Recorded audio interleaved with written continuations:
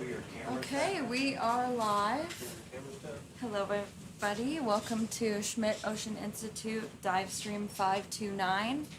If you were with us on the last expedition, we were in the Caribbean off of Puerto Rico. We have since transited the Panama Canal and we are now on the Pacific coast of Costa Rica. This is our first dive on our Octopus Odyssey expedition, and I would like to introduce Dr. Beth Orcutt of the Bigelow Laboratory for Ocean Sciences, and I will let Beth tell you where we are and what we're going to be doing here. Thank you, Juliana. Hi, everybody. It's a great pleasure to be here with Schmidt on our first dive of Octopus Odyssey. I'm joined in the control room with a wonderful cast of characters joining us from all over the world to help with this expedition. Our goal of the entire expedition is to study the connection between the environment and animals and microbes in these unique seamount ecosystems in the Pacific Ocean offshore Costa Rica. Our very first dive, which we have just begun, is visiting a very small outcrop of rocks called the Dorado Outcrop. It was last visited 9 years ago, and on those prior expeditions, there was observation of octopus gardens, octopus nurseries on some of these seamounts. So we're back here to try to better understand those ecosystems and those animals. We're starting off our dive actually off of the outcrop in a sedimented abyssal plain area to characterize the sediment ecosystems, and then we'll start moving on to the outcrop as the dive progresses. So thanks for tuning in, and bear with us as we all get used to this new control room and format and training ourselves on how to do everything. So this first dive, you might hear a lot of, how do I do this? What am I doing? But we're happy to have you here with us. Okay. Are we, J-Rod, are you guys happy? We are good to go, yep. All right. Yeah, let's, how far off bottom are we? About 2 meters? Great. And can we bring our heading around to about 45 so that we're kind of facing the outcrop? That's 10. Roger that, thank you.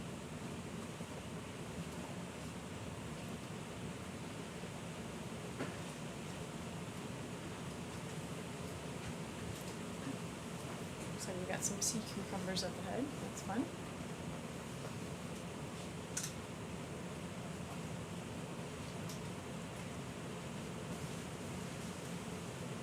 You feeling any current down here? Not a lot. Okay. So that's me, about 45. Back down to about, we wouldn't stay too off the bottom, we're just gonna do a transect up this line. So actually the first thing we're going to be doing before we transect is doing some sampling. So I just wanted to kind of see what we're looking at and kind of give myself a good bearing. So to tell you what we're going to be doing, we're going to be sitting down, we're going to be interrogating the sediment with the poking stick. I don't know if it has a scientific term or operational term. And then if, yeah, oh yeah, okay. And if that works well, it doesn't refuse, then we'll try a heat flow probe measurement. We'll be collecting some sediment push cores and a Niskin sample. Once we do all those things, then we will start our transect. So you want me to just sit down right here and... More or less, yeah. This looks great. Doesn't look like there's going to be rocks that we're going to run into. We want to try to avoid, obviously, trying to sit down on any fauna if possible, but I think we'll be pretty good. Well, I'll just get the ram out and set that down. Okay.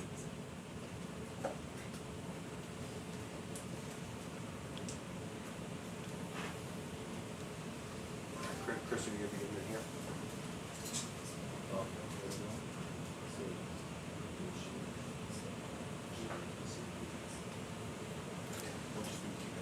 to my biologists in the room, those little brown flower-looking things, are those xenophyophores? I mean, we can Yeah. see now. Okay, we'll zoom in on some of them. 1 second. What's that? Yeah, probably I think one octopus there. Just given it's gonna go out. Maybe depending on. Yeah, I see a worm casing, yeah. I'm trying to think about this. The Xeno? Yeah, I thought it was a xenophyophore. I figured it. Yeah. I heard y'all talking about it. Is that right? Alright, so, we want to get rid of the Excalibur now. That's the one with the yellow marking on it? Yeah. So I'll give you the best view if I can. I can porch out if you want, but this would probably be the best angle for you to be able to get there. Okay, and the best one to use, Start, yeah, if you want, like, I mean, okay. Do you want to have a look at that Xeno before we go to grab this, or? No, it's fine, thank you. Great. Yeah, just keep an eye on that. I have a feeling we're going to get it, as soon as we were just talking about it. It matches everything. So, like, just really keep a good eye on it.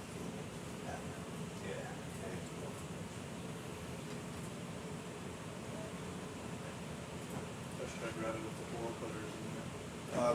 It's a soft thing, so it won't hurt. So you just, Just come here for the top. yeah, if you come in like this, it might be the best, because then you won't have to worry about trying to get that finger in there. But it's up to you. I can bring this camera out a little bit more and give you a better angle of it. And also there isn't a net cam, if you want to turn it on.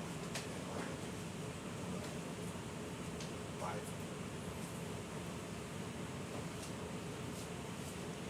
So for anybody new to the live stream, this is the third shakedown expedition It's not of the greatest view for you right now. the Falcor 2.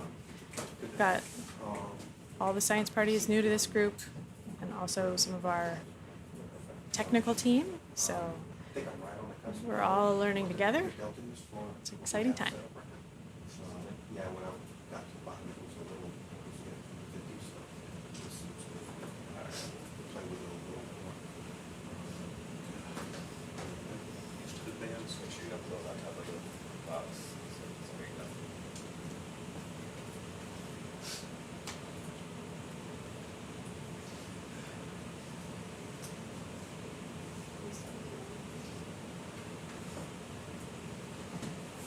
All yours, guys.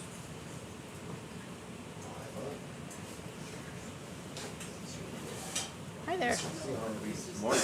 Good morning. Is it morning? Feels like it's still nighttime.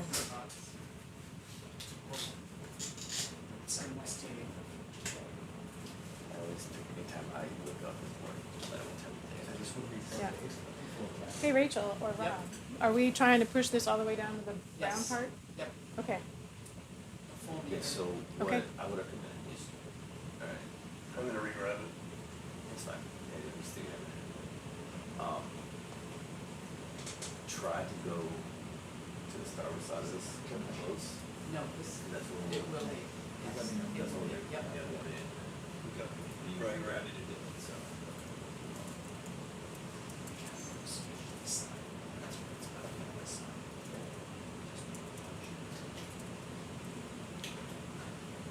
Poking away. That was pretty soft. Are you happy with that, Yep. Rachel? All Looks right. good. Thanks. Alright, before we do anything, I'm gonna figure out where that is. Oh, never mind. Oh, it says probe. Alright.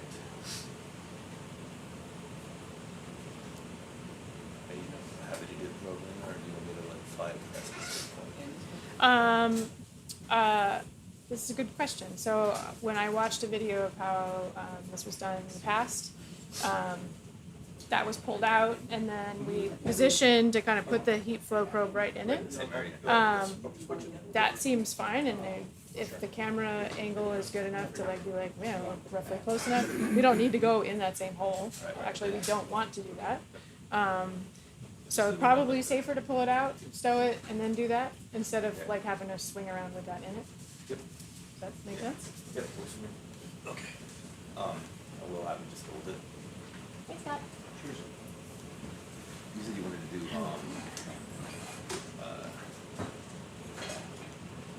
Heat set flow. samples and stuff. Heat flow set sample, all right. Yeah. So we're gonna do a heat flow probe measurement, and then we'll take all 8 push cores here, Okay. and then we'll take a Niskin sample, and then we'll set up for doing a transect. Okay. Alright, so that, we're gonna pick that up. I'm gonna fly back, I'm gonna fly up to that general area. So we know we're gonna have the same sediment. We do all the push cores, and then we can do a disc. So you're gonna have to put that back away. Alright.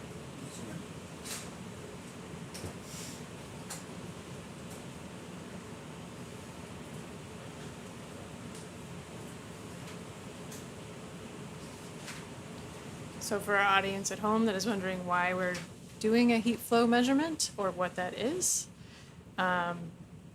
what we will be doing is sticking a probe into the seafloor that's about 1 meter long that has several temperature sensors in it at different depths. And we'll stick that into the sediment to get an idea of the gradient of temperatures in the sediment, as well as how well they conduct heat. And that gives us an indication of what's called heat flow, the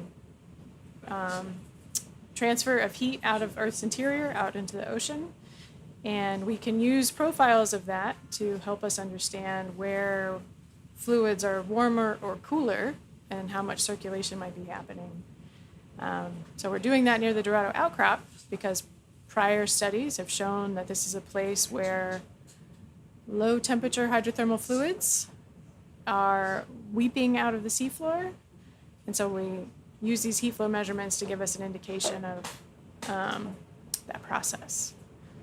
And we'll talk more about that as we get up onto the outcrop.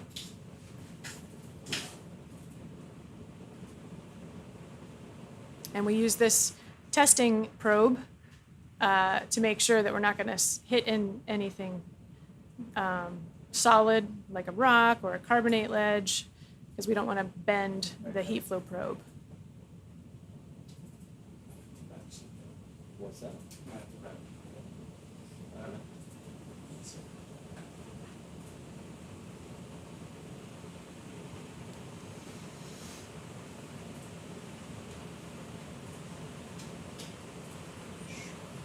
I just watched the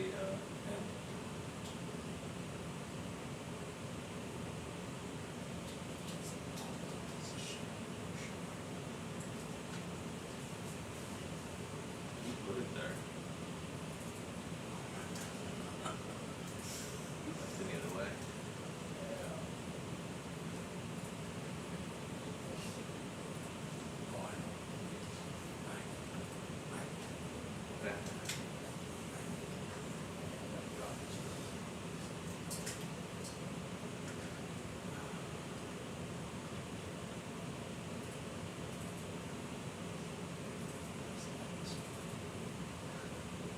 Oh, now I can see this. Now the other one can see it?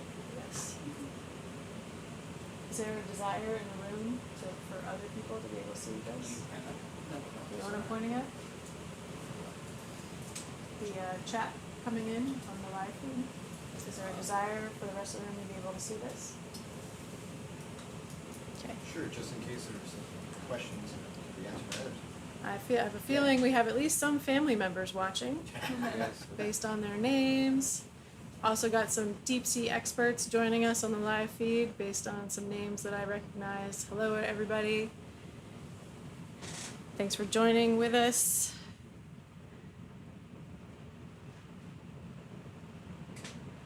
I can put the chat on that screen if you want, right? Yeah? Okay, perfect.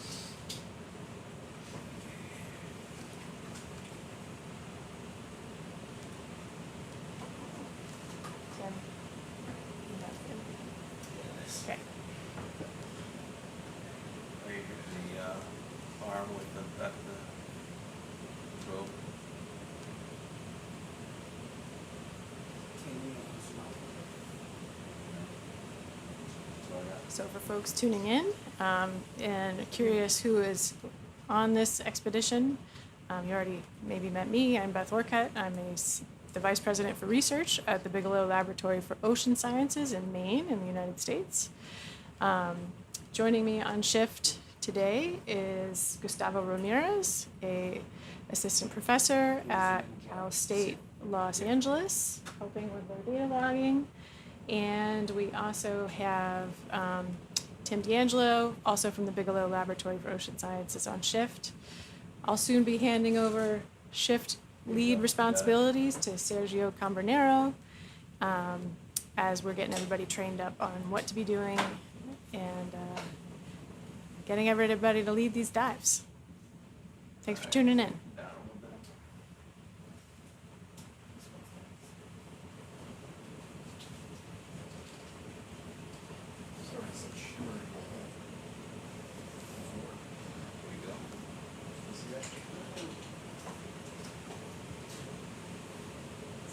Juliana, what's the difference between these two? Left is YouTube, right is Facebook. Thanks. Yep. Alright.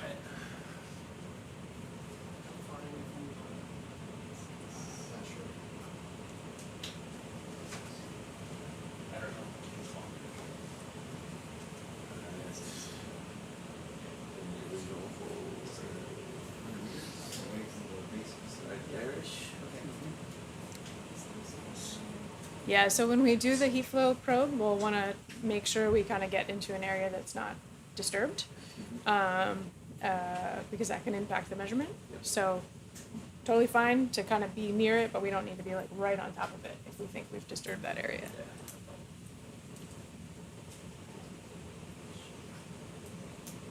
And Rachel, once we get ready to go, what are the things you need for logging? So once we get positioned over where we want to take a measurement, Yeah. we need to collect some water column data. Okay, So just bottom water calibration for about 3 minutes. okay, And then before we insert program. okay. So once we're lined up, we think we're ready. Yep. we Don't can move it. Don't move. Yeah. Send power to the probe and we will start logging. Okay, got it.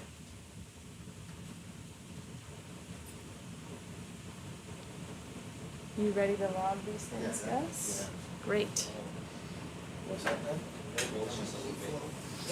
the heat flow button. That's fine. I don't want to be right on it. I just want to make sure that it's in the same area that we just tested. Yeah, yeah. Yeah, we don't want to be right where the last probe was. Yep. So in the science cam, you can see lots of sediment, but you can also see some animals here. So we've got a xenophyophore right up there in the bottom center left. Looks like a little flower almost. Also got some mounds and holes, probably created by some kind of burrowing animal. Where will we see the heat flow probe? It's right there in that. Okay, over in that camera. Yeah. Okay. Put it somewhere else. Maybe easier for you. Yeah, if we. Juliana, could you put that feed somewhere? Absolutely. Yeah, thanks. That'll be helpful. No, it's gonna be. It might be. I don't think it is before. It might be the. Is it? Okay.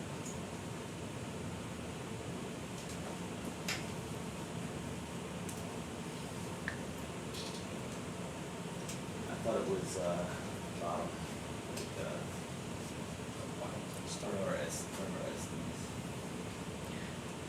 So for those imagining what it looks like here, we're in a small room together. There's about It's the top row on the 15 bottom. or so people in here, and we're surrounded by about 20 computer monitors with lots of different camera views. She's gonna work yes. on getting it right there, but it's also that top Yep. right corner there. So Rachel and Rob, can you see that? Yep. Okay. Top right. yeah, Yep. we're trying to get a better one for you, but we got Okay. So we're in position now. We're going to hold here, and we're going to start a calibration measurement in the water column. So Rachel, tell us when you're ready, and then we'll have them turn the power on. All right.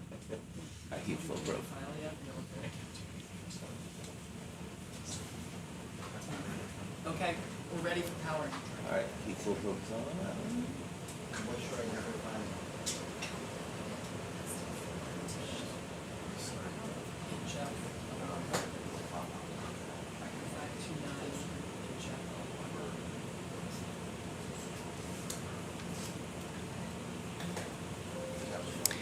So for this measurement, Yeah. does, when I start going into the sediment, do we just like continue down at a constant speed to go down, or does that affect it at all? Or is it once it's in there, is on the surface? If I remember correctly, we kind of get it in and then wait, and then they start the measurement. Okay. So it's not actually, while it's going in, it's not really that interesting. Very soft and slow, make sure that. Yeah. That's right. Yeah. So for folks online, you can't necessarily see what we're doing right now. We have a different camera view that we're focusing on. The view that you see is from the front of the ROV on the starboard side or the right-hand side of the vehicle. That we have a special probe mounted called a heat flow probe. Do we have the ability to do like picture-in-picture or something like that for what's going on the live stream? We do. Yes, so live stream is right in front there. Of what? Yes, we can. Yeah? Okay. Of other, videos, yeah. Yeah, so when we, if possible, I know you guys got stuff going on, but if we could do the picture-in-picture of the heat flow probe for the live stream, just so folks can see that. We'll get working on that. Yeah, no worries. Yeah. Thanks. Anyway, I'll keep explaining. There's basically a metal lance attached to the side with several different temperature sensors. So we're getting set up to put that into the sediment, but first we need to calibrate it in the bottom water, make sure that all the sensors are working properly and kind of giving a similar signal before we put them into the seafloor. So that's what we're doing right now. We are currently at about 3,148 meters or so, I think, on the southwest side of this small outcrop.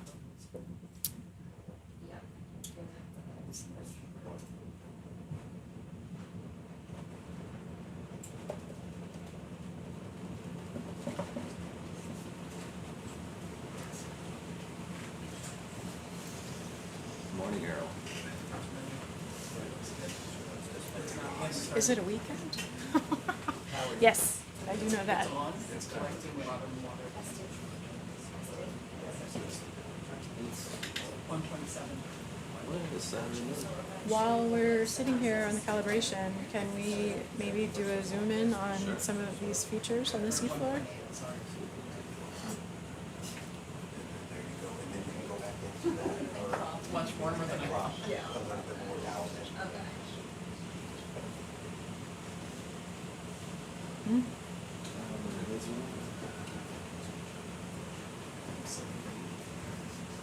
Back up to get a relative size for this thing. Oh yeah, right, thanks. It's always helpful.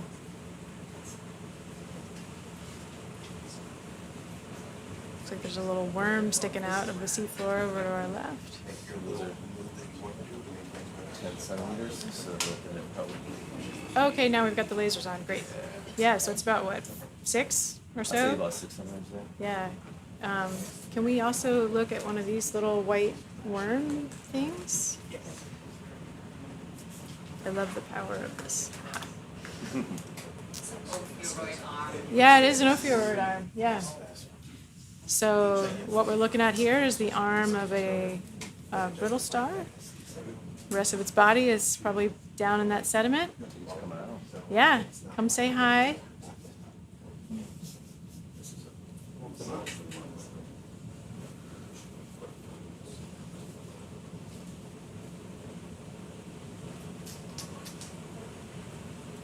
How's the data looking, Rachel? Looks great. Great. Okay, so we're done with the. You wanna look at that too? Calibration. Okay. So for the insertion, we want to obviously keep an eye on the probe to make sure it's not I got a video right there. bending. But go ahead and Do you want to like stop at increments or just go all the way? just, it can be, you want to try and do it over 2 seconds because you want frictional heating on the probe so we can actually use that for spreadsheets. Okay, so what I'll do, I'll set it up right next to the seabed, and then I'll just go straight down with a pace where I can keep an eye on it and stop if it gets too deep. Yep. Yeah, it's going there. All right, so It's up in the top right. Right there.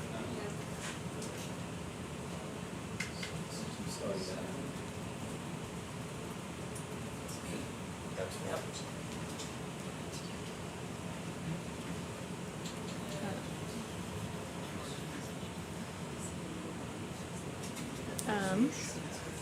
can we look at this? Whoa.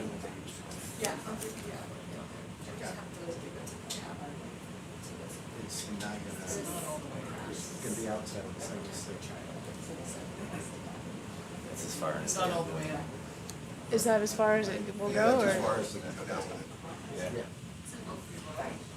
how many thermistors are sticking out? Or two are sticking. 2 out of 5 are still on the seabed. Okay, so we might need to adjust it on the next dive to get it to go lower? Yeah, Okay. it has to be all the way in. So you need to go deeper on that? It has to be all the way to the whole thermistor has to be. Oops, I lost that camera. Lance has to be. What'd you do? Juliana. Yeah, that's all I got. Do you want us to keep it in, so Yep. do the measurement for the ones? Measurement, yeah. Okay, so we'll still stay here. We're testing the heat pulse. Yeah? Okay, Good job, Juliana. so I'll adjust heat flow probe for the next dive. That's gonna be tough. Getting that to go deeper and also be able to come out and not land on it. Yeah. Yeah. Might have to see if we have a longer ram. I think we have one more.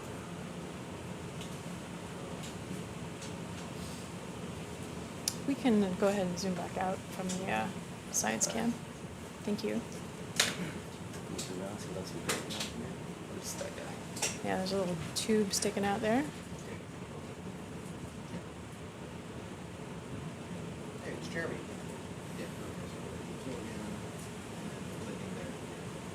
Not sure if that's a functional thing. There's some little tiny thing swimming around there. Look at how tiny that is.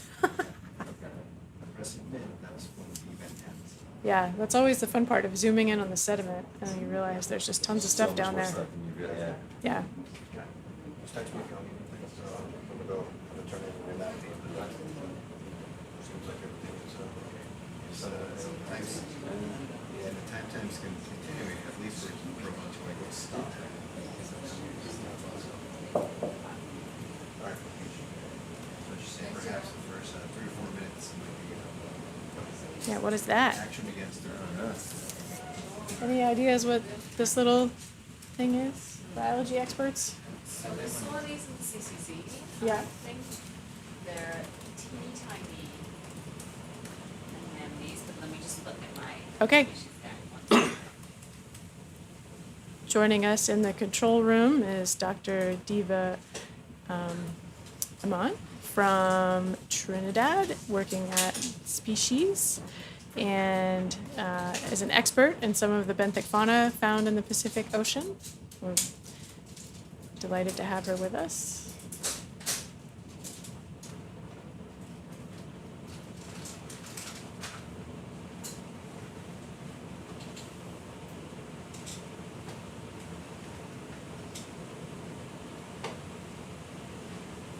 I'm excited, and I realized it was just our lasers. Say that again? I got really excited, and I was like, oh, it's just our lasers. Oh, I'm not sure if this is, it looks like a little worm trail. yeah, from, going more to the middle, concentric circles, sort of like that. Yeah? Yeah, and you can see all the little casings down there on the Oh, yeah. side. Yeah.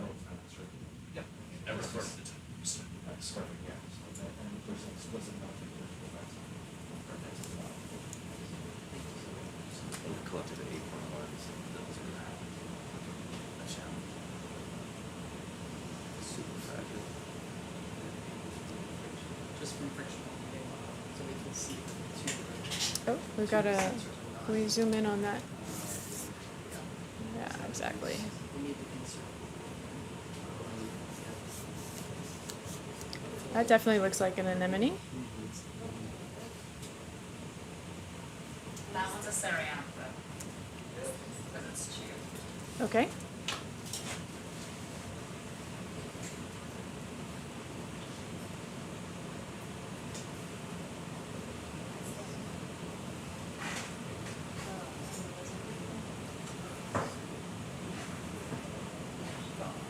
See the biology information. You beat me to it, yeah. I know that there's some categories within there, right? Samples.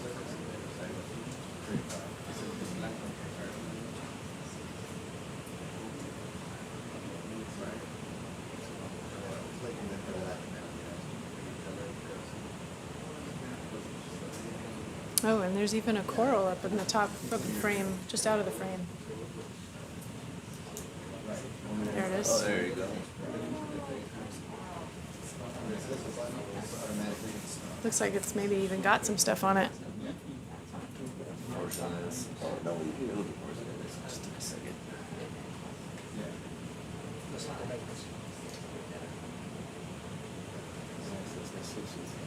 Is that a sea pen? It's a bryozoan, Bryozoan, okay. and on it looks like little isopods. Very pretty.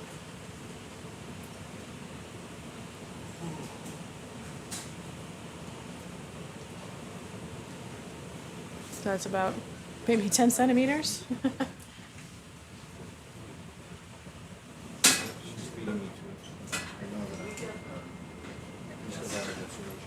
Screenshot just of the camera that's showing, or just whatever, so we can just see the position.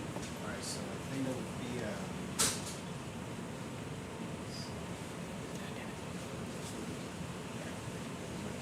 let's just, let's see. What's the best app to get a screenshot of the frame graph? You know, can you do a thing? Can you grab that?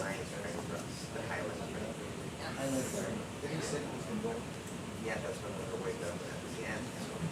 That will be the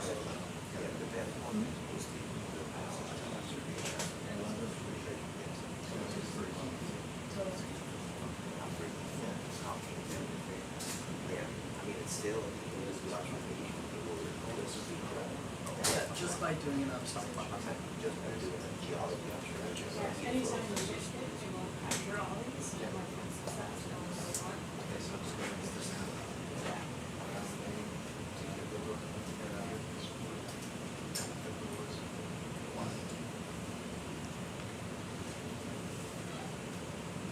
guess in additional text, I'll write down, frame graph attendant responsible.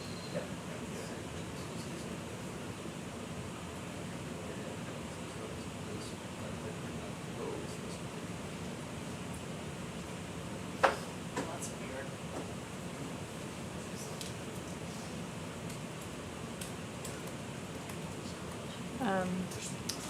As a heads up, when we do our transit, after we do our operations, our intention is to stay about like bottom lock at 1 meter and transit at 0.1 to 0.15 knots.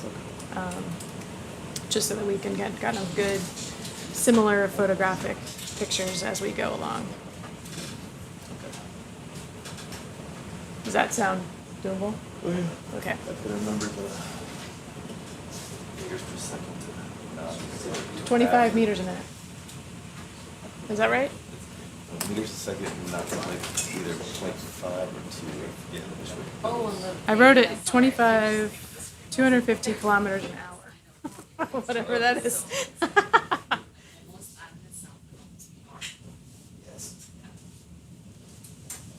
think it's fine for.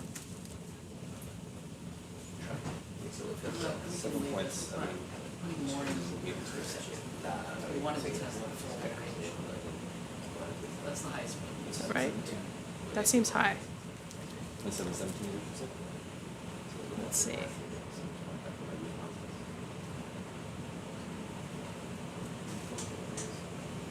.15 knots. Oh, boy.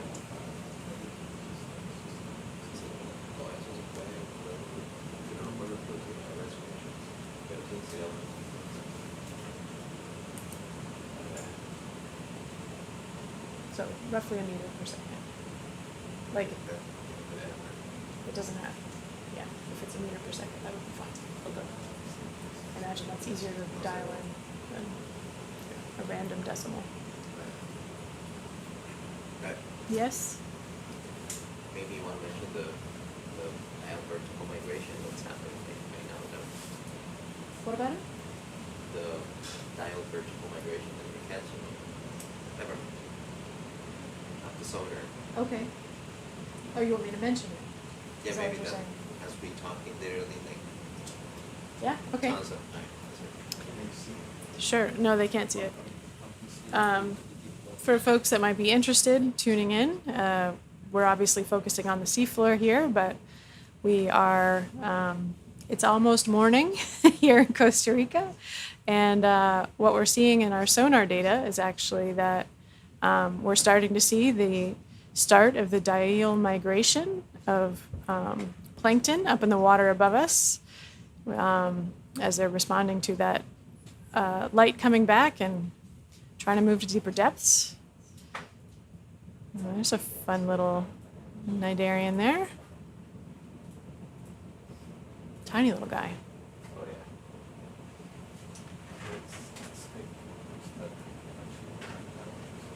Is that a ctenophore? Normal jelly. Normal jelly. Lovely jelly. Well, hydrothermal is And we normal just, that's the shore. heat pipes. So after you insert, yeah. We can't see that. There is a geothermal, so there is heat coming out. We only have 3 measurements out of 5. But there is a Keeping it spread close. over those 3 measurements. So, yeah. So that's- Yep. Would you, as we get closer to the outcrop, do you want to try again just to see how it goes? I think the problem is The won't get a location? full measurement. Yeah. Because we can only get 3 sensors in. We didn't realize this, obviously. Where it was mounted. But the way it's mounted, it's never gonna. Yeah, yeah. We can ask them, but they said it was all the way in. Yeah, yeah, okay. You know, Yeah, it's all the way down. All right. we'd need to be either closer to the bottom or a new setup. Yeah, no worries.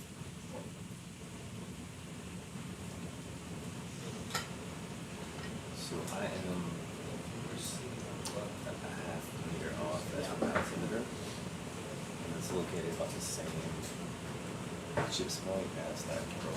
Yeah. Unfortunately, I can't go down there before. Yeah, no, that's fine. But I'm saying if we can get to a point where we're on the bottom as per altimeter, I might think it's gonna go down better. It's just gonna have to be a flatter surface, I guess. So we're kind of on Oh, are we? Yeah. I didn't realize that. Yeah. It all looks flat to me. I would, yeah, that's trying to, if you look at our, Yeah, I see that is the push core rail usually out? Or did we- it's not usually out, I'm not sure why it's not. Okay. Well, I guess, I don't know, but So it is possible if we were to reposition. it's possible to take it out, pull that in, Yeah. move off to a little bit, it might go lower. It's Yeah, very possible. I think it's worth trying again, Okay. once they're satisfied with what we've done.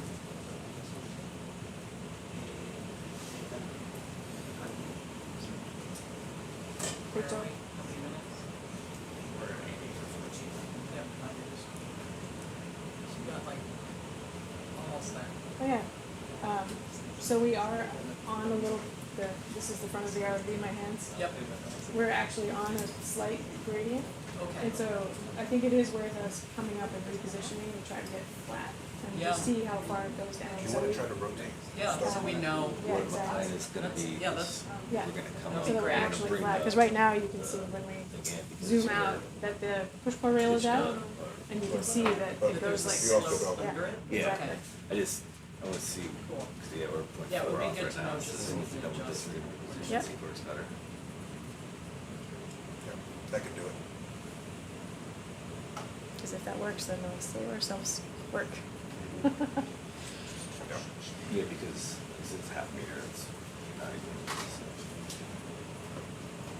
Yeah, it's like so close. This is exactly what we were going to do our best at. Pull that out and see if I can get a little flatter. Yep. Now you can also, how much are you pushing down right now? 5. You can also just try pushing harder. Yeah. Or down deep on there, or overheat. Yeah.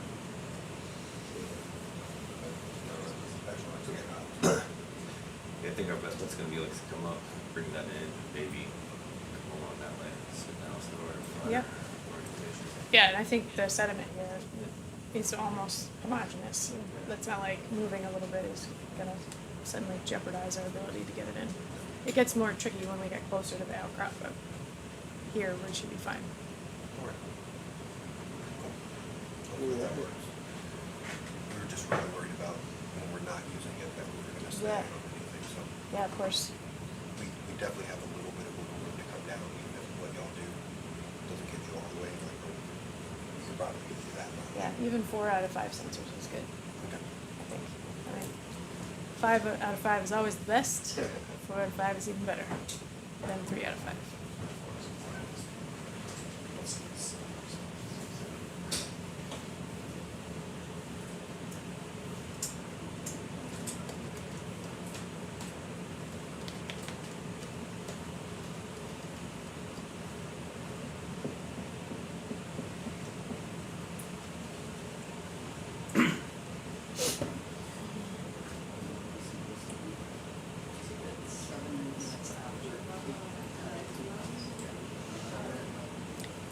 So for folks watching at home, again, we're doing heat flow measurements, and these take a few minutes. So we insert the temperature sensors into the seafloor. That process actually creates a little bit of friction, a little bit of heat. So the sensors measure the dissipation of that heat, and then kind of get stable. And that stable reading is what we need to get that gradient. Can also run a pulse of electricity down the probe to heat the sediment up again and see how that changes. And so all that takes a little bit of time to get everything to settle out. That's why we have to sit here for a few minutes while we do this.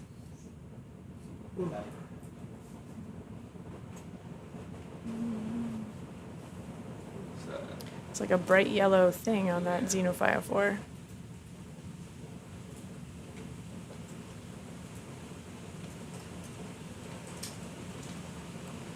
I'm sure if we were to take a scoop of the sediment and sieve it, we would find all kinds of little animals in there.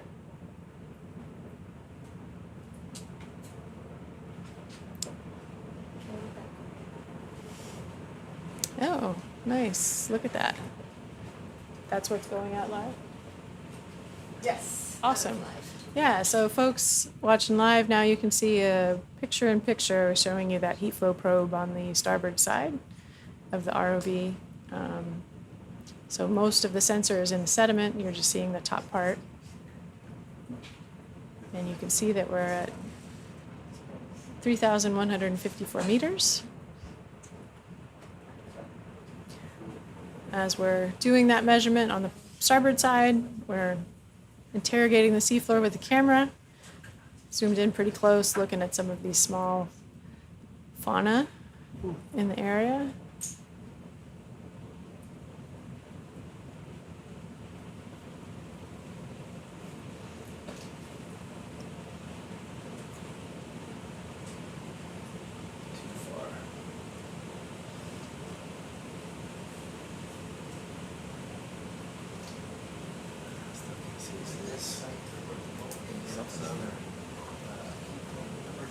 Which thing are you referring to? Okay. Oh yeah, I noticed that. There's like almost like little spicules or something on it. Get a little bit more definition, but it's Yeah. far away. Okay, we're done with the measurement. Okay. Okay, so we can pull the probe out? Yep. All right. We can leave it on. It's frictional.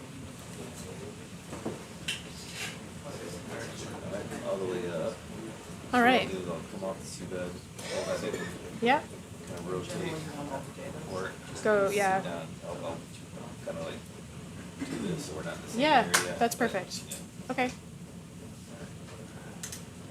a screenshot of that.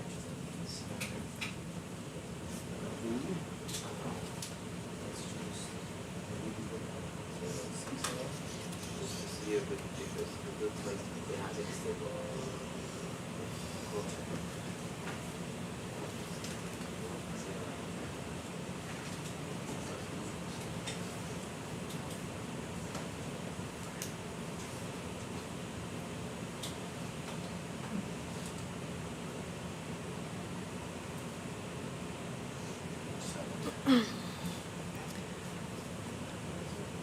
This is an exciting dive for me. Be back here at Dorado Outcrop after 9 years. First time using ROV SuBastian. First time on this vessel. So lots of new things to see, lots of new layouts to get used to. Reorient myself to imagining I'm a little ROV on the seafloor.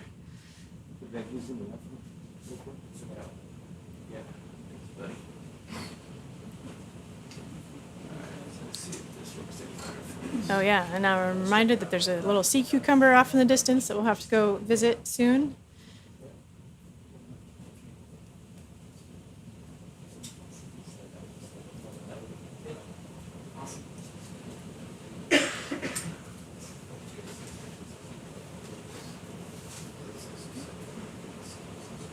Sergio, how far have the zooplankton migrated so far? Can you tell? It's down to 200 meters. 200 meters. And It's going down. so when did it start? It started around, like 5 a.m. 5 a.m.? All right, so about half an hour ago. Yes, half an hour, yes, with the very first light. Yeah, very first light. What's that? Yeah, turn 9 up, trying to get us all the way down in, which We definitely did. got a little hard. Sorry. It's okay. Yep. So what we'll want to see there is if the seafloor looks disturbed under the probe, then we'll probably have to pick up and go somewhere else because it's important that the seafloor is as undisturbed as possible for the seafloor measurements. It's a fine art. A very finicky art.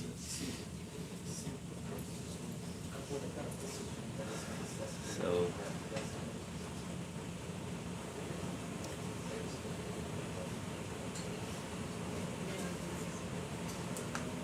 It's not easy to tell with that cam, but my gut feeling is that's a little bit more disturbed than we might want. okay. But principle is good, right? Like, how does the orientation of the vehicle seem to you in terms of achieving that? Like, we're actually flat on bottom. Yeah, it seems, well, we're definitely deeper in than we were. Yeah, Yeah. yeah, it does look closer. Yeah. The altimeter's not showing anything. Okay, So, yeah. So maybe if we can just like hop up and, scoot lateral to the starboard side a little bit and try again. all right. If you look though, that seabed is moving. Okay. That way, so- We're not wed to this spot too. We can like position to where it looks flat. This looks better. I'm gonna go up just a touch. Okay, And then up and down more. okay. Got a sea star off in the star science cam. Maybe also a brittle star in the top.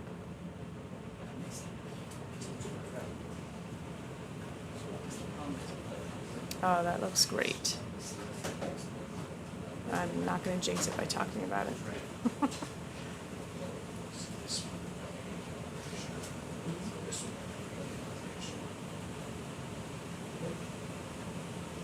Can we bring the starboard cam back into the picture-in-picture, please, Juliana? Rachel, can you see how close this is to bottom? Yeah. Just to show that it is actually pretty close. Yep. Yeah. Okay, so That looks now- great. Okay. that looks like perfectly landed, undisturbed sediment. That looks great. And we are showing 0 on our altimeter, so Okay. hopefully that'll. All right, let's just sit here for a second and let that little puff go by. And Rachel, you let us know when you're ready. Yep. Sorry, I'm right behind. It's fine. Cool. What's that? So, there's the fish file. I don't know, we try. What light is that? Full bottom? No. I see there's a question in our YouTube chat about whether or not there are 3D scans or renders of any deep sea animals. That's a really great question. I would encourage you to go check out the Deep Ocean Project, I think is what it's called. I'll look it up really quick so I can give you the actual address. Yes. We did laser scans of animals with Bari, with Dr.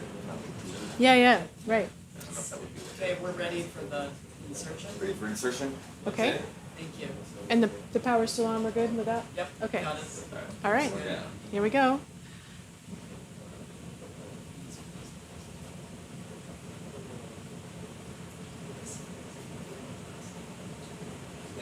Oh, that looks great. That looks really good. Got all 5. Woohoo! 4 out of 5. 4 out of 5. I don't think we could, I mean, that's like That's in the as sediment. good as we could get. Yeah, no, that looks great. That's interesting. So while that measurement's going on, I'll try to keep answering this question.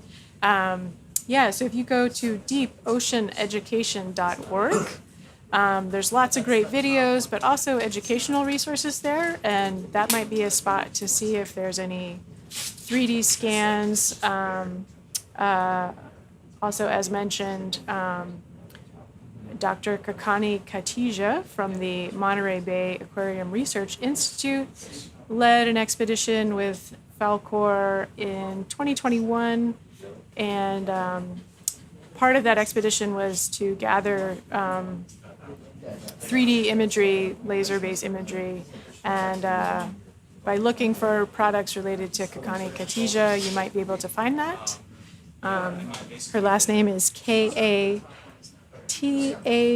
I think. There's definitely a J in there. Yeah, I probably Katija. There we go.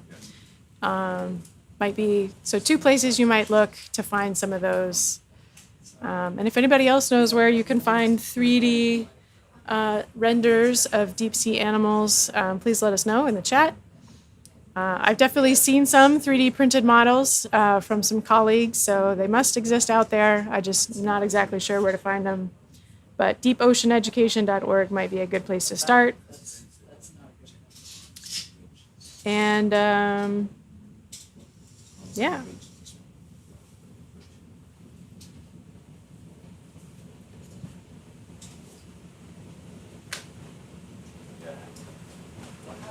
How's it looking with the log? Anything need to change? Oh, and I started the camera way too early for the first intro. Okay. You know that starting the tab kicked in the video, so Okay. I just made a note of that. Yeah. In the chat after that. Okay. Taking that was on time, and then this, putting it in was on time too, so. Okay. Not, so the event won't log like, necessary 5 minutes if nothing happens. Got it. Well, and the real log is on there. Sure. So this is fine. So far, so good. Okay, great. Piloting for the scans. Yeah. I bet.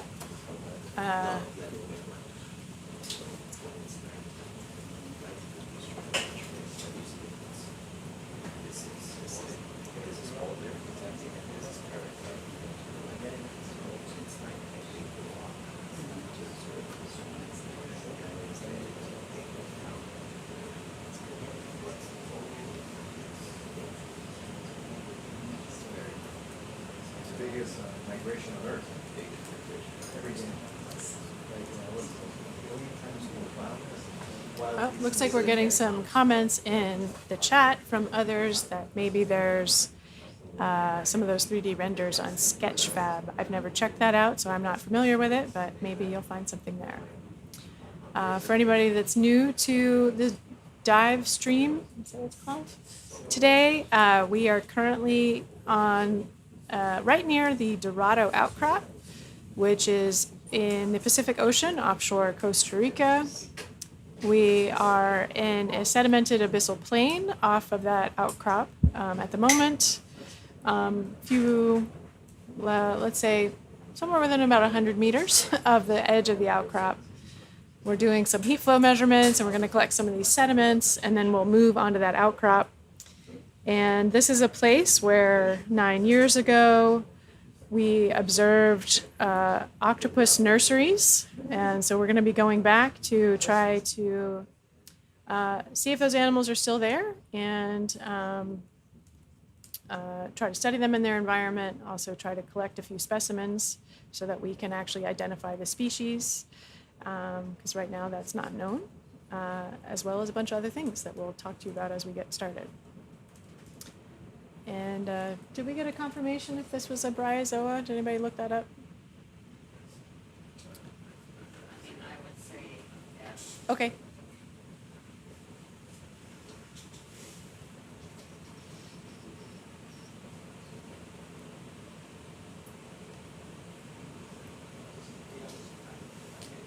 Yes, I'm confirmed, yes. Yay! Thank you, Diva.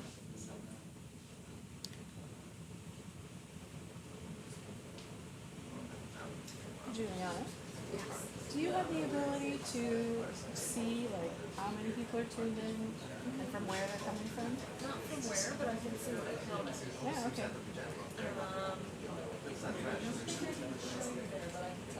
Yeah, thanks.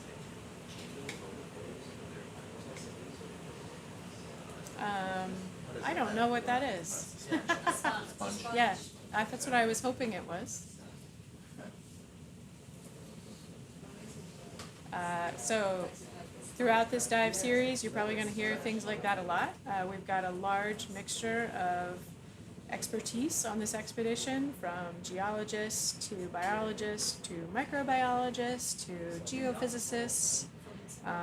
So we're all learning together from each other and from you online. Many of you are experts, as well as using animal guides from other regions.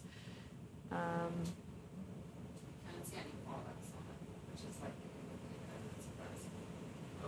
Of that. The one that was like, Okay. Good luck, yeah. that.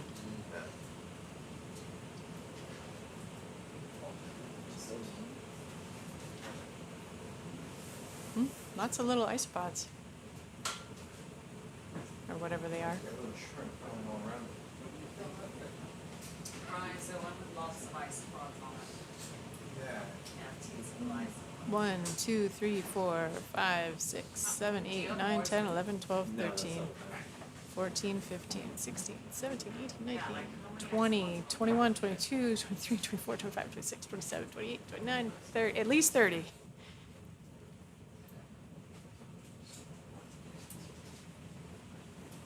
We currently have about 50 live viewers. Wow. Hello to all of you.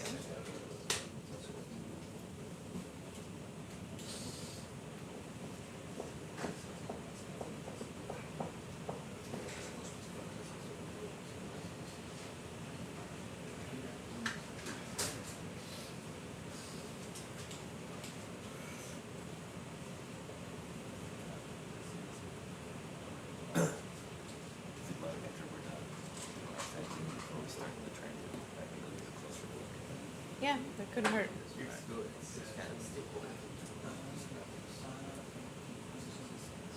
Yeah, we can just kind of like boogie over there while we're getting set up.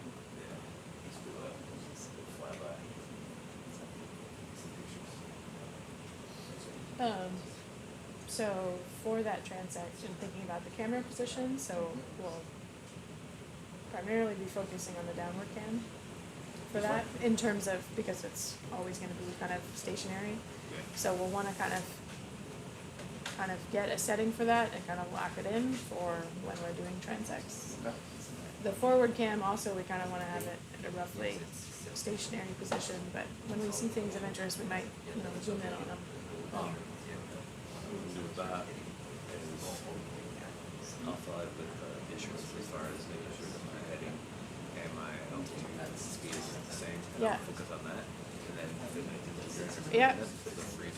Okay, that works.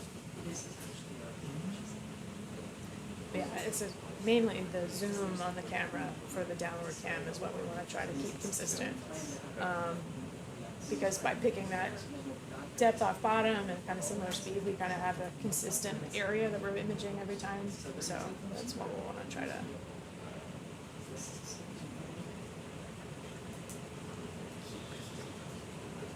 Yeah, that's what we do with that, because it only does tilt up hand, so it's gonna be in that same Yeah. frame relative to ROV. So Right. just have relative, as soon as everything's out of Yep. camera.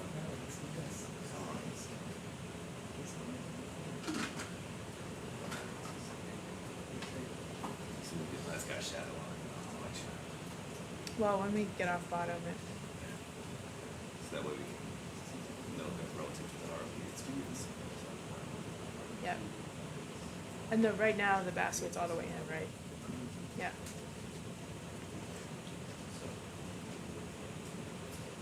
Move the manipulators to where we need to. What's that? We can move the manipulators if we need to with shadows. Okay. Yeah. Once we get off bottom, Plus, we can see how it looks. I have some lights off just to whip back scatter Okay. around. That'll be reduction. Okay. We'll figure it out. Yeah, we'll figure it out, and then I'll probably write down whatever settings we have, like which camera, which lights are on or whatever, just so that we can keep that consistent when we switch to other ships. So you have ultimate power. I would say that.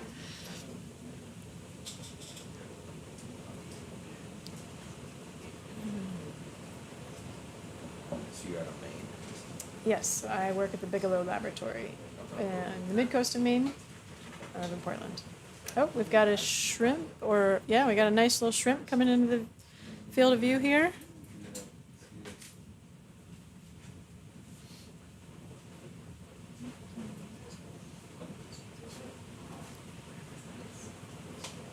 Did some lobstering, I guess. Okay.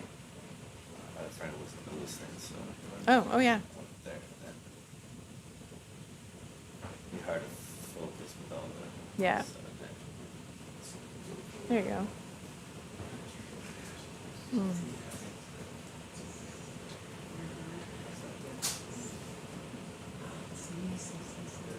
Yeah, come in for your glamour shot there, buddy.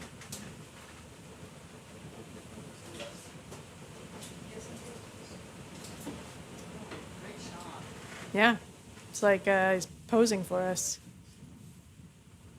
It's probably an Aristeid. Aristeid, okay. Well, like, what if we planted them in further west than my choice side? Can we, are the lasers on? No, I turned them all, so there would have been a shot. Okay.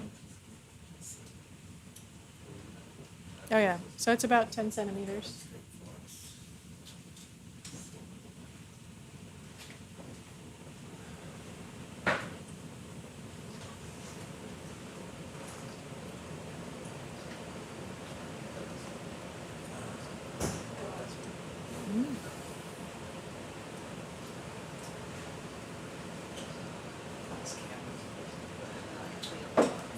So like, Yeah, yeah.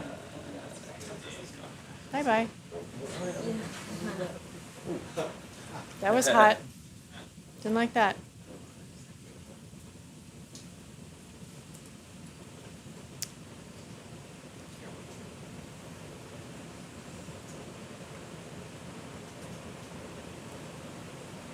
How are we doing on the temperature measurement?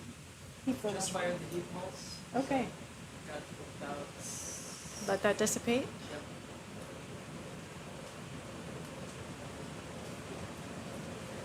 So again, for any viewers that are new to the feed for the last few minutes, we are Or a sponge.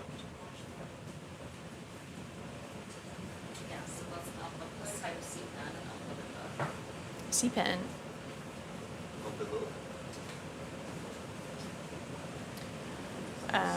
We are sitting on the seafloor here off the Dorado Outcrop and making measurements of temperature gradients in the sediment because the outcrop we're going to be going to shortly is a site where there's low temperature hydrothermal venting, and we can also see the signature of that heat flow in the temperature gradients in the sediment. So that's what we're doing right now. That's what you see in the picture-in-picture frame, a view of the heat flow probe that's on the starboard side of the vehicle. It's fully inserted into the sediment at the moment. It's about 1 meter long, and we're waiting for those measurements to be completed, and then we'll move on to our next operation.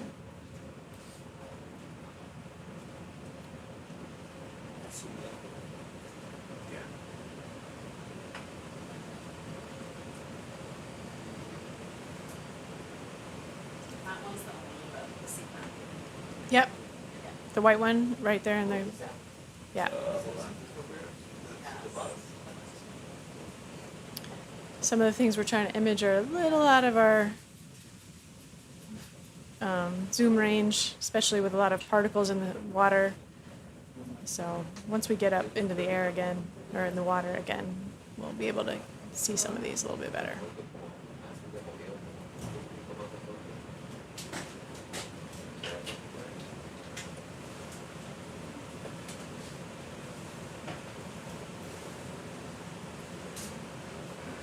Are they still migrating? Our zooplankton? Yeah, leveling out. Yeah, stabilizing now, I think. All right, so the sun must be getting up, which we wouldn't know here in the control van, control room. What do we call this? The control room? Control room. It's our sunrise. That's our sunrise. That's sorry. Yeah, so up above us in the water column, the largest migration on Earth is just taking place. Zooplankton moving several hundred meters through the water column in about an hour.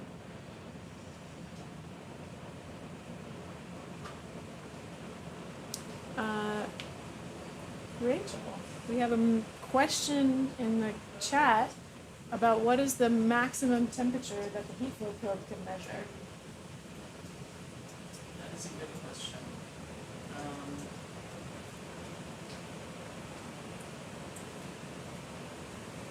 Probably has measured up to 100 degrees Celsius. But Up to 100 degrees yeah, Celsius. but that's what it has measured. Yeah, yeah.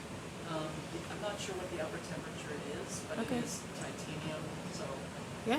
designed for cooler environments, but because the titanium is certainly very resistant, so great question. Yeah. I'll find out. So in case Rachel's answer wasn't audible, it has measured up to 100 degrees Celsius. Could potentially go higher. We'll investigate that. Oh yeah, thanks for the picture-in-picture there. You can see the view of the sun rising over Costa Rica towards us out in the Pacific Ocean.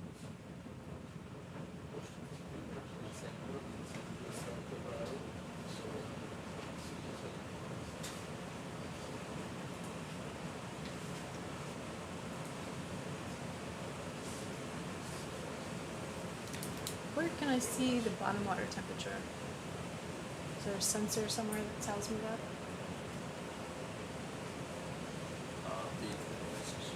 What's that?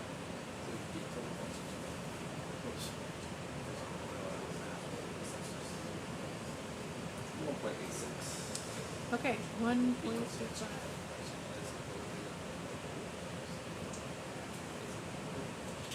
And is there an oxygen sensor? C1 amp? C2 amp? 129, whatever that is. Oh, there it is. Okay, sorry, I'm looking in the wrong place. Yes. Okay, 129 micromolar. I'm gonna make a educated guess. Does that sound reasonable? Yeah. Okay.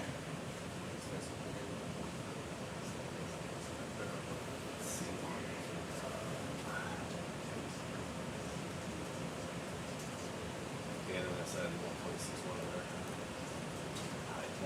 It's pretty Okay.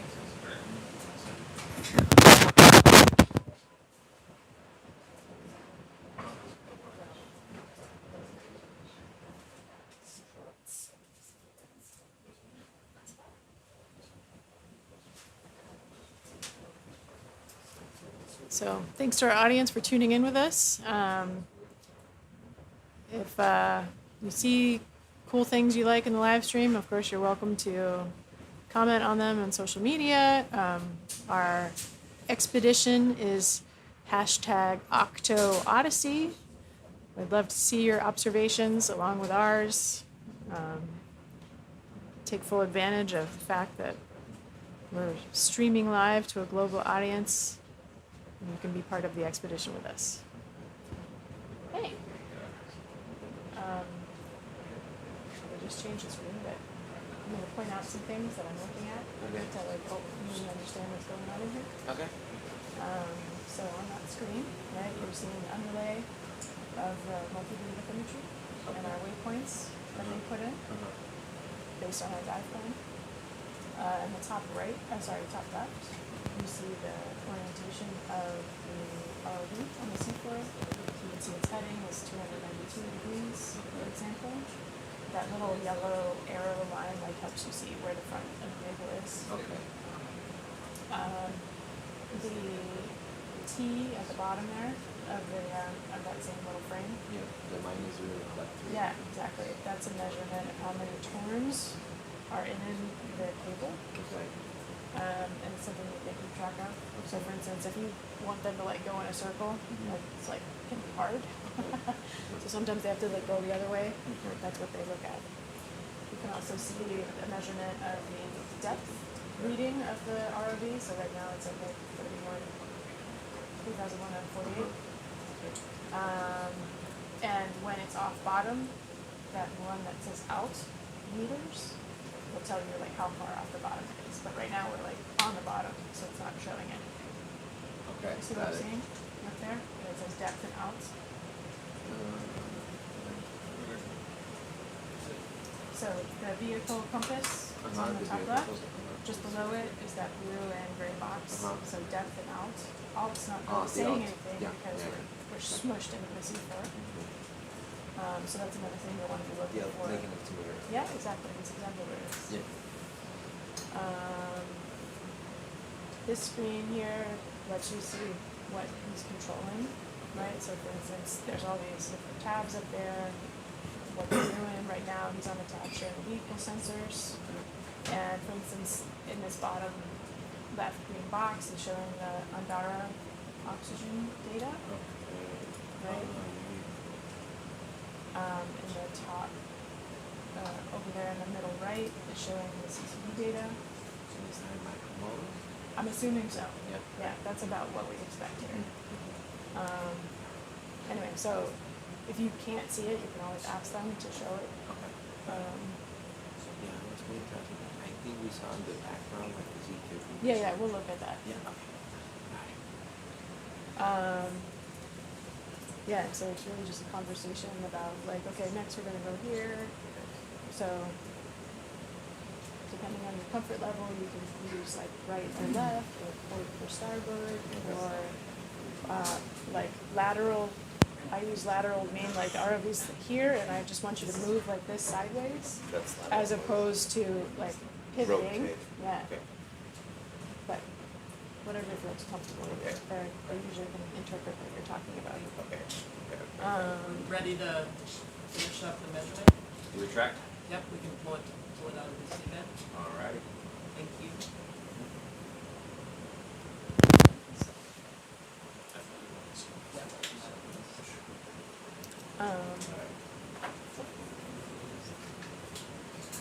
So we're gonna need the push close now? Yes. Although, again, we'll probably want to just pivot a little bit so that we have undisturbed sediment before we do that. Alright. And then, yeah, I guess you'll want to pull the rail back out. Yeah. Easier. Alright, so I'll just come back to I'll be back. I'm gonna start with a little bit. just to compare. We could also, while you're doing that, if you want to like, just yeah, we can go look at that, and then we'll want to also look way off in the distance there. It looks like there's a sea cucumber. So if we want to like scoot in that direction to sit down, people would be happy, but we don't. Whatever makes sense.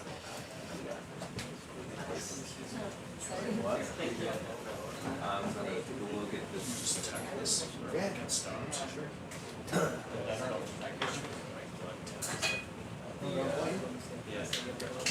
Bryozoan.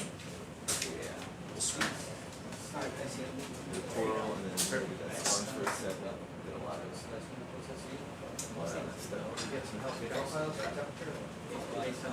Let's see. I might have changed the setting just it's attached to the vibration from the machine itself.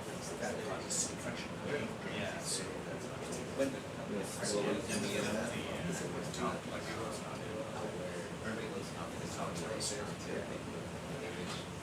All right, we're going to try to get our close up of this bryozoan.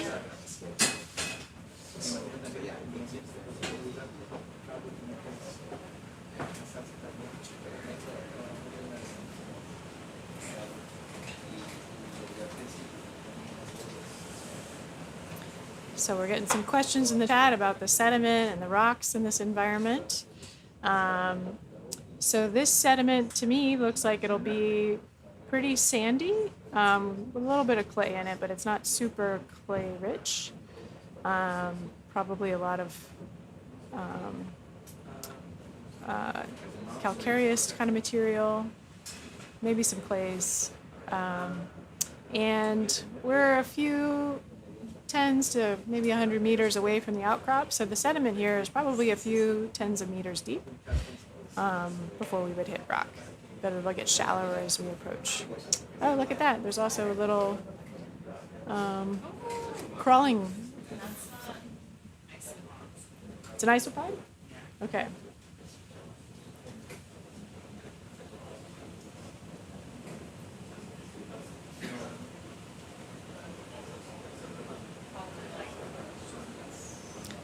So a sea spider would have 8 legs, Eva? Yeah. 10. 10? No, I don't know. No, doesn't it vary? So does it? Oh, okay. There's only a number, so you can throw it on the back. 5, 6.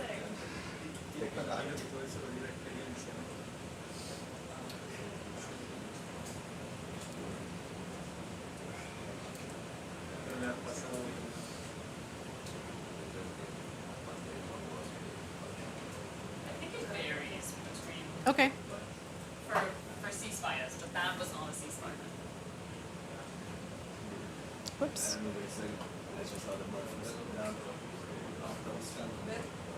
Yeah. Okay, sea spiders can have 8 or more legs. Thanks.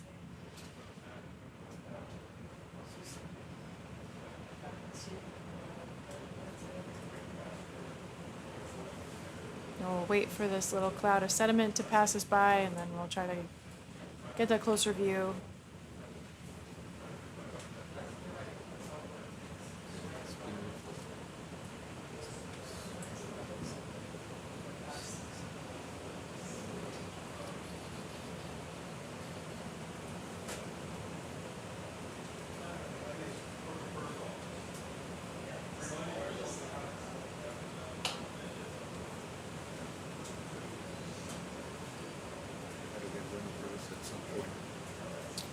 Okay, if that's a priority. There's a student now doing a thesis on the Venezuelans.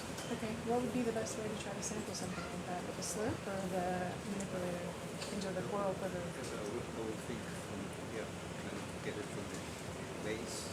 Oh, you would want to try to get the whole thing? Yeah. Just pull it up? Yeah, because that's probably about that size.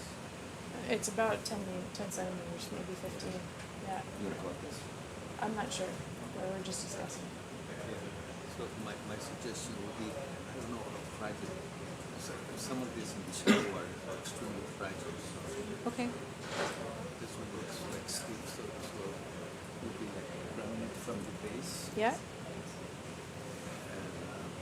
try to bring it up. Okay. Yeah. We don't know, no idea how deep that. Yeah. Yeah, I didn't inspect it. We don't have it as it is because I didn't inspect it.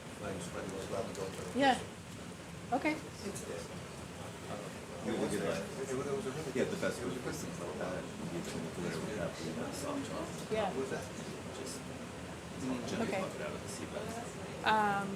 Yeah. If you think this is a priority, then we can put it in one of the coral covers. Okay. To get a little bit closer to Yeah. Can we? Any more zoom on that? I'm gonna knock off that. It's prelate, like if I get a little closer. Okay. And that's the closest zoom we have so far? Okay. Let's make sure we got some nice imagery of this before we pick up again. Yeah, for biological samples.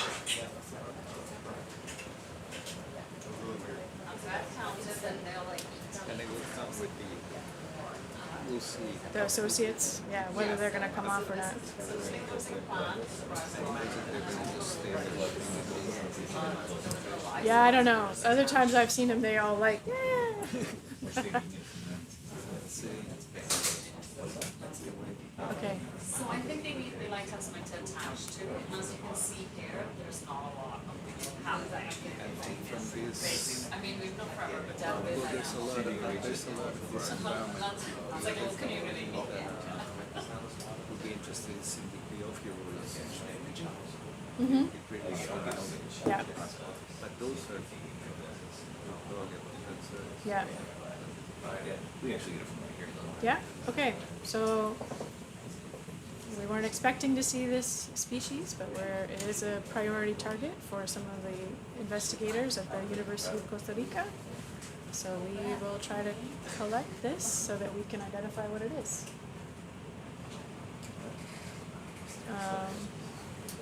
So this we'll try to stow in one of the coral quivers.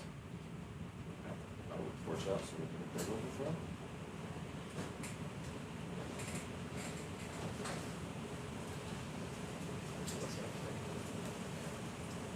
Should we go for that?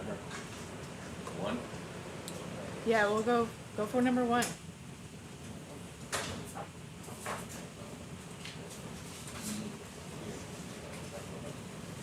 Ready? I'm ready.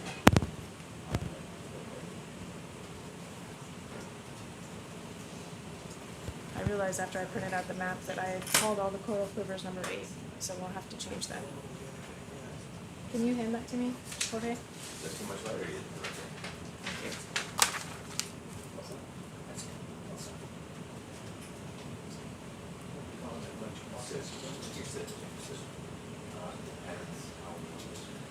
There you go.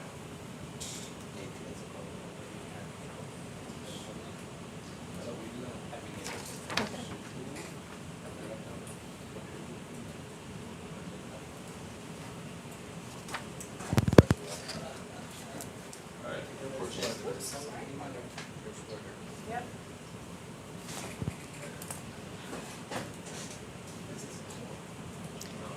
Yeah, so this isn't actually a coral. This is a bryozoan.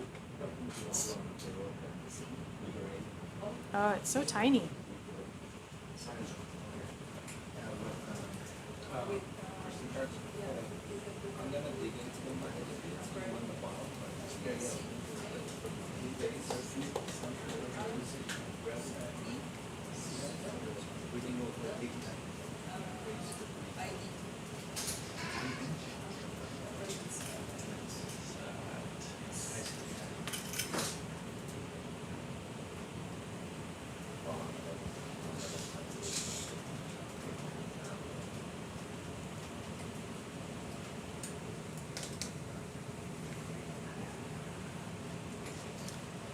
So for this, we'll want to log it. Yeah, so the associates are the shrimp. Yeah. 29 and close location, waypoint. Waypoint 1. Perfect. What do I want for AD? It's Zero one. 0001. I got 001. Yeah, well, we won't clean it until it's actually with us. Find a little bit.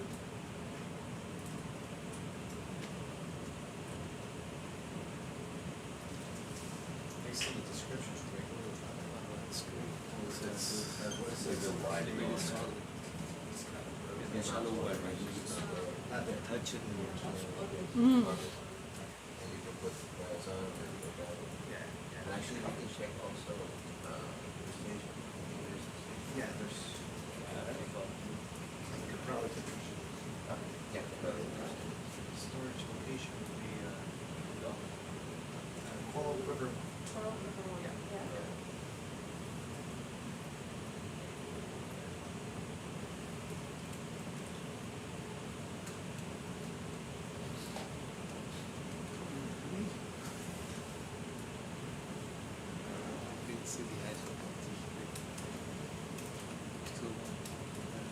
There's a few still on there, yeah.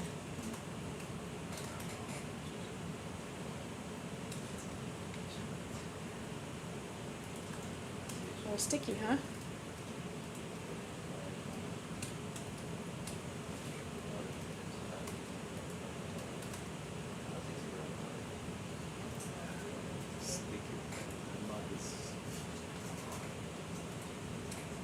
Like your, can you say more about it a little bit? There you go.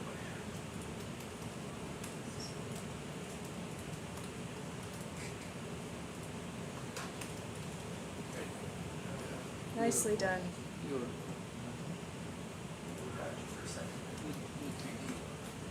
Thanks, Ben.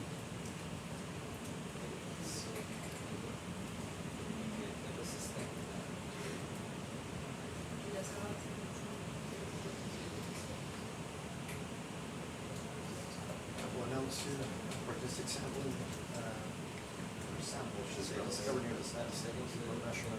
Yeah, that's great. I love it. Okay. Now we're gonna set up to do sediment push boring. We could probably do it here, depending on how the seafloor looks. Yeah, like right off there to the left, Alright, on the right in front of the starboard rail is probably fine.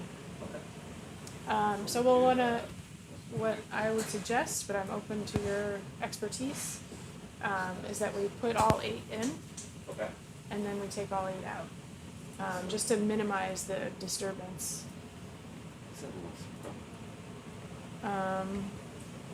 Little worm. Yeah, I don't know what that looks like a marble. I don't know what that is.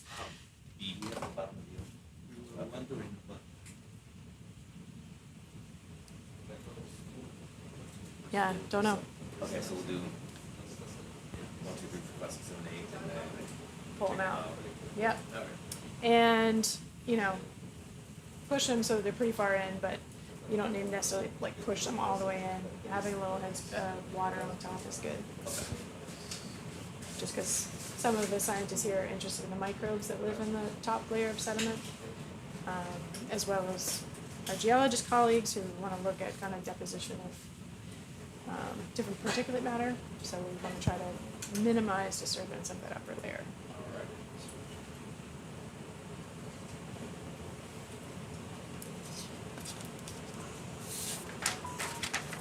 All right, we did that. We did that. Alright, watch out, man. Yeah, stand by, stand by.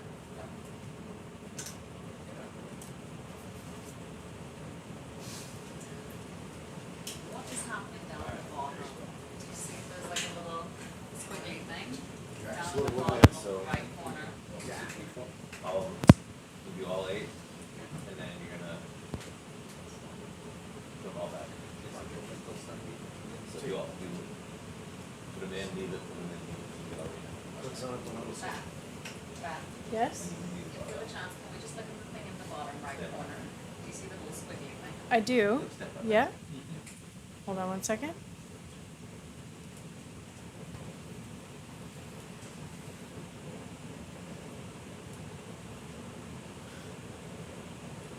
Some type of worm? Something Looks like a like. loose tentacle. So what might have happened is we might have squished one of the tubes, and Yeah. then now it's free. Yeah, okay. Naked, exposed. No, thank you. We don't.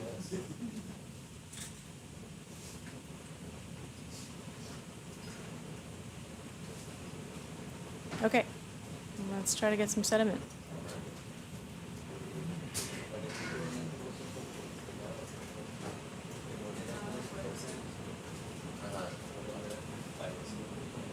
So I'm not sure if Ben heard my guidance to you, but you guys are good? Okay.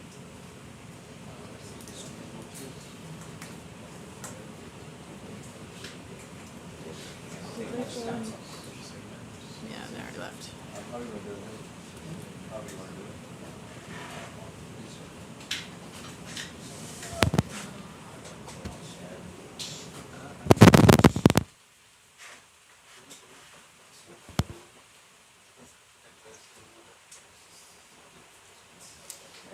Of course, with the intermeshing as well. There you go. Got it. There it is.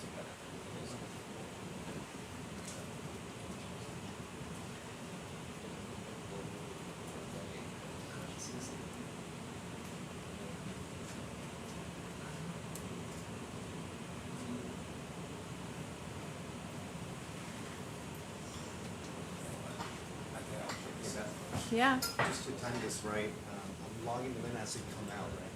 yeah. Yeah, Well, but I'm frame grabbing if I want to. yeah, and you can always just be frame grabbing as stuff is going on, but you log it as a sample once you actually have it back in the basket.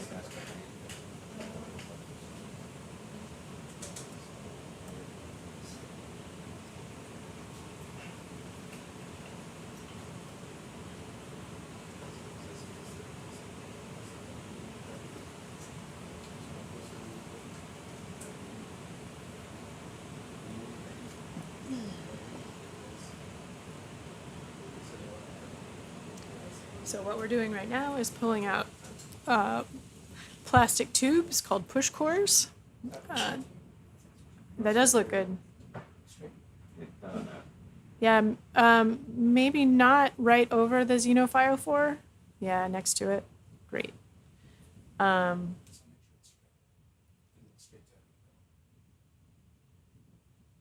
Yes. Looks straight to me.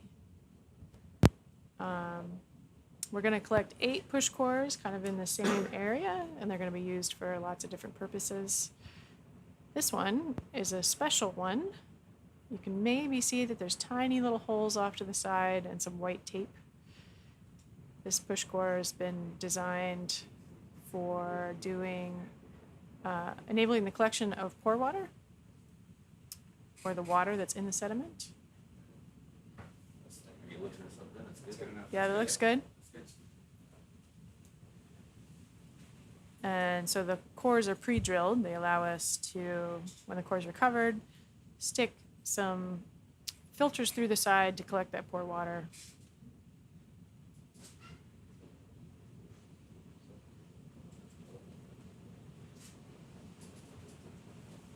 Yes?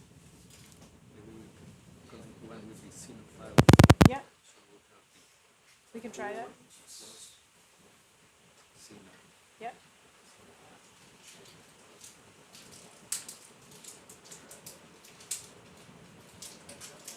So it's the first 2 that have the tape? Yeah, that's correct. Okay.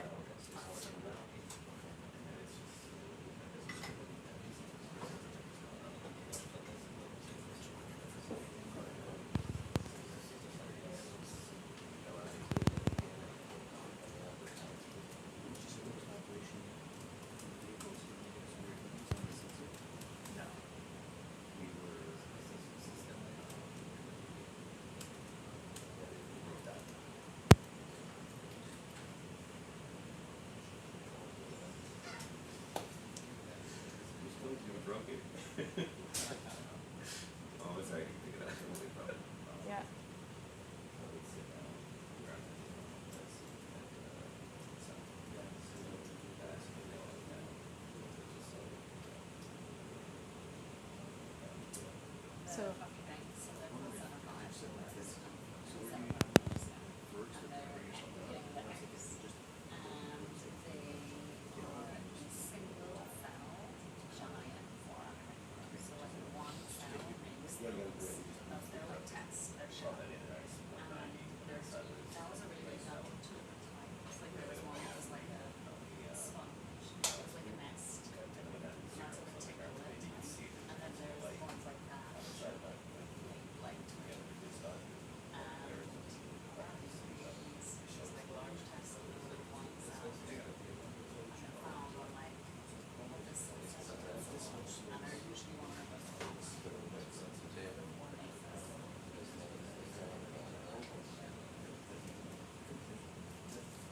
No, so it's just like one would be in one of those, and actually I don't know inside. Yeah, we would. What it would do. It's basically when she's like that one's different to that one, which is different to the next. so Gus, something we probably want to look at. Because it down here, there's It not doesn't a lot look of like these push cores have any kind of float valve on them to let the water out as we're pushing in. So it's pushing, yeah. Disturbing the top layer. Yeah, well, a little bit. I don't know, so we should talk to them about that when they come back up. Like either, sometimes, I'm used to them either having a gasket or little slits in the side, where the hose vent is. I don't see either of those, so we might wanna just double check that.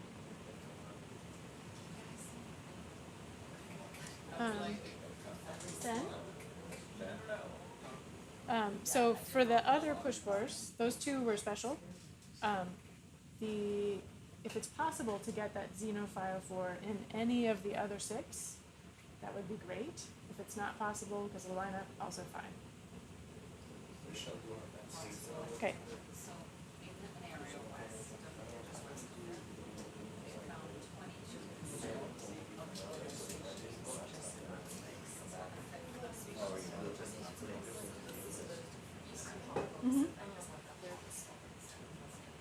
Yeah, we know that. Okay. I'll be We're- adding more detail when as they're coming in. Amazing. Yeah. Perfect. Thanks for checking. Okay, so I think that's a really important point, right? And all of it is a question of like, I mean, there's huge sound like bias there that, like a lot of work is done there. So that's just 22% of what's more.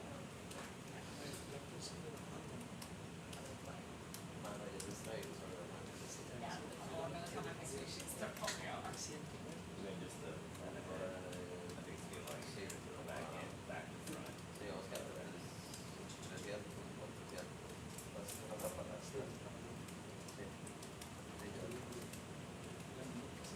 It's not a problem if you just do back in, back to front. I don't think it matters where they go back in the quivers, because they got numbers on them, so we'll know where they are. Yeah, they can go back in anywhere.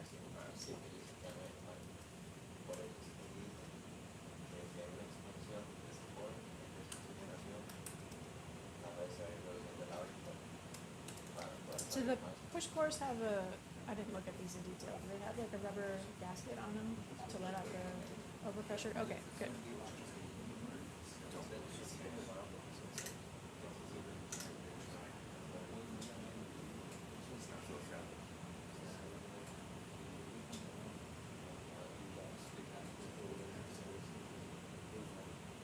Moved it.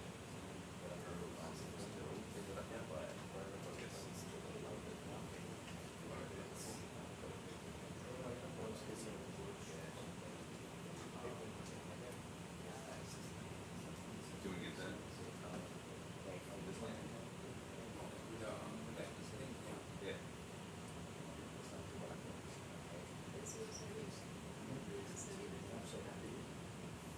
When I used to work at such Channel 7. When I used to push for people with 7, under 3 years or 7. At least 5 meters, man.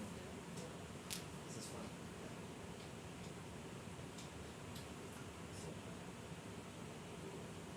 Those systems, I've never seen it before. Never see it like like driving a Ferrari.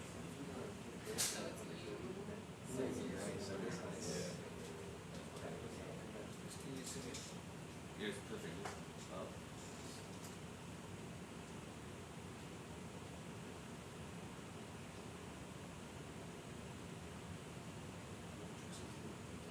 Beautiful. Go down a little bit, yeah.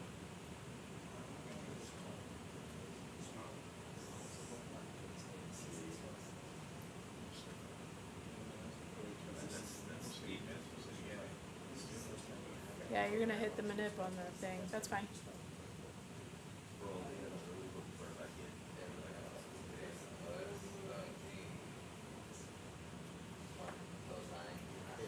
Hey. Still kind of just waking up, but yeah, I think I remember pulling up the spring. Yeah, I just asked him. There's drill holes underneath with the plastic covering. Yep. Yeah. That's what he just said.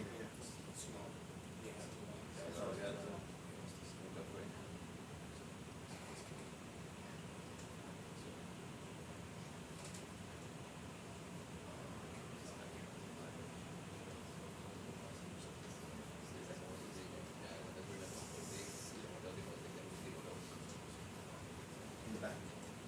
The cloud.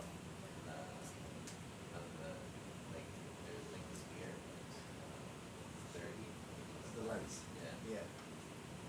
We thought it was a 6-day charter to sit inside. Oh, they're coming. They're watching it for sure. Well, they stood in the background. Both have it. Be nice to try turning off the light. It seems like hours.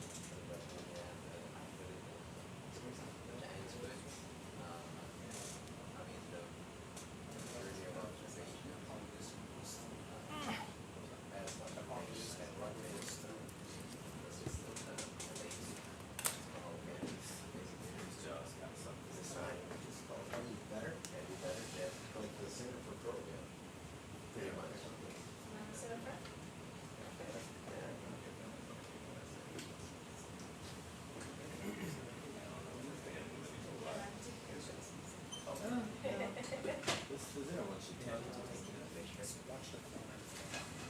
Oh no, don't worry about it.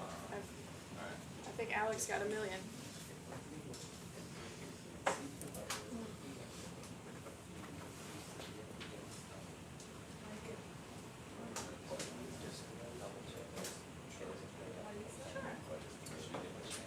Yeah. Yeah, so talking to pilots, probably want to be in English, but if you're talking to the audience, speak whenever you're ready. Introduce yourself.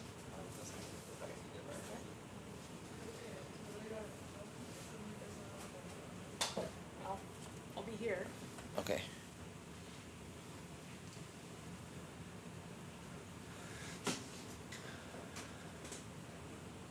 Yeah, I'll introduce you.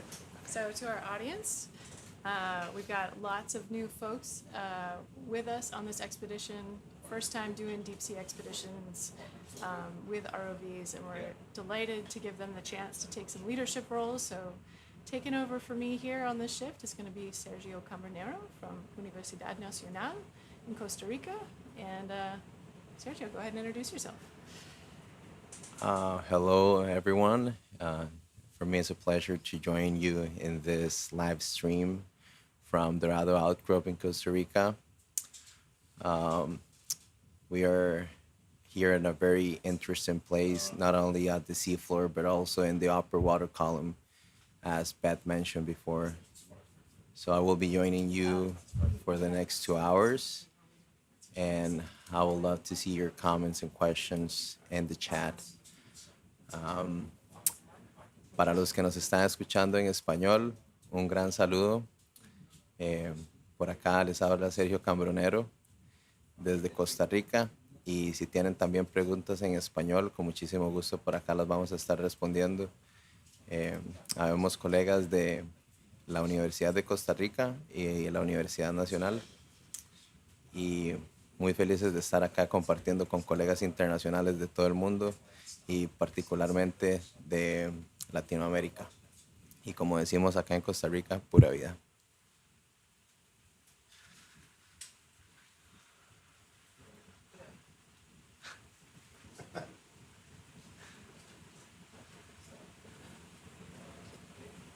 So we will keep putting the the sediment cores.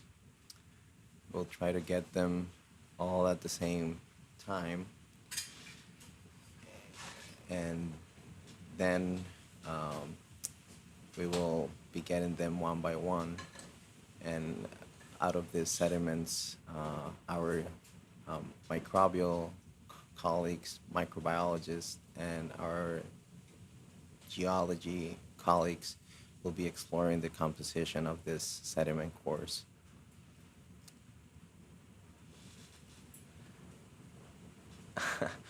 Un saludo a Roy. Hola. Qué alegría ver que colegas, compatriotas nos están siguiendo. Un saludo para la gente de Tilarán, Guanacaste. Algo muy importante, interesante es que en esta zona donde estamos ahorita es justamente mar adentro desde la costa de Guanacaste, en una zona donde hay montes submarinos que han sido poco explorados en comparación con los montes submarinos que tenemos más al sur en la cordillera de asociada a la isla del Coco.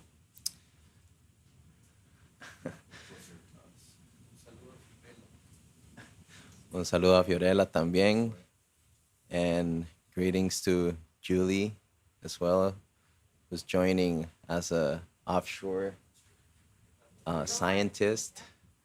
Also, I would like to take advantage of this moment to acknowledge the big leadership we have particularly observed and experienced with Beth and Julie and Don Jorge Cortez, our main PIs, and particularly from the COBRA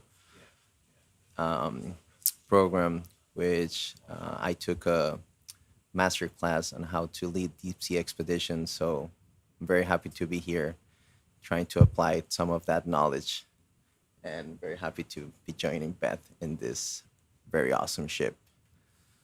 You're gonna make me cry, Sergio.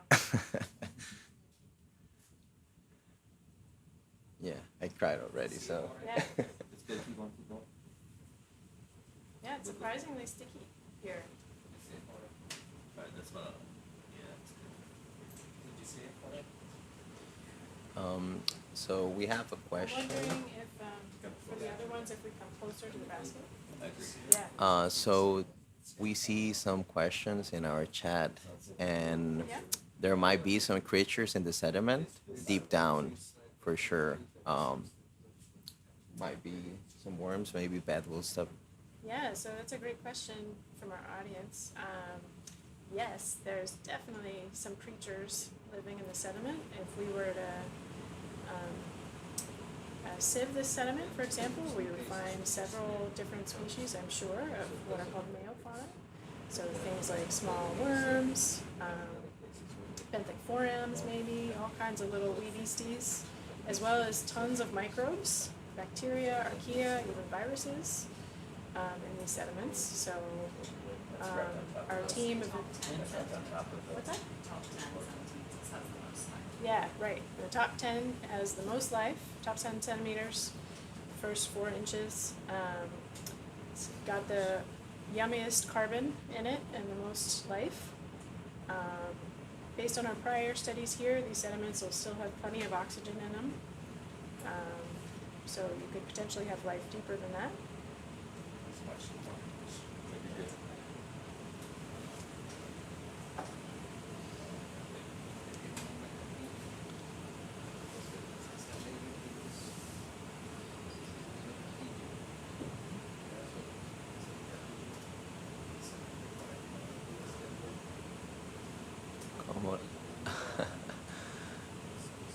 Okay,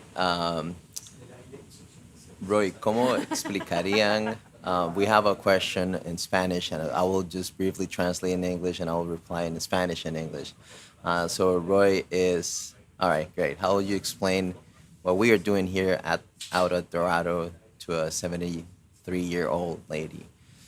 How would you explain it, Sergio? What would you tell? Well, that's a nice challenge, I would say. Basically, well, voy a decirlo en español primero and then in English. Lo que estamos haciendo acá, primeramente, es estudiando la hidrogeología y la composición microbiana del lecho marino en esta zona del Dorado. Básicamente, en esta zona lo que ha descubierto, se descubrió en 2014, en 2010, es que hay agua caliente que sale del lecho marino y que alrededor de esta agua caliente, que es usualmente algunos grados más caliente que el agua circundante, hay agregaciones de animales.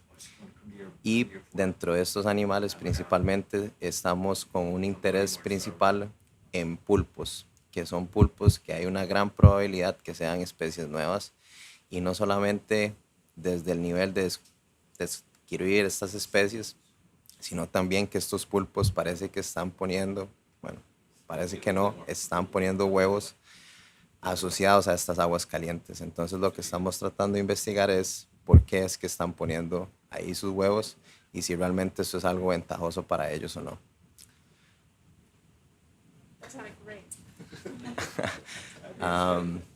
Eso como una explicación muy sencilla y simplificada.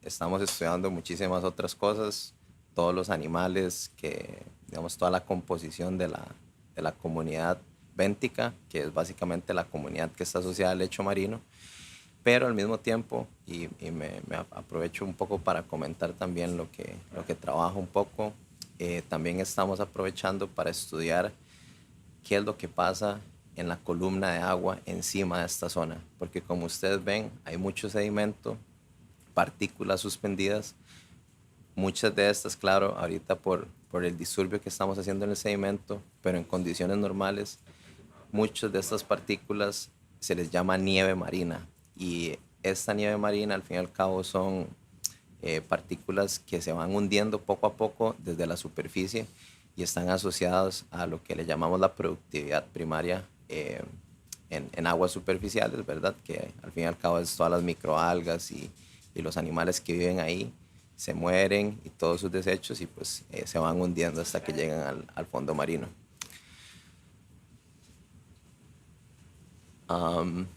So basically, a very simple explanation of what we're doing here is studying and getting to know better why some specific fauna is associated with fluid that comes out of the ocean crust and out of the seafloor. And particularly, there is an interest in octopus that gather around and aggregate around this venting areas in which you have water coming out of the crust, which is slightly warmer than this surrounding water. And this is why this expedition in the Fall Crew 2 of the Schmidt Ocean Institute is called Octopus Odyssey. So we're focused on octopus, but also looking at the other animals out there. And I was mentioning that what I work particularly also I'm interested, and many colleagues, is what's happening also in the upper water column. And this is particularly interesting because there is an unknown coupling dynamic between the water column and the seafloor. So we want to understand that better and how what happens in the surface influences what happens at the bottom and what the other way around as well. It is also important that around this area, in the upper layer of the water column, there is an influence of a major oceanographic feature that's called the Costa Rica thermal dome. So we are also getting data and observations to understand this better.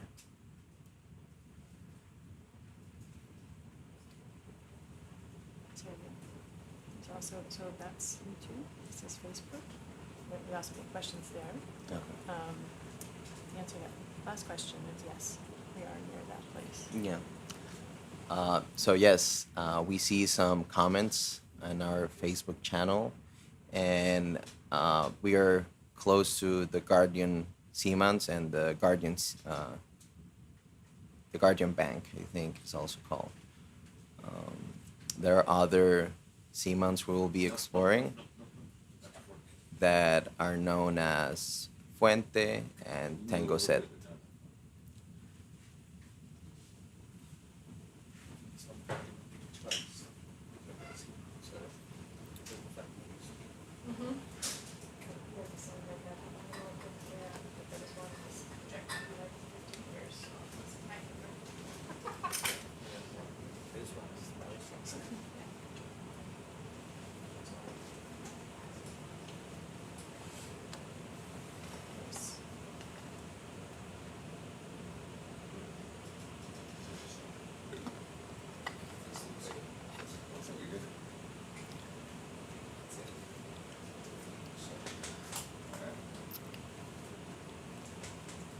So for folks who are recently joining, this is our first dive at Dorado Outcrop. We're at around 3,154 meters depth, and what you're seeing on the screen is sediment sampling, which is done by putting this plastic cores and getting a profile of this sediment layer.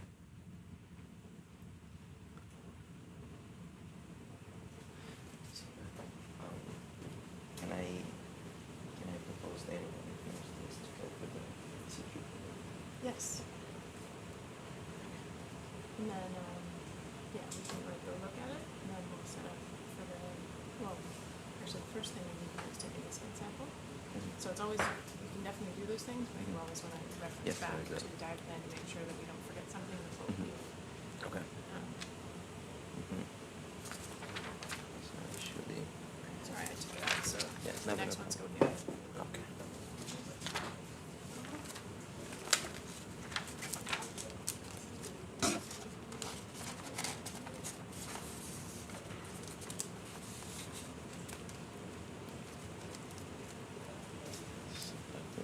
So did I answer that one? So, to answer a question we see on the Facebook channel about whether the Dorado Outcrop is related to subduction. So not quite. The Dorado Outcrop was formed on the East Pacific Rise, probably about 23 million years ago, and is on a plate that is being subducted underneath Costa Rica. But it's not subducting yet, and it's not formed from subduction processes. It was formed on the mid-ocean ridge at the East Pacific Rise.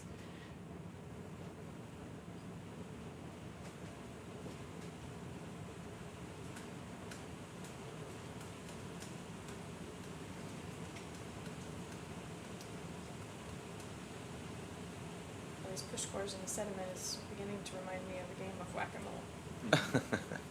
Yeah.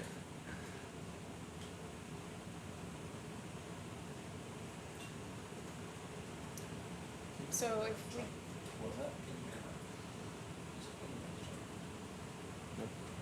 Ben, before you put that one in, can we just wait for the sediment to pass by a little bit so that we can get a clean shot of what it looks like going in? Thanks.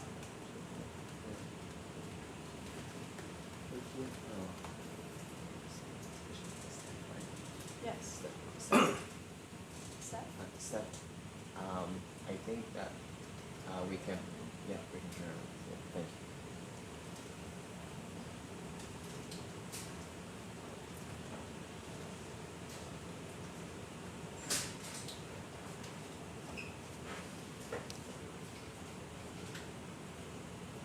Hola Karina, buenos días. Un saludo a toda la gente de Playas del Coco, Guanacaste. Y muy bien recibidos los deseos. Nosotros también estamos muy emocionados de finalmente poder estar acá después de mucha anticipación para hacer esta expedición y poder conocer más de de nuestro patrimonio submarino acá en esta zona que es bastante inexplorada y que ahorita estamos pues levantando una línea base bien importante.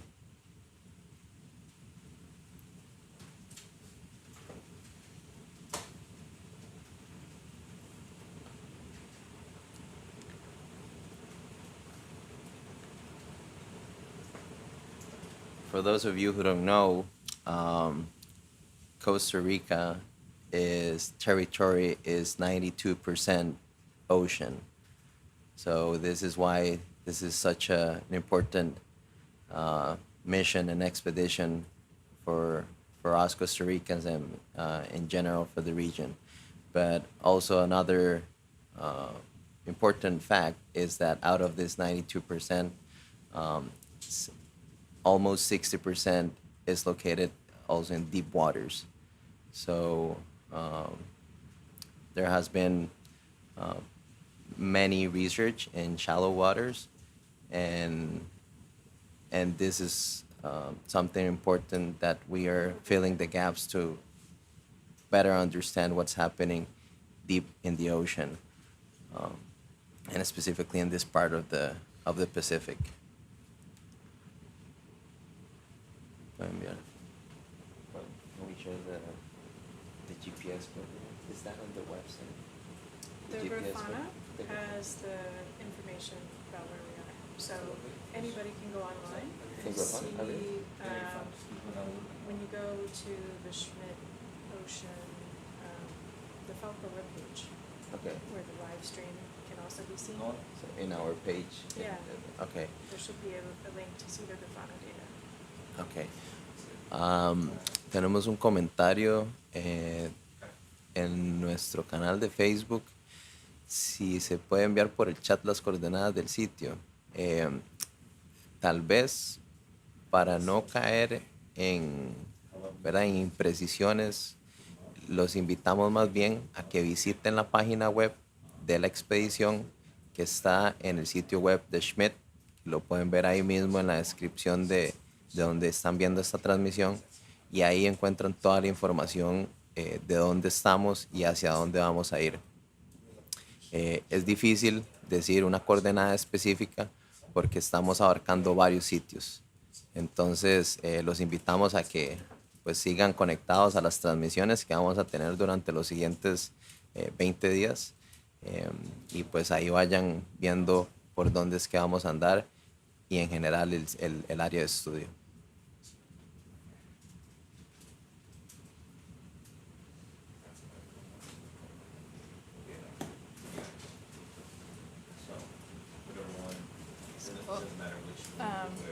In the live stream feed, you can now see a picture-in-picture showing the bathymetric data that was previously collected at the Dorado Outcrop in 2013 and 2014 using the autonomous underwater vehicle Sentry, operated by the Woods Hole Oceanographic Institute. Gives us really high-resolution maps of the seafloor, and enables us to figure out how we want to do our dive. So you can see at the very bottom of that picture-in-picture a little white dot. It says waypoint 1. That's where we are, just kind of towards the edge on the sediment. And after we finish our operations here, we're going to start moving up that outcrop to a place where we've previously observed low-temperature hydrothermal venting and octopus gardens and all kinds of other animals. So that's what we're going to be doing later today.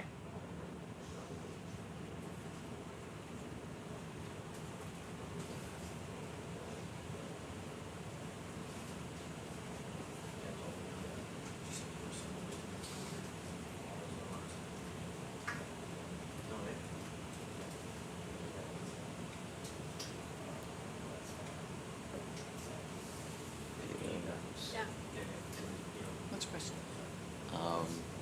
He's asking if It is with Fledermaus. Yeah. Yes. Yeah. So for our expert in the Facebook chat, yes, we are using the software Fledermaus to plot that bathymetric data and see it kind of in a 3D view and plan out our dives.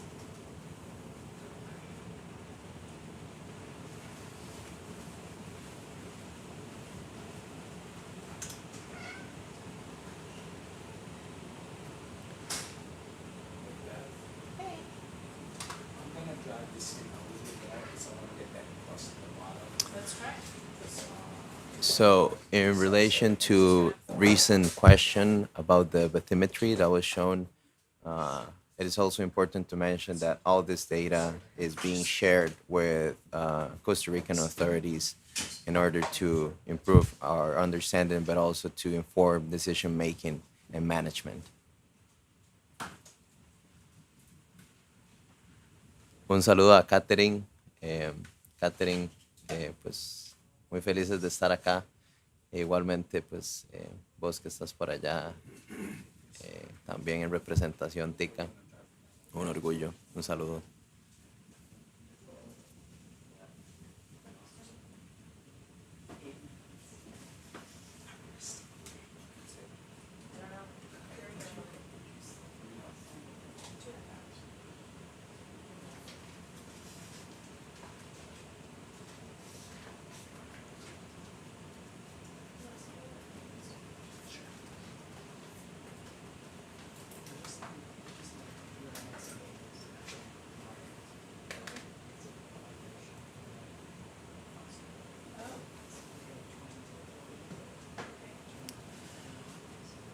So we are picking up the first sediment core back into our ROV. So we have 7 more. So stay tuned, and you can see actually and get a glimpse of how does it look underneath that upper layer of sediment.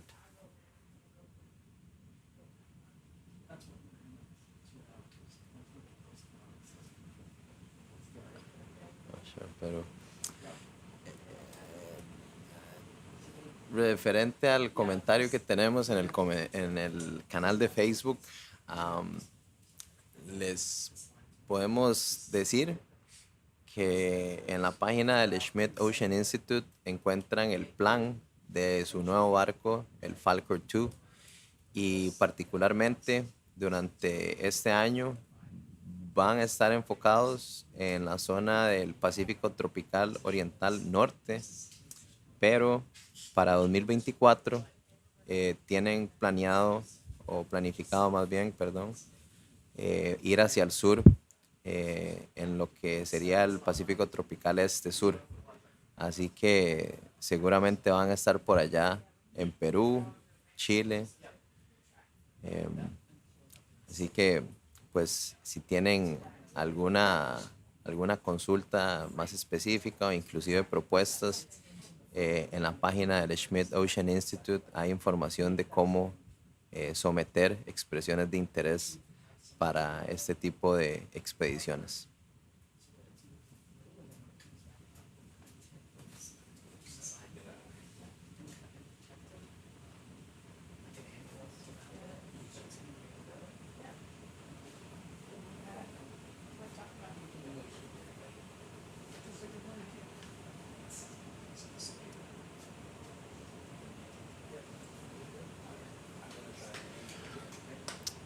Y bueno, para los que nos sintonizan desde Playas del Coco, mencionarles que también acá tenemos a un gran artista de Playas del Coco, Carlos Hiller, que también es importante aprovechar para mencionarles que en esta expedición no solamente se hace ciencia, sino que parte de las prioridades es tener un impacto y trasladar esta ciencia hacia el manejo, como hablábamos anteriormente, pero también hacia el público en general y la sociedad civil.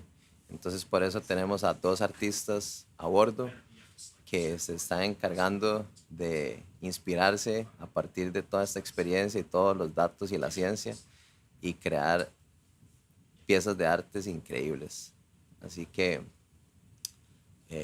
estamos en una experiencia muy diversa y bastante multidisciplinaria.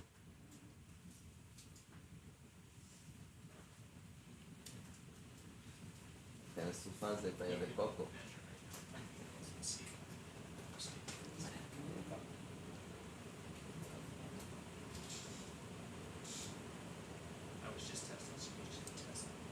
So chat's behind you too, if it for some reason goes out over there. Yes, yeah, you know her? No, Oh, I like this Yes, comment. she's from Maravilha. Oh, okay, great. She's in Carlos, hay un comentario para vos. Están diciendo que feliz So for cumpleaños. this sample, we're gonna learn it's very short.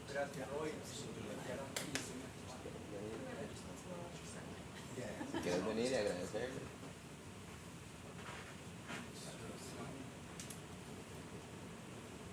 Dear wish a happy birthday to Carlos. You want us to sing to you again? Hola Roy y Erika, muchísimas gracias. Acá Carlos Hiller. Y bueno, un honor que estar aquí, por supuesto. Y también qué lindo poder transmitir esto a todo Costa Rica y por supuesto a todo el mundo. Ojalá mucha gente se una a esta transmisión. Es sumamente emocionante estar viendo toda esta exploración acá en vivo y en directo, tan cerca de donde se desarrolla toda la acción. Y me parece increíble también que, pues, que esto se pueda transmitir en vivo en este momento, a pesar de estar tan lejos en el mar.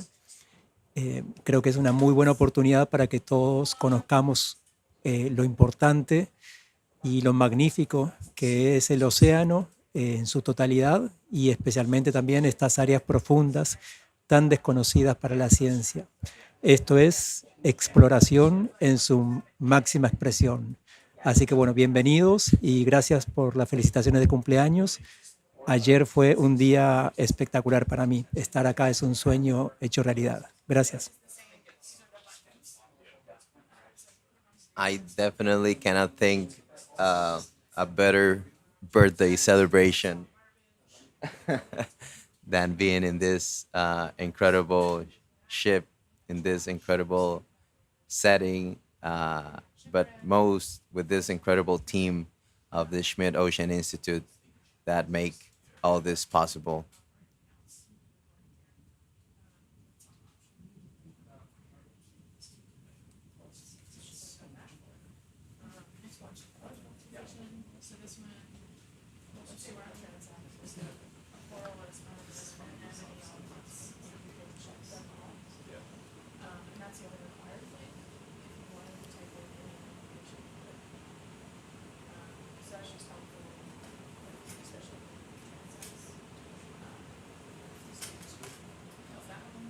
So we're about to reach our third hour of diving. For the ones that are recently connecting, we are finishing collecting our sediment cores for geological and microbiological analysis. So this is what you're seeing on the screen as the ROV team helps us picking up those cores you see with numbers on top. Each one of those cores will tell us different information about the history of this place and the organisms associated with it.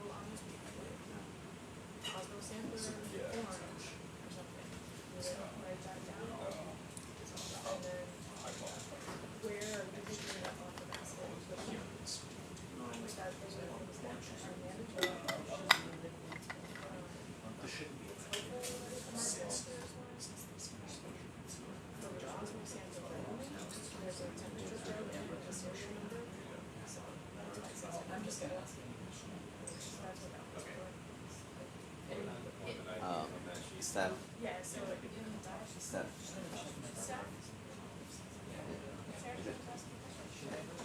Is it possible that we can display the sonar 3K80 image? Like, is it possible? Just yeah, like on this. Yeah, on the little screen, just to mention. And the dive plan I tried to be pretty explicit about what you're doing this thing. This is the way that you should finish to record it. So for instance, when you get to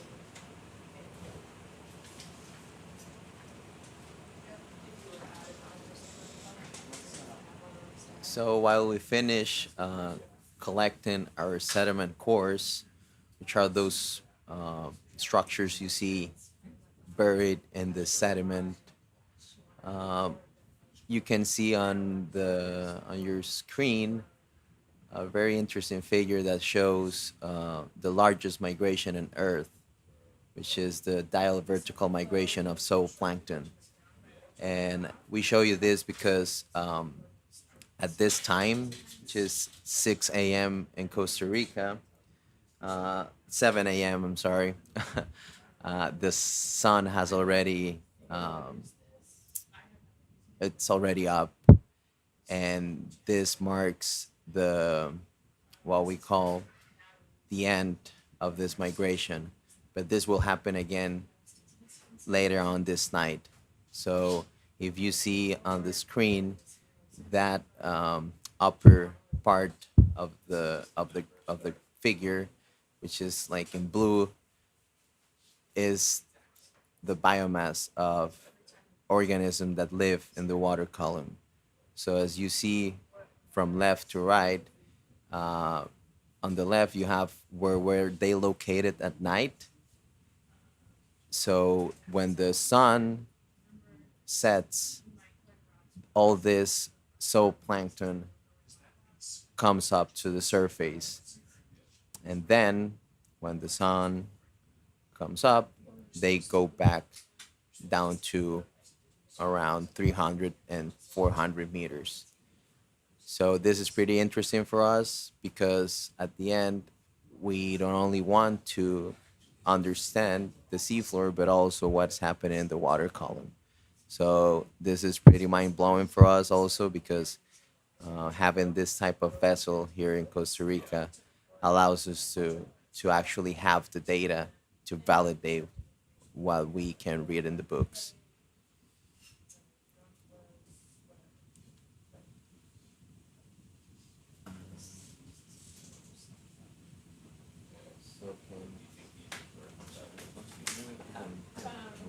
they won't work because that's the fire.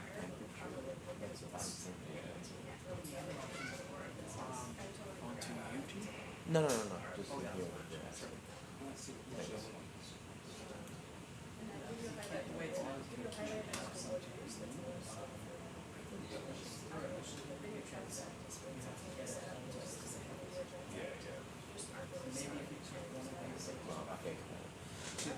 Yeah.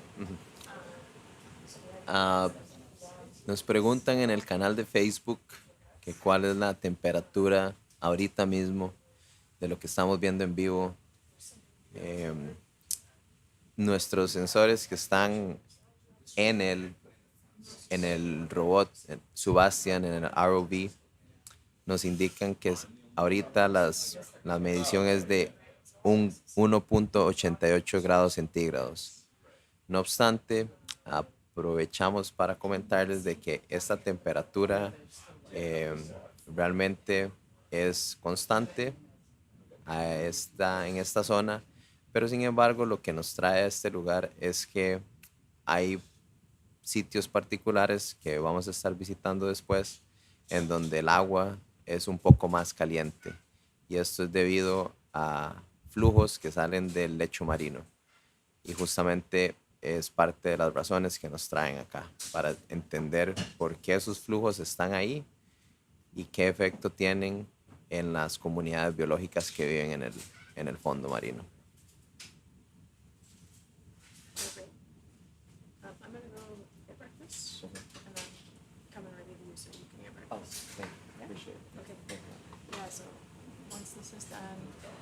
want to go look at that sea cucumber, fine. Don't forget we need a Niskin sample. Yeah. And To get what? a Niskin sample. Niskin sample. Right? This one? Yes. Yeah. And But this is right here, right? With more or the- less, yeah. So yeah, once this is all done, What everything is clear. collect the water yeah. sample, go look at the sea cucumber, and then we'll get ready for that transect. Okay. Good. Yeah? All right. Okay, I'll be back in a Thanks. little bit. All right.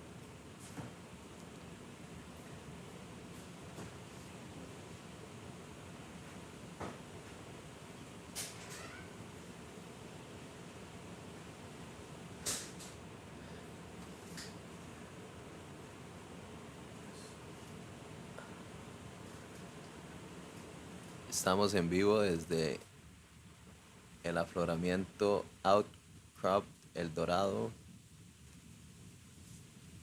Y como vemos en los comentarios en Facebook, pues efectivamente las temperaturas que son más calientes en ciertos sitios de esta región es debido a actividad hidrotermal. Sin embargo, es importante destacar de que es actividad hidrotermal no tan energética como en las chimeneas y los black smokers que encontramos en otras partes. Entonces estamos hablando de que es agua caliente, sí, pero por algunos cuantos grados centígrados. Y eso es parte también de lo que estamos mapeando. Y es parte de un mecanismo que recientemente se ha estado describiendo, que es lo que le llaman el sifón hidrotermal, en donde hay sitios de recarga en montes submarinos, el agua se infiltra por estos montes submarinos y viaja por la corteza o por el lecho marino hasta salir en estos sitios de descarga, en donde el agua sale de algunos grados centígrados más caliente.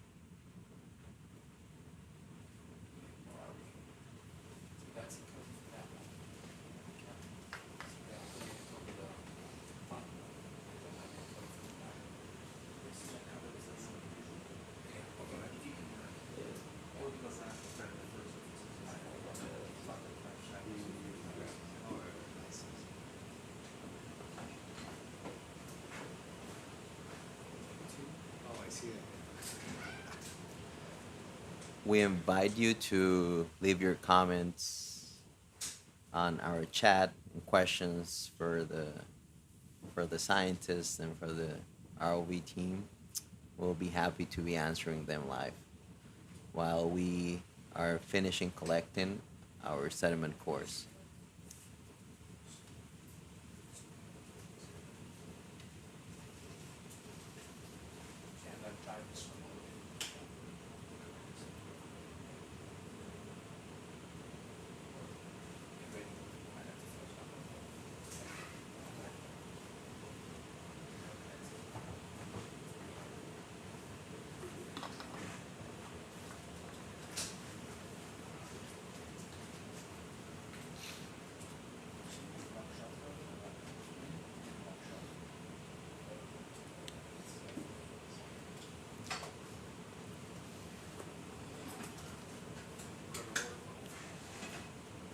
For those of you who might ask, you can see on your screen 2 green dots in the center of the screen.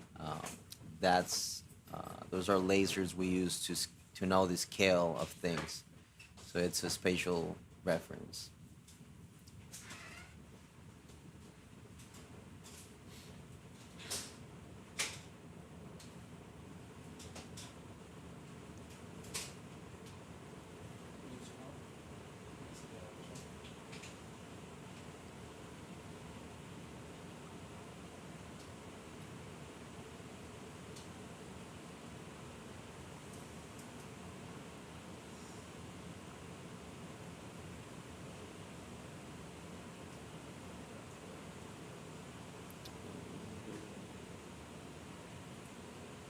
Rob, you would say that we have a question here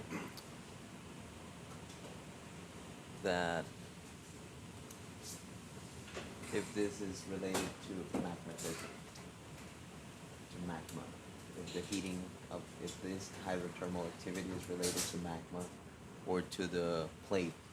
Well, again, it's partially driven by lithospheric heating, so heat coming from the center of the Earth.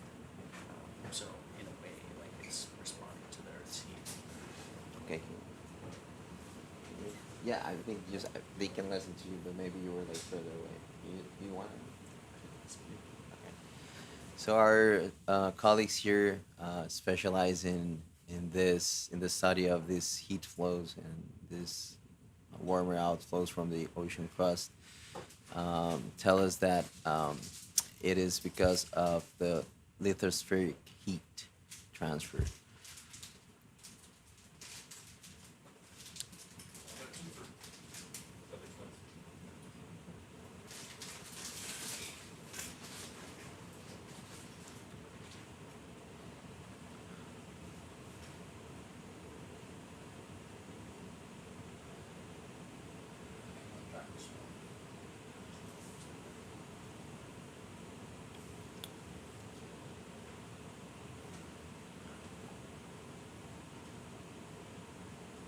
We're live from Dorado Outcrop in Costa Rica. Warm greetings to all the folks joining. Good morning, good night, wherever you are. If you're just connecting, we're collecting sediment samples with what we call the push cores, which is what you're seeing on the screen.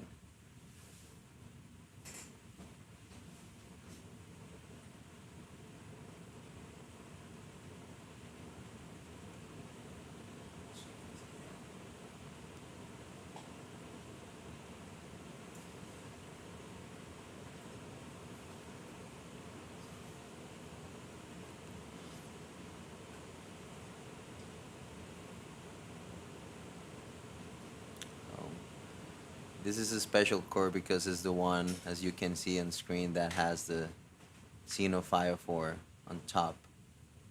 So that little piece on top, it looks almost like a rock. It's actually a living organism. So we will know the conditions associated with the presence of this organism here, which is called, again, a xenophyrophore.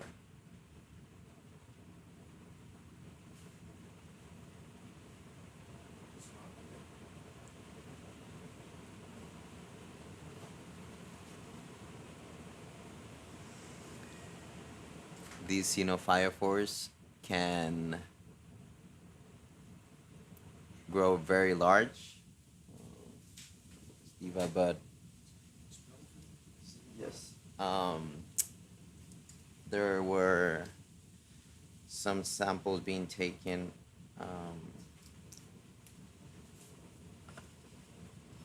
I don't recall right now where, but which they found a xenophyrophore that was the size of a van. And the most interesting about this organism is that they're a single cell organism that produces. So, yeah, pretty amazing how large they can get. Yeah, totally. Forums are really neat and weird for sure. And also, they host a different variety of services for other animals, such as fishes.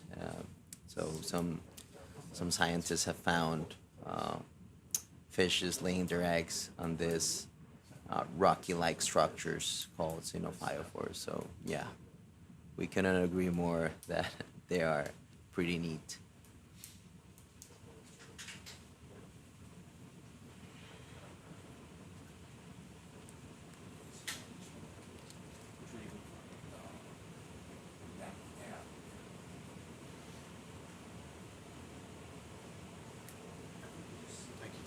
That's what I thought, but I don't know. Yeah.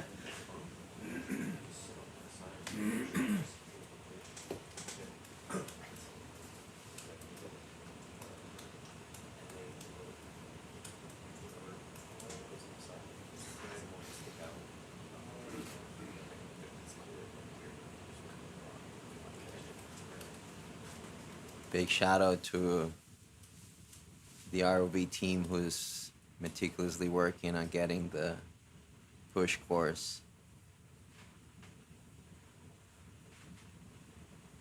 They make it look easy, but I'm guessing it's not that easy.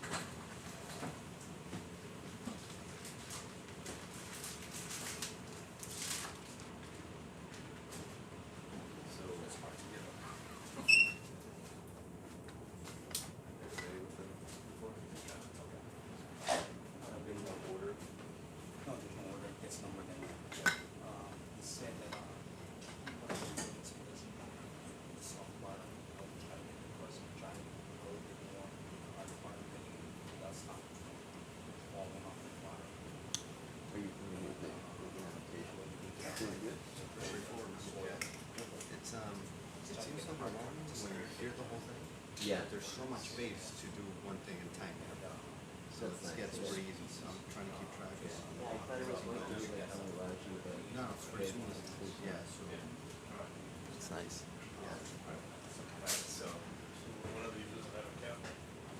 this is super straightforward too. It was already set up. I thought we were gonna have to come in and generate the categories. What do you have in that mug?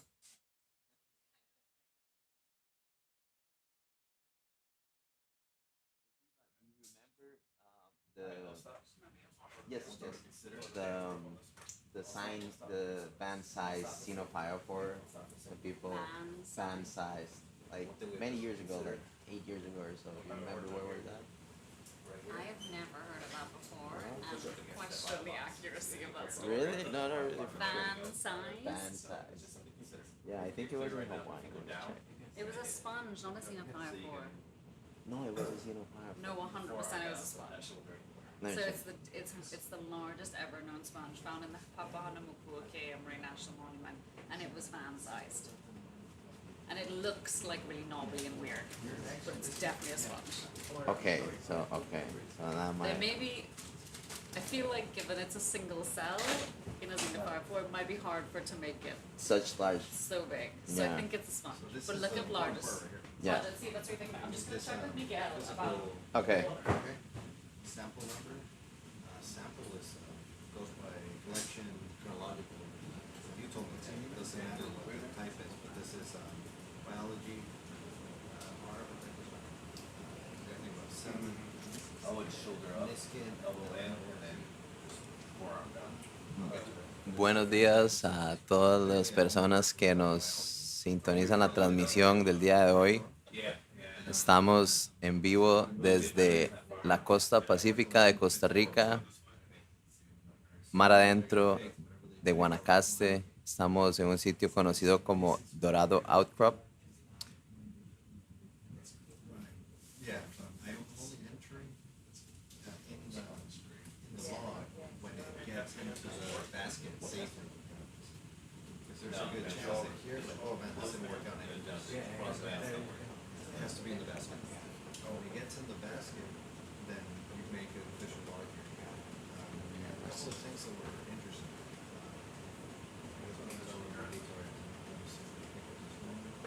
They're going for one, so I just write it, committing to that. This is the same because it's what it sounds like. Now it's coming into the basket. It looks pretty good. Was it a sponge? Was it a sponge? If it's gonna be a 7, Yeah. Yeah. What? there. In Papahanaumokuakea? Yeah, that's a sponge. It was thought size to be like one extra small. Yeah. Oh, I think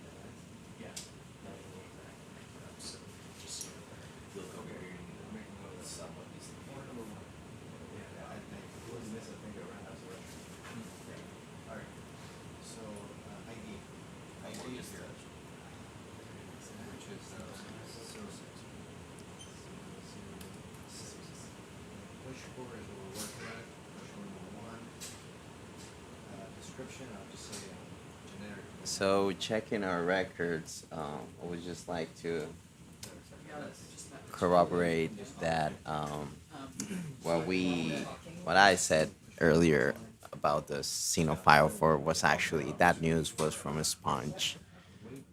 So thanks to my colleague Diva Amon who made that right for me. But still, we have this xenophyrophores growing as large as a basketball. So it's still pretty neat how a single cell organism can grow this large.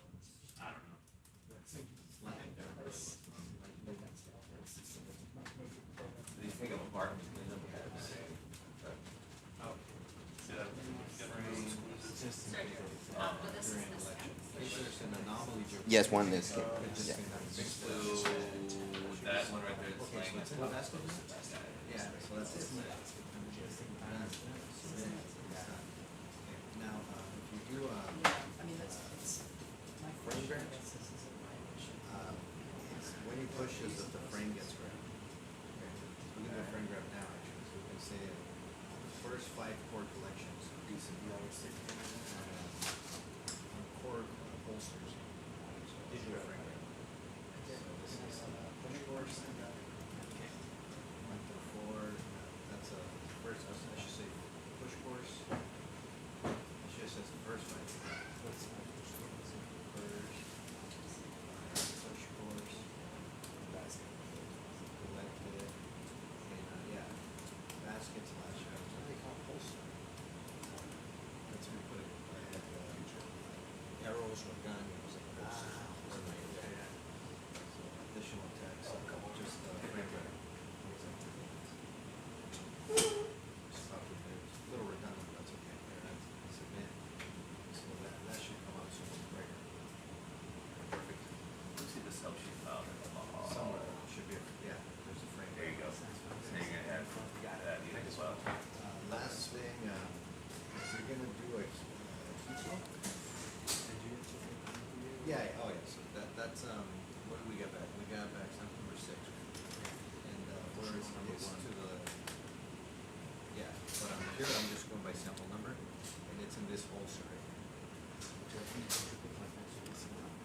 No, because, So although we are in Costa Rica and there are many Costa Ricans participating in this expedition, so I think this is the name of the holster. we are fortunate to have an incredible science team comprised of international collaborators from Trinidad and Tobago, also from Brazil, Portugal, and the United States.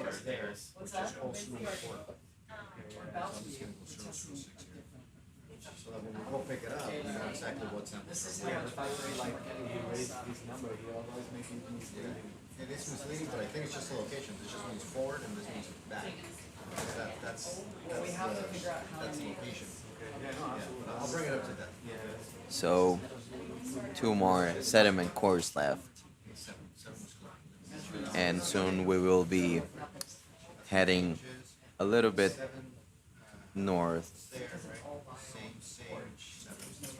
northeast to where previous observation of octopus gardens were taken back in 2010.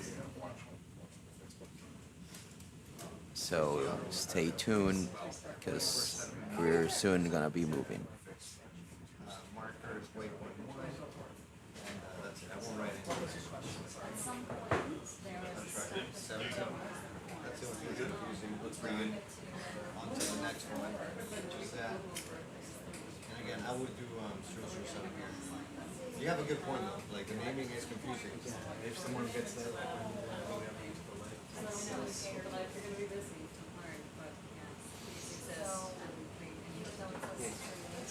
Do you have team geology here? Number 8 on 8.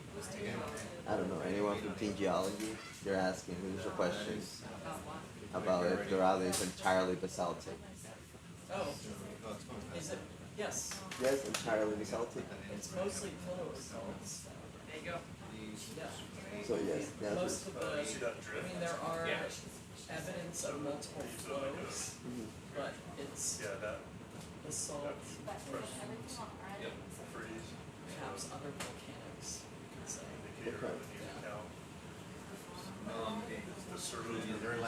Para responder la pregunta que tenemos en el canal de Facebook, nos comentan nuestros colegas que han recolectado observaciones de esta zona que, que la composición de este sitio de Dorado Outcrop es principalmente basáltica. No completamente, pero sí principalmente basáltica.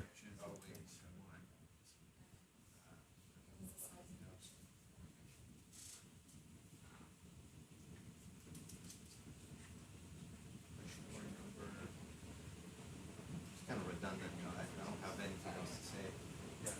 Other than waypoint one, that's it. So we can submit that. When, as soon as it does clear, I'll get a final frame grab of everything back. Cool. Yeah, just so, all right. Y justamente relacionado a esto que nos preguntan en el canal de Facebook, See what's next. I guess por eso es que también estas zonas basálticas, estos afloramientos basálticos, están asociados a ese flujo, porque pues el flujo logra despejar el sedimento y pues a través de estos espacios y de estas grietas es que logra pues filtrarse hacia la columna de agua.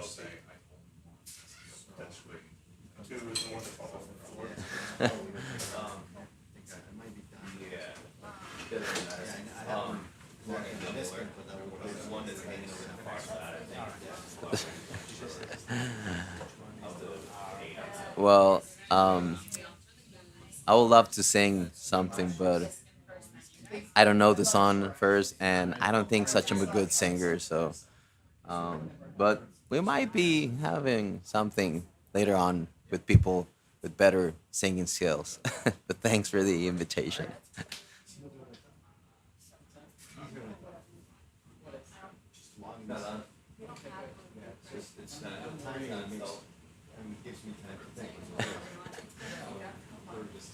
Did you see it? Did you see that comment? No, the sound. This one is pretty good. I can even do the French open one.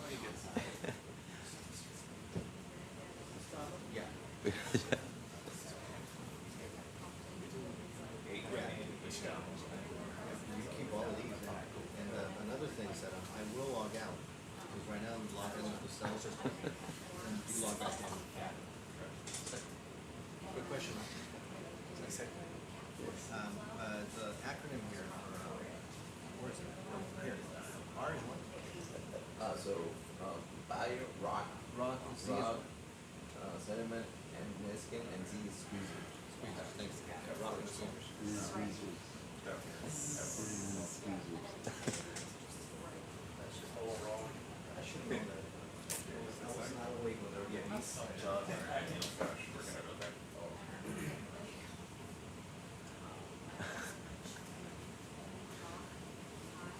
Now that we're wrapping up sediments, maybe you can tell the audience that we expect easily tens to hundreds of millions of bacteria and archaea. So while we finish to collect our sediment push cores, some of you might ask yourselves what we'll be looking at it, and we have our microbiologist colleagues telling us that we expect to find tens of millions of microbes, particularly bacteria and archaea in the first 10 centimeters. So it's definitely very valuable information we're getting out of this course.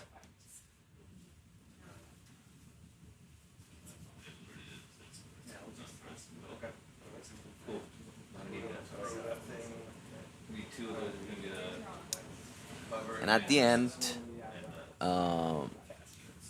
one of the main goals of this expedition and this project in general is to associate this microbial diversity to ecosystem services. Where are we gonna put these? This what? Where are we gonna put these? In the, over here to the right? This what? Oh yeah, we'll put them where the, field spots. Right there? Yep. So that's, yeah, leave us here. Yeah, 'cause the two front ones are. We're moving on to the squeeze. No, I was asking where we're gonna put those two parts that broken off. Okay.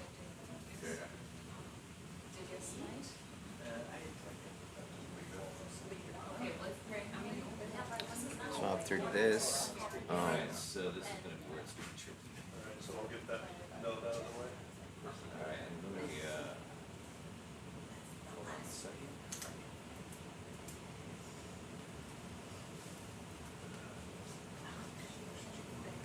Oh, what if I just use the other arm? That's not a problem.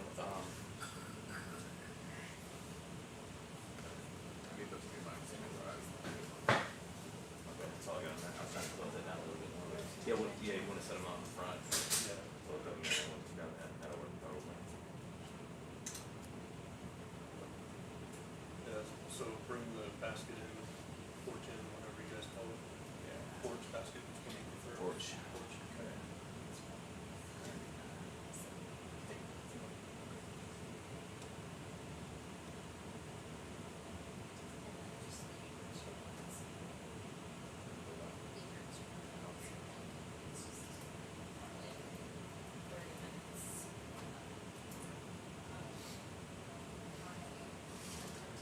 so what is that yellow thing?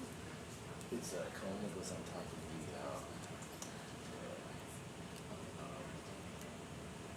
the tube that the push button's going to. It's just a Okay. guide pretty much. Got it, got it, got it.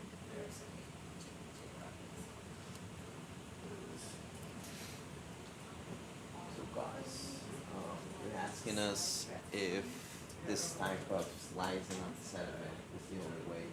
Push forward this like a cake. Yep. Sucks this all out of here. Yeah. Oh, I guess if the question they're asking about the sediment requires a time, the age of the sediment, it's better to slice it like a cake because that gives you the stratigraphy. That's a record of how old the sediment is. So I guess the answer would be yes. Slicing it like a cake. I mean, there's also two quarters that have drilled holes. So we don't even have, that's for geochemistry. We can extract more water without even removing the sediment from the sediment. Yeah. So, for the question asking if this is the only way of doing the sediment sampling, while it might not be the only way, it's definitely what is used for this, for the type of goal we have, which is to have an stratigraphy or have a vertical resolution down in the sediment layer. And there are even some of these cores, specifically two of them, that have holes. So for those, there's not going to be any slicing, but it's going to be suction of the water through the holes on the core for geochemistry, composition analysis. So yes, this type of vertical sampling can tell us more about time scales. Sorry. We're finished with the course.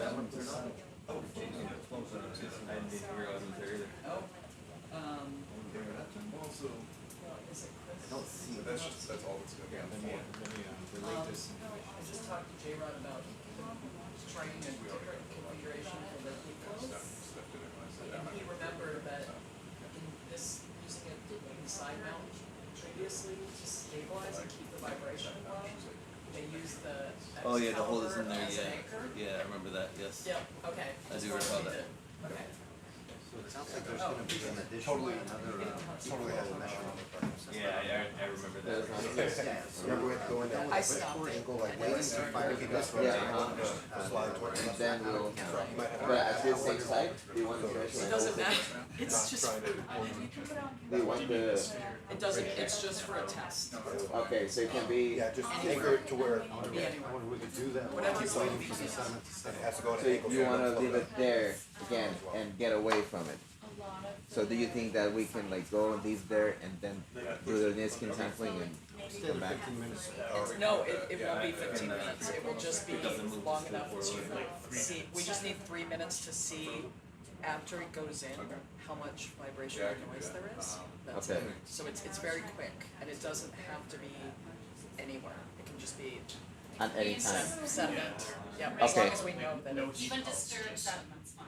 disturbed sediment, Okay. as long as we've probed it to ensure that it does. But you have to have that program. Was it more over? Yeah, we've got it anyway. Yeah, alright, so I would just then maybe by, About to go. yeah. So you got some people sending greetings to you, J-Rod, on the chat. We're already, Hello, people. So what I would propose is doing the Niskin just to, because that's the next thing. Yep. And then before we head off to the other side, Perfect. do the probe. Is that okay? That's great. Alright, okay. Thank you. So does that sound good for you? doing this one here, and then Yes, the thing is that we have to wait until the sediment clears. we can go somewhere. Yeah, we can go somewhere else. Yeah, hopefully not too far away, but yes, not in that humongous cloud.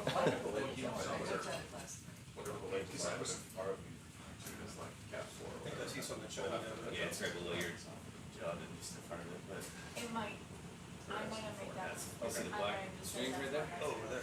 No worries, okay. What's that?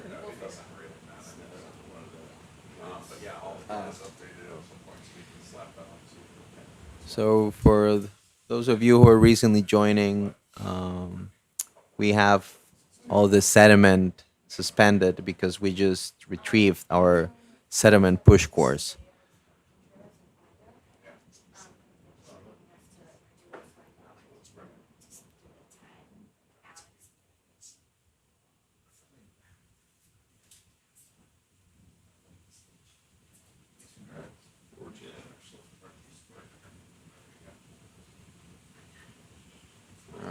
That's incredible how you spotted it.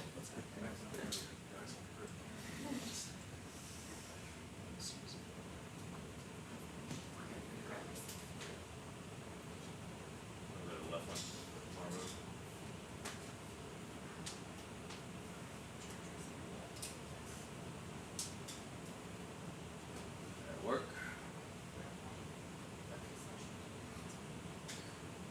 Alright.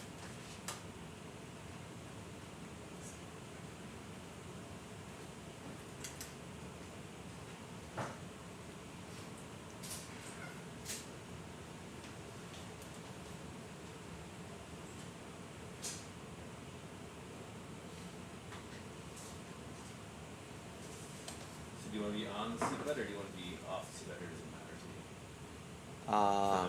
For the Niskins? No, hopefully yes, like close to the seabed, but yeah, like it could be further away. I don't know, maybe like what, 15 minutes? What would you suggest? I mean, as close as we can get that we don't have the cloud. Yeah.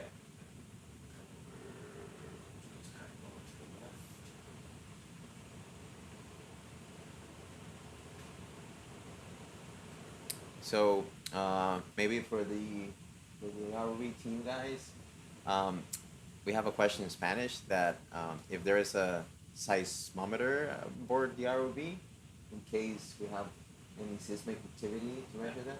No. So, para los que preguntan en el chat de Facebook, le hicimos la pregunta técnica a los colegas del ROV team y nos dicen que no hay un sismómetro a bordo del ROV. So we wanted to look at the sea cucumbers and we want to take Niskins and just sit down right here. Yes, that's, yeah. And do the Niskins and look at them. yeah, let's take a look at the sea cucumbers and yeah. How far is that from the original site? Just to get used to the scale. 2 meters? Okay. Not even. Okay. So we're seeing some echinoderms on the seafloor. Those two that you can see on the screen are holothurians, aka sea cucumbers, which are pretty dominant at these depths.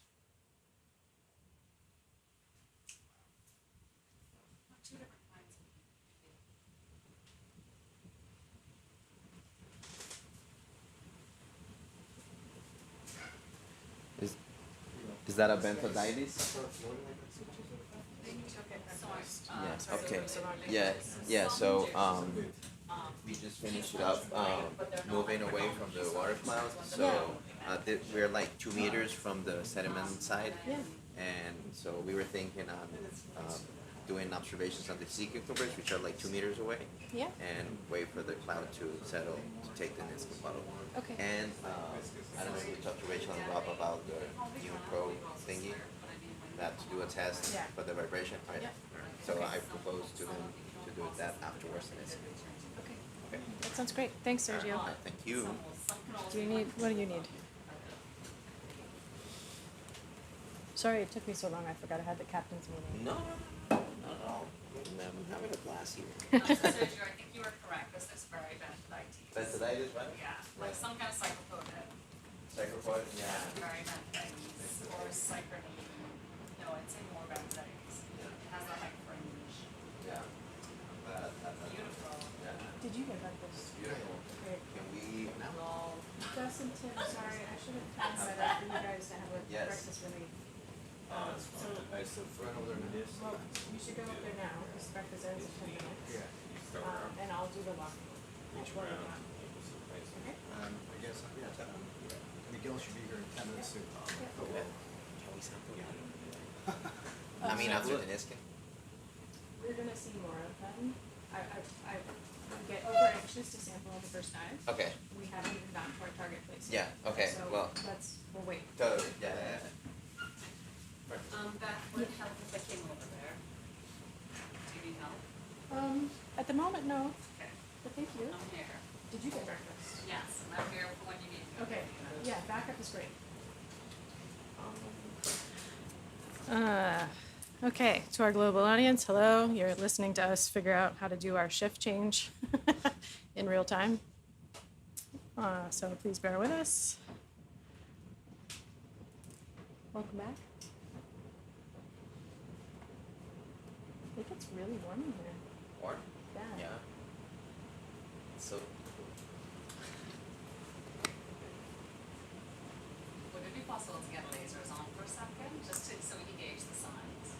Just for a second. They are on, I got a little bit. Oh yeah, okay, got you. Thank you. Yeah. It's 10 centimeters, right? Yeah, between the layers, yeah. Thank you. And then this one over here.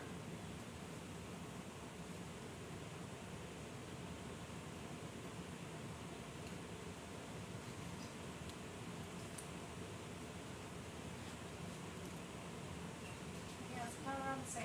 Thanks, that's helpful.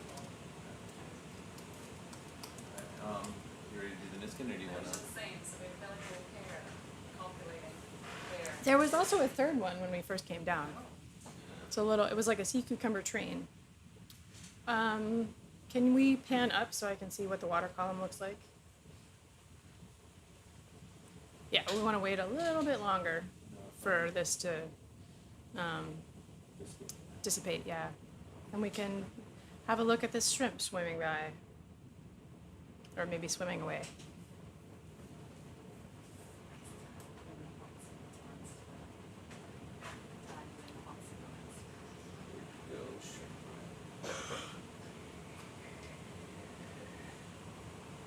You did a great job on social media.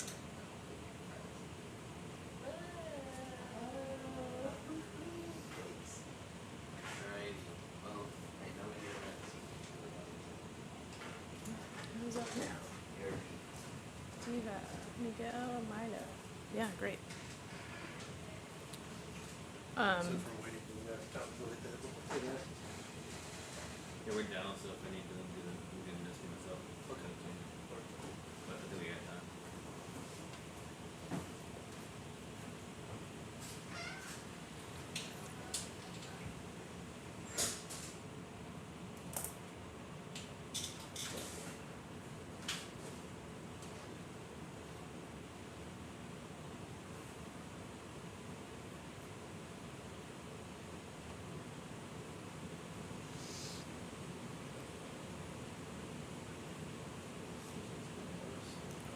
Nice shrimp.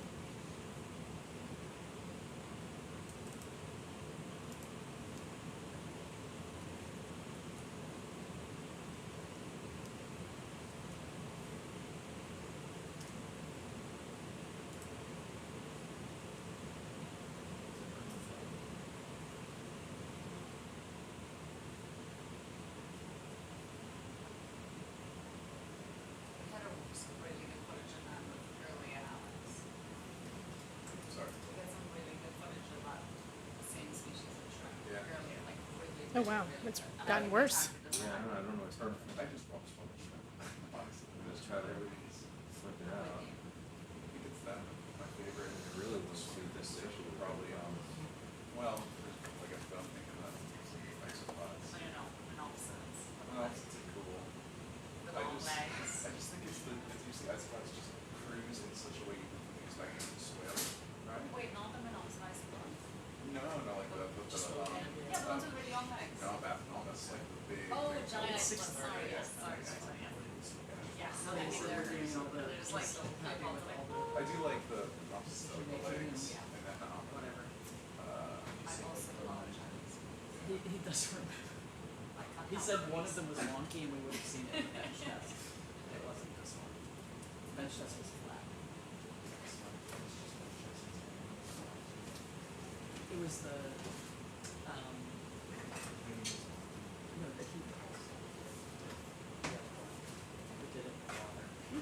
What do you mean right now? Well, I'm just saying. Zero. No. You guys just signed this for This looks, no, we're not switching them. He said what I did. Okay, well, I'm gonna like go find. have a comment there of noting how large that shrimp appeared as it swam by, and a question of how big was it actually. I didn't get a good reference on it, but that is one of the tricks here. Is things can look much larger or smaller in the camera, so we have our lasers that are out. You can actually see two small green dots there on the lower quarter of the screen. Those are 10 centimeters apart. And so we can toggle those on and off. And when we want to measure something, when we want to get a scale of it, we can turn those on. You can't know. If there's an annulus of water, then you're not measuring. Yeah. That's close to its size. It looks like it's bigger, it should go down as actually, yeah, these are temperature on the x-axis, or sorry, y-axis, and time on the x-axis. So this is just sort of like. This is the time sensors. So this was the yes, on yellow. Oh.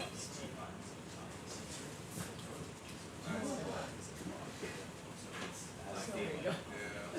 That's consistent with. I don't know what it's coming from, I don't know why. What I don't understand is why the red and black is.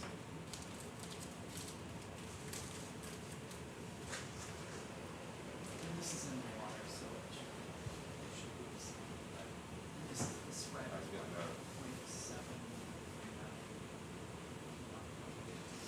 Yeah.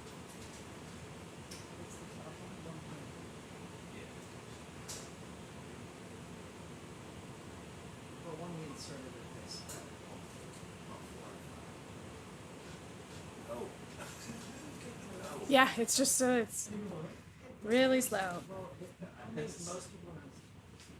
You get a better view of this guy. This thing. Jesus. I know about people like that.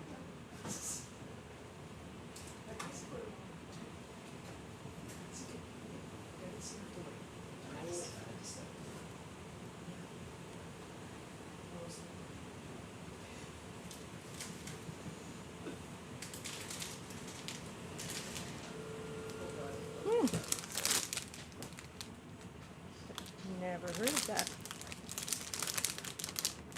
I'm probably gonna.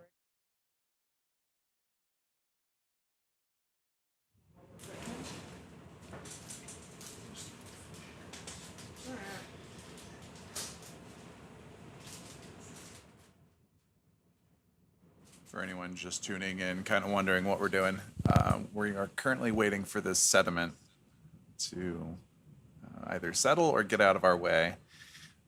It's a slow process sometimes.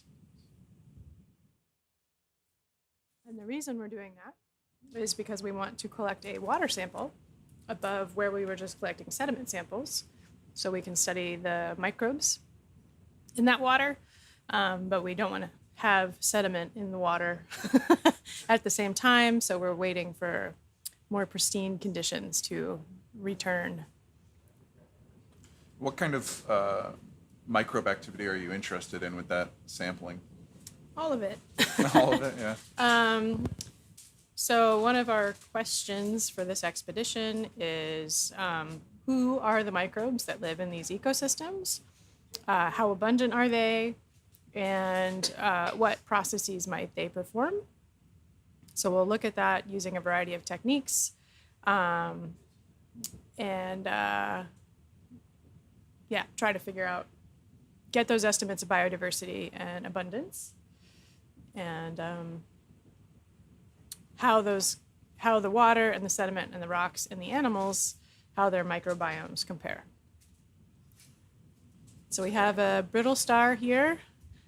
Not sure what he's doing in here in the sediment. Yeah. It's the first time I've seen enough to see more than just. Yeah, see the disc? So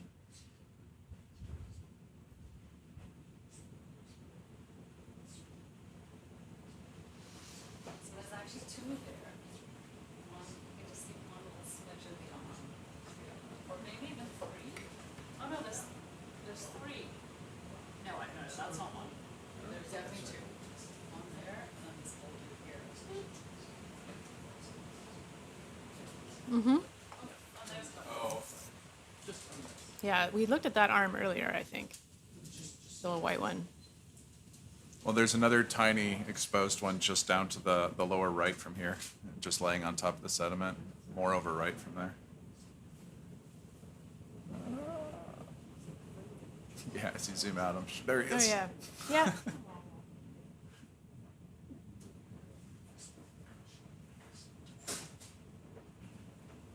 This is clear. Just a few more minutes. Deep sea life is slow. We have to be patient. Someone made a joke of the sea star perhaps enjoying a sand bath, but what would the texture of this sediment be? Is it going to be sort of slimy, or is it a gritty silt? I'm trying to remember from when we collected it before. It's a mixture of carbonate fragments and clay. Some of it will be sticky, especially the deeper parts, like below 5 or 10 centimeters. As we saw when we pulled out those push cores, they had like globs of sediment stuck to the side of them. As we get closer to the seamount, the texture will change a little bit, get a little bit more sandy from debris.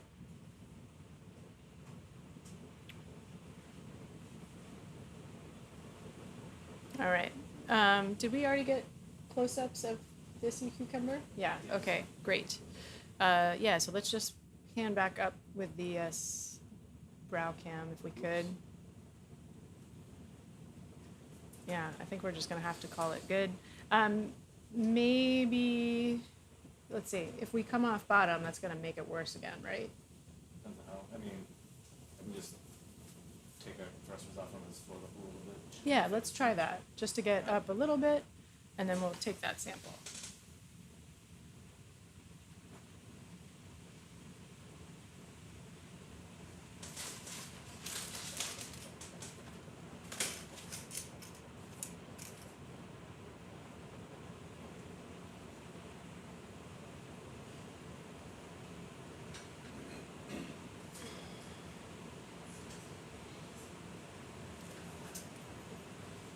All that on us, just float in the air. All the mother's on us. Okay, so let's just move forward a few meters to get out of this cloud, and then we will stop this game and get that water sample. Yeah, 2.5 meters off bottom's not bad. All right. Okay, I guess dealer's choice between 1 and 4. Niskin bottles 1 and 4. Which one you would like? All right.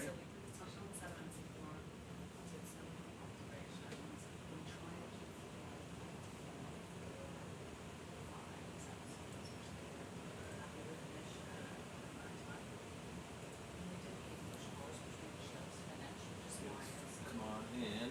That's it. There.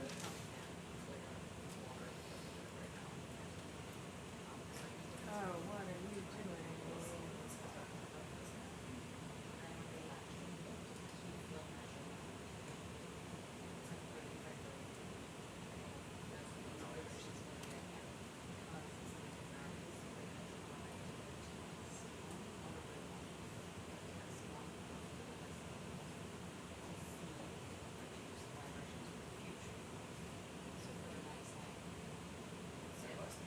Okay, that was number 1.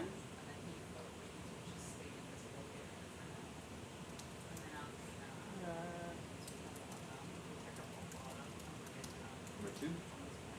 Not number 2, no. So Oh. next would be number. Sorry, All right. that's fine. No more, please. No more? All right. Then we were 2.5.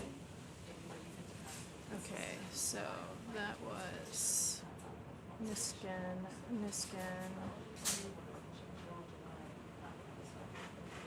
And they're both closed. All right.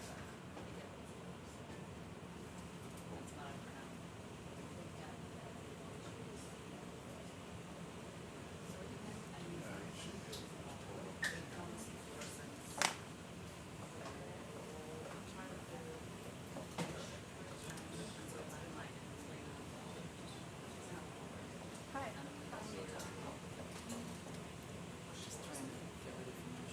Yep. I will finish.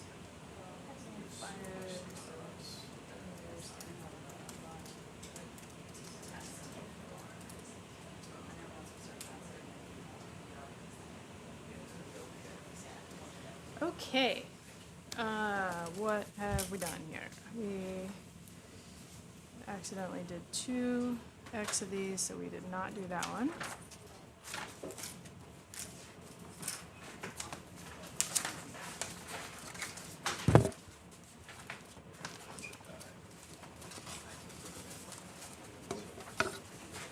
So the next thing we want to do before we do a transect is try again with the heat flow probe. And Rachel, have you explained that new configuration attempt of like turning off something to them? Yeah. Okay. They're aware. Okay. So, like before, try to find a nice flat spot and we'll try again.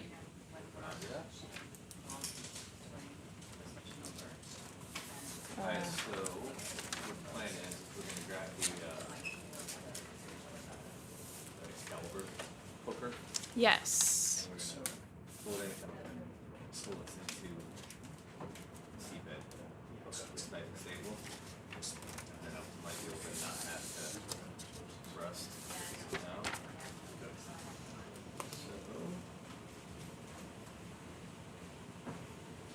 So.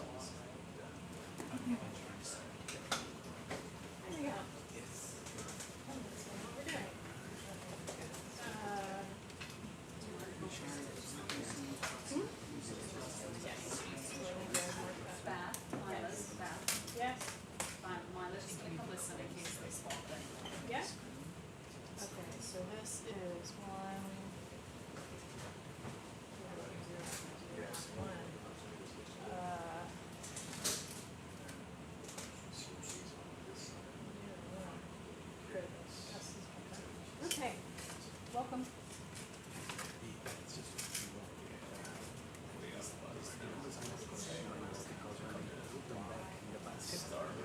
Their number is correct, their position is not correct. Okay,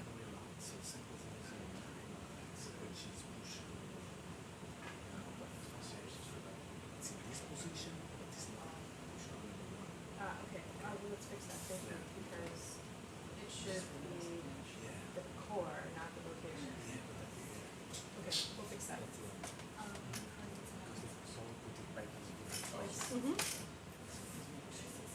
Okay.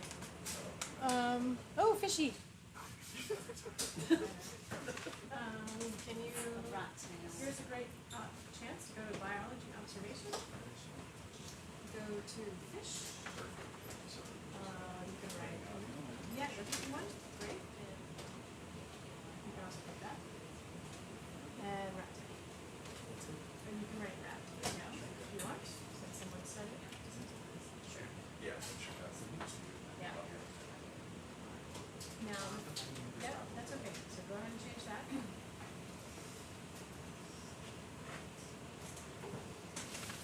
you want us to have this? I just want to have the ID. Oh, we'll come back to that in a second.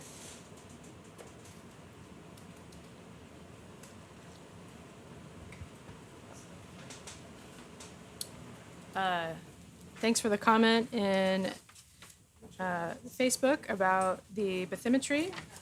We will work on that with expediency. I agree with you. That will be a great addition.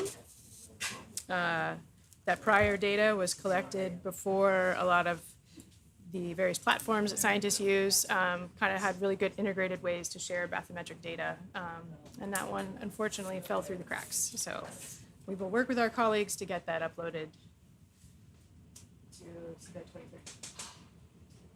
Okay, let's train you. First point is the data plan. This tells you kind of what we're doing.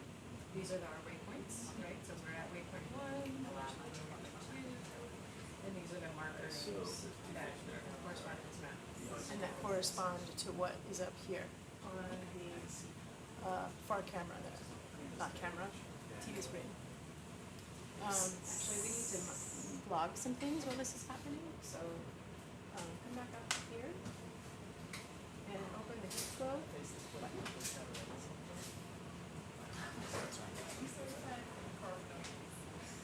Okay.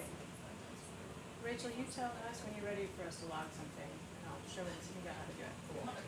So it's probe You're gonna see, We start and end. Start now. Yep.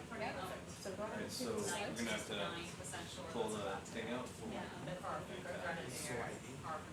But an angle, there's not Yeah, towards us. Which is like one of the most common fishes. Like right now, start It's gonna be very unexpected. I need to start for Oh, you. yeah, start here. But they don't have it. Like one of Oh, he hasn't started yet. Sure, yeah, I mean, Oh, he hasn't hit it yet. well, I don't know if that's a exact species, but that type. But do you think, yeah, I just saw it like, So the I don't know, my diagram classmate, is so I was like, penetration, yeah, it's on 3. Or maybe the underscore is fine.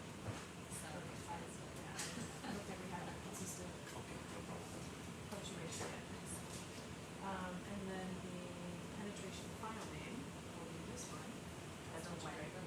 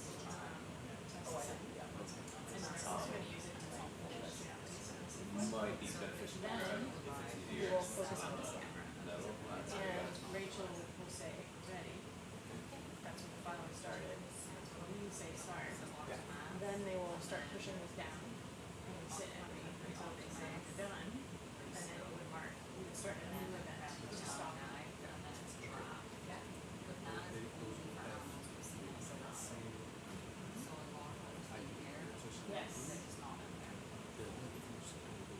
So, on the thing. And then if something is going on, like you hear them say, like, not fully penetrating, vibration, and the additional comments, in the stockpile.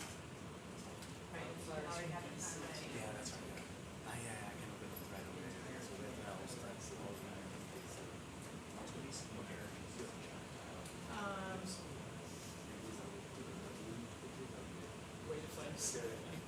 No, they use it. So what I'm gonna do, alright, I'm gonna slowly come off of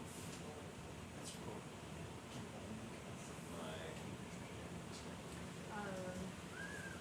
And one thing that to keep in mind is that when you hit the button, it holds the time from when you push the button. It's not gonna hold the time from when you hit submit. So there might be a little bit of offset. Well, what I don't know is if you can actually do it right. Yeah,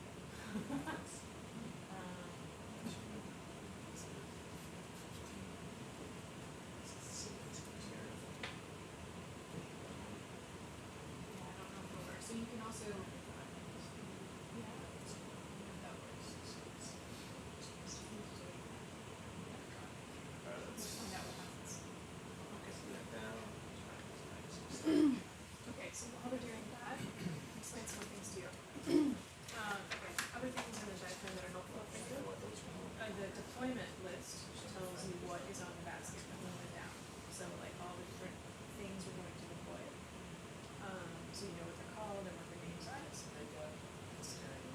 And that comes up when we start logging. So this is the plan. We're currently, anyway, additional lines that we added. More.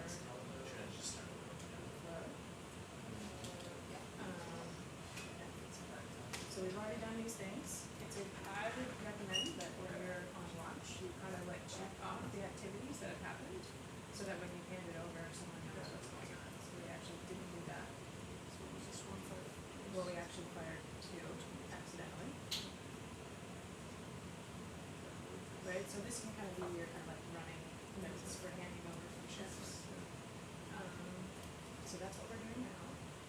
You can see here that for every activity, there's a suggestion of like which ones you should be pushing to do things. So like we've got one here, give us your geology observations. So we push that. When we started with flow measurement, we would record as the flow For anyone just tuning in, we're live from RV Falcor 2, looking at footage from ROV SuBastian about 3,100 meters beneath the ocean surface. This is the first dive of the Octopus Odyssey expedition, and we are at Dorado Seamount. I'm going to actually put up a little map here for you. So you can kind of see where we are right now and where we have to go on this particular dive. So up in the corner there, you can kind of see the seamount. You can see a couple little dots there. One of those dots is where we are right now. That's going to be waypoint 1, right down there. And we are going to work our way up the seamount and kind of see what changes we observe. Obviously both in the amount of sediment, like we've got right here, and silt, but also in the biology that's present. As the name implies, we are expecting octopus.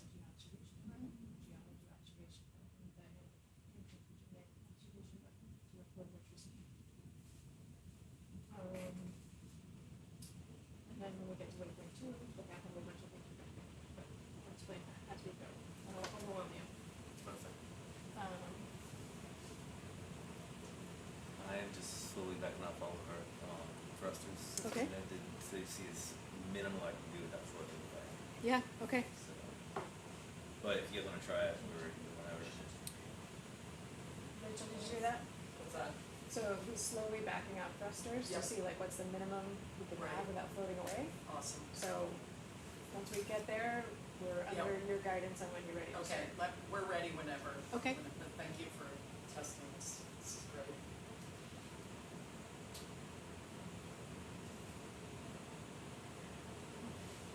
Thanks, Alex, for jumping in on the dive stream narration while I'm training our new folks in the control room.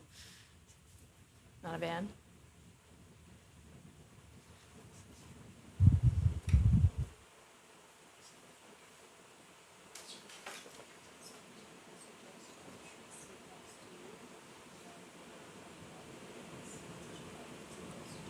So if you missed the explanation and are curious kind of what this stick is that we have stuck down there, as you may have noticed, we're having an issue with that silt getting kicked up. So we're just kind of holding ourselves in place so we can hopefully dial back our thrusters and kick up a little bit less. Okay, so you feel good? Okay. Okay. Yeah, right. Try that. Okay, so, you guys ready? I'm ready Yep, to go. we are recording and ready for. Okay, so go ahead and hit Insertion. the submit button, and you guys can go ahead and insert.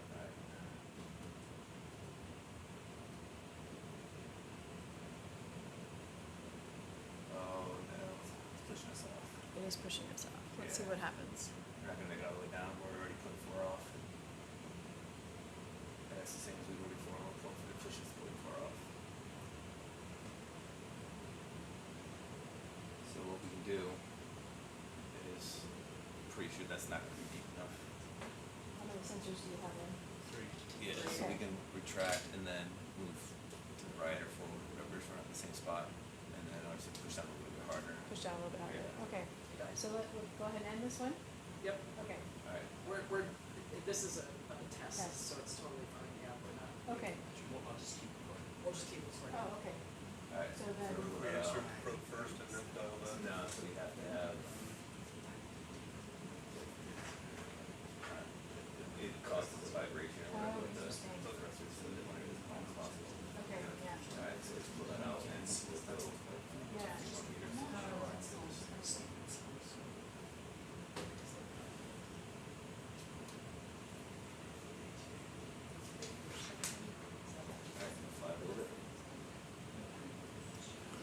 You can see kind of just how sticky that sediment is as you're taking out these sticks, almost like a dipstick. So maybe we could just put, this is like a test, like a thruster test, so. Yeah. Test, not test. Okay. Yeah, 'cause they're just gonna, it seems like they just have a file. Alright, that should So clear now that it- last spot. Yeah, so. Yeah, I think so.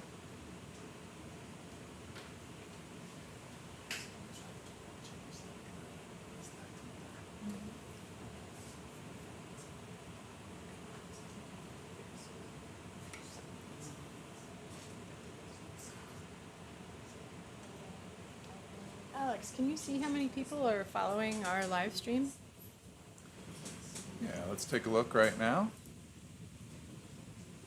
Got, it looks like we've got about 70 folks watching right now live at home. Wow.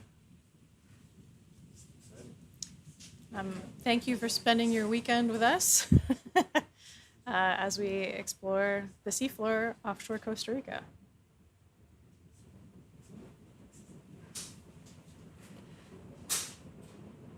We've got folks on both Facebook and YouTube, and we do monitor both of those. So if you have a question for our scientist here, feel free to type that question in the chat in either one of those streams, and we'll try and do our best to answer those.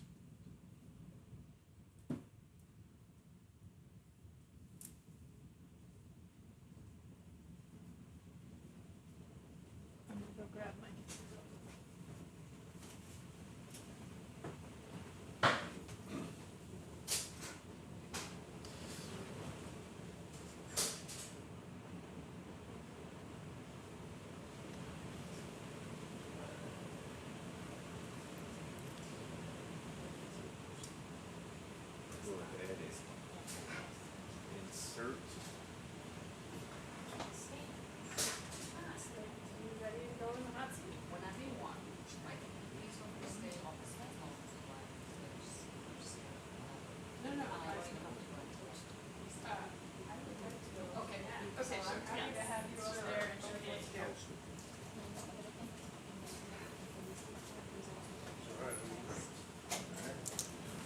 so again, we're sticking this stick down in the mud, and then that'll let us dial back the thrusters on the ROV a little bit, but still hold us in place, and hopefully that kicks up a little bit less sediment.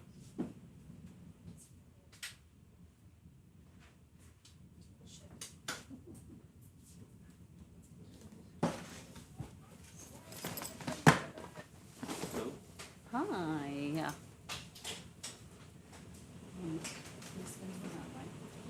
So So it's just the sea flu and then transit. yeah. So try the Yeah. sea flow again, and then yeah, exactly. And what I was talking to Chris about earlier, 1 meter off bottom, and probably just 1 meter a minute, 1 meter a second. Sorry, which is roughly 0.15 knots. That seemed to be a good number Yeah. to work with.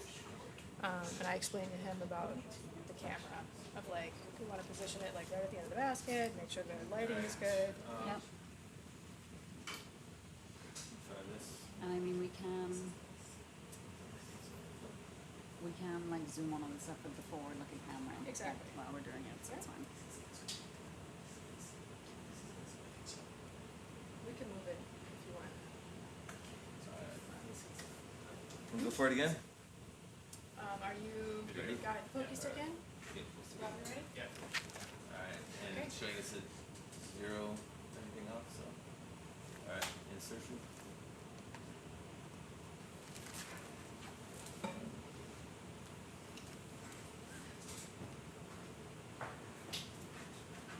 Alright, that's not as far as we were earlier, but it's all the way deployed now. Time a few back.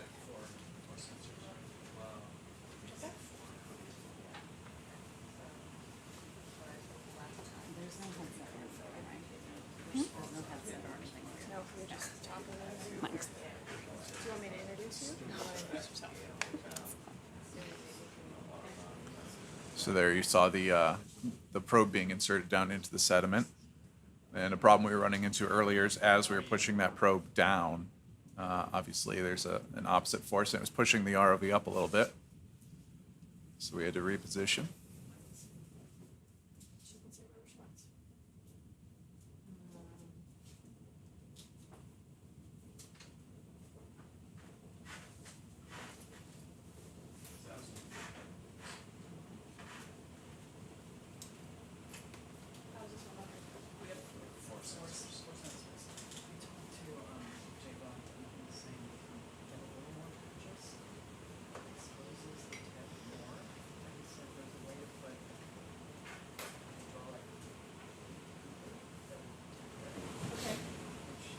Oh, like a little, Like a, yeah.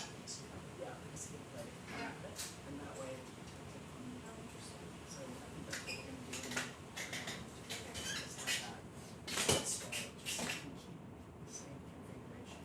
Otherwise, if you go to my groups and Yeah. No, this is good, yeah. I love that.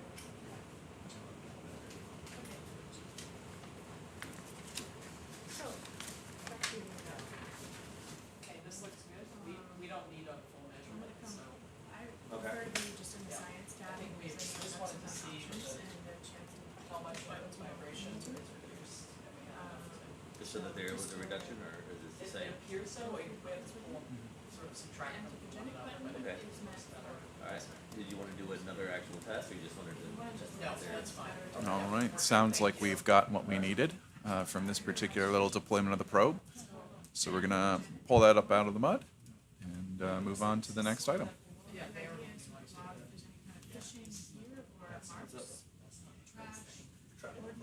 Oh, yeah. Other people said that here that we might come across that it's not a marker or a marker. Okay. Where it was. Yeah. But like, you put that down, so it's not exactly. And then two, and then if we're on site, that's applicable, touch whatever. The next one is biology. So, let's say the transit, and you see that there's a sea cucumber and a coral and a sponge, like all in the same shot. You can check all the relevant boxes. If there's a marker that's relevant, you can check that. and anything else you want to say. So it's so on the way to waypoint 2, something like that. Lots of folks in the chat sort of expressing, enthusiasm for being able to see this sort of work. And it's exciting for us as well to be able to share, deep sea work as it's happening with an audience around the world. Is just a exciting opportunity.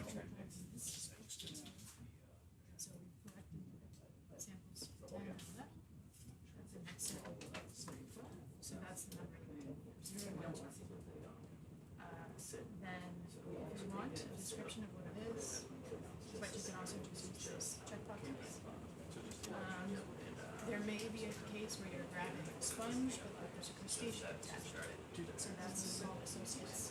So you could put like a sponge, crustaceans, if you wanted. But again, these radio boxes help us remember that. The other important required piece is the storage location. So where on the basket is the sample built. Quiver, coral quiver 2, bio box A, all of them. And it's actually a drop down menu.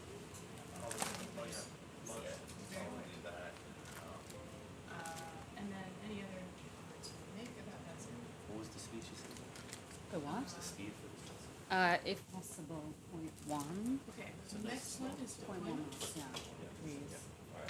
So this But we is can always related adjust to as we see. things that we brought down with us that we're gonna put on the sample. Okay. So, that's my sampler.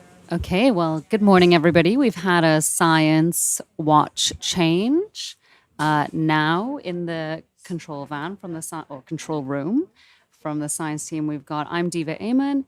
I'm a deep sea biologist at both Species, which is a non-governmental organization in Trinidad and Tobago that does marine science, education, and advocacy, as well as the Benioff Ocean Science Lab at the University of California, Santa Barbara. And I'm joined by Miguel Semedo from the University of Porto in Portugal, as well as Maila Guilon from the Research Institute for Sustainability in Germany, as well as we've got a room full of other scientists from around the world, and of course our wonderful ROV pilots and engagement coordinator. So today we have been on the seafloor for about 4 hours already, and we've been doing a suite of different bits of sampling at this site. We've taken Niskin bottles for water samples, we've taken push cores for sediment, and we've also taken some heat flow measurements with special probes, which is what you would have just seen coming back onto the vehicle.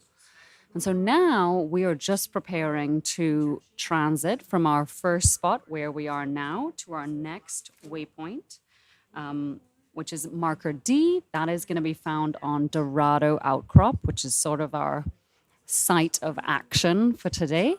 And Dorado Outcrop is basically like a outcrop, a very, very, very small seamount.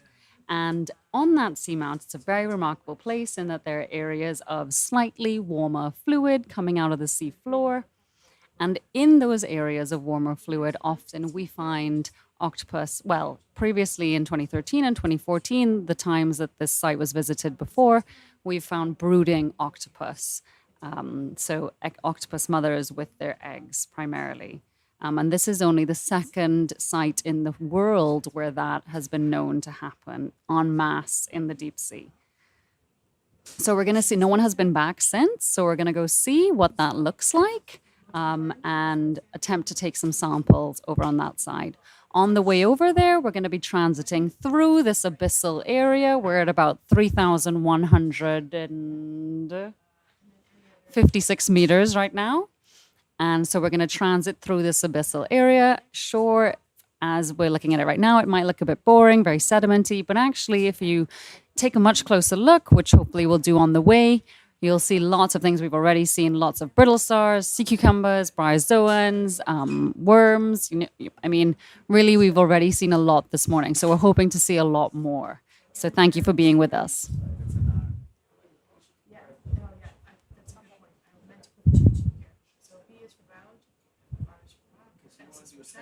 Yes, please. So we're going to head to marker D, which is waypoint 2.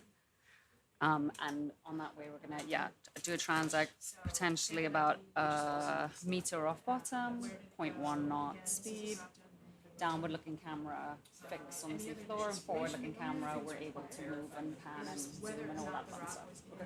So we're gonna start that now? Yes, please, thank you. And it's like a quality, like. Could you log the start of the transect? Yes, we should when you're ready. So in the distance, what we're seeing right now is that purple sea cucumber. We saw that a little bit earlier. Spiky guy, looks maybe like a benthidites. Beyond that, that stalk-like animal could potentially be a sea pen, an umbellula perhaps, which is actually something related to corals and other animals, other cnidarians, I should say. Yeah, I think so. We're starting now, Tiva? Yes, thank you. And so this is where you'll be observing what's going by. You see a fish. So this is the downward-looking camera. We're gonna get And is that a max zoom? animal guide. On the down, sorry, Yeah. on the downward We're gonna, camera, Yes. Tiva is gonna be No. great to help you. is, your better Yeah, zoom is this so that's camera. Right, no, but just so, because we're running a transect and we want to be able to analyze this in the future. And so we just need to make sure we're getting, once we're at 1 meter, we're getting good enough imagery that we can see the animals. So we might want to adjust the zoom or not the zoom, the also should be it. Okay, so I'm gonna just come down here, Yeah. there's about 1 meter there. Okay, So I'll try to, are you happy with that? And then of course you got this. that was my, I think I have what I need. are we, can you show me the next? Yeah, I mean, so, I'll be up. Can you just zoom as much as possible, just so I can see the range of zoom on this? Whoa, okay. We can zoom out of it. Because whatever settings we use here, we're gonna try to keep constant for other dives. Once I get them trained. That's forward, right? Yeah. Yeah, because you said you wanted to be able to move the Yes, exactly. one of them I definitely need. Don't feel like you need to freak out logging everything, right? So, because that's impossible. So can we use that one and then just keep this one fixed, the downward looking fixed? As you Yep, so if you wanna pan this one and then I can keep this guy. Yeah, fixed, thank you. And yeah, yeah, thank you. And once we are at a meter, then we can just adjust the zoom a bit and away we go. So we did so come to Yes, assess the things on the abyss are very small. So animals on the abyss are very small usually. There's a lot of diversity usually, but they're very small, and so it means we're just setting up so that we can be able to see as many animals as possible in our downward-looking camera. description is text. So, but this is really like Right, good. I was like, man, that's really high. Right, good. No, fine. yeah, perfect. Whatever you want to write here. Just describe. Oh, is it sticking through the trailer? No, it's up now. Okay. Squeezer sand. This range right here. This is different. Can we zoom a Squeezers are the little thing that bit Tim has been more? putting together. Just a smidge more. They're like giant metal screws. Perfect. So again, See if we can see some out. Once I see some out, squeezers have then a we can. big giant number on them. So I'm gonna write that down. A description. So this is things like we're gonna be trying to angle this like in flow. So perfect scenario, we like get it angled in. We're really confident it fires correctly. So for those in the chat who are asking about the octopus, we are on our way now. We are just setting up the vehicle for a transect over to that outcrop. And we hope to be there within the next sort of half an hour to hour. But along the way, please do keep your eyes. We're going to see a lot. Like right now, we're seeing a sea cucumber, sea pen, lots of brittle stars, a shrimp. Sure. Okay, temperature measurement is the next one. It's a kind of different one. So here, there's like a temperature probe that they have on ROV that they'll stick in the areas where the printing is happening. And there'll be a readout of the temperature data. So what we're gonna be looking for is like, what is the maximum sustained temperature that gets read? And that's that's the only thing that you have to record, is the maximum temperature. Then you might want to report other things like octopus nearby or whatever closer? hold it at one So side. that's the point of this, is to If help. we could zoom a smidge Because more. when we get the data from the ROV, it's just a huge file of temperature But measurements we with can't see time. like what that like. And so this tells us Okay, like, that should be okay, fine. this is where we did it, Thank you. this is where we are. And is there a way to remember what So that that we zoom can setting make, for is? instance, maps like this one Yep. that show It's, where temperatures I can write down. I don't have a number, but I know it's kind of like a third of the way. Okay, I'll just note that down for next time. Thank you. Yeah, let's kick off whenever you're ready. You'll see I that guess in the. that'll be the start of the transect. Sorry, now we're starting. So it's gonna get 30. Okay, so video highlight you probably want to use, video transect we just did.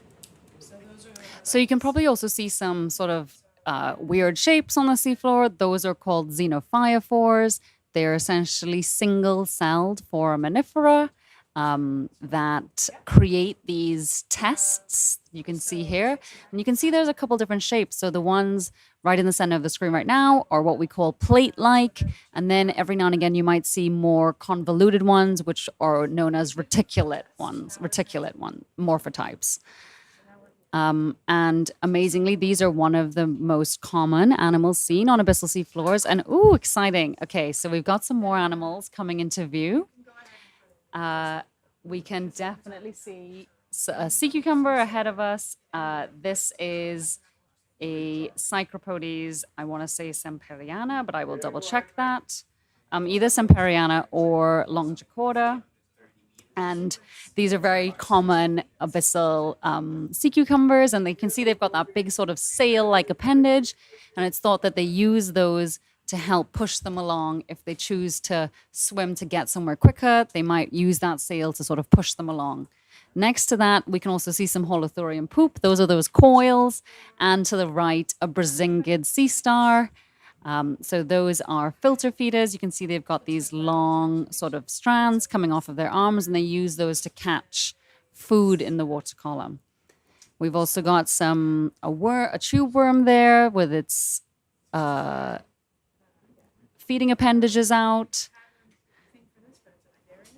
But I think this is one of the things that is so wonderful about abyssal areas, is that at first glance, it may not look like there's a lot there, but once you sort of take the time to look, you soon see that there is this remarkable world of very small animals. And they're known to be incredibly biodiverse compared to many other areas in the deep sea. And a lot of that diversity is both small, sitting on the seafloor, and also living within the top 10 centimeters of the sediment. Here's some more sea cucumbers. These we saw earlier. We think they might be a benthodites.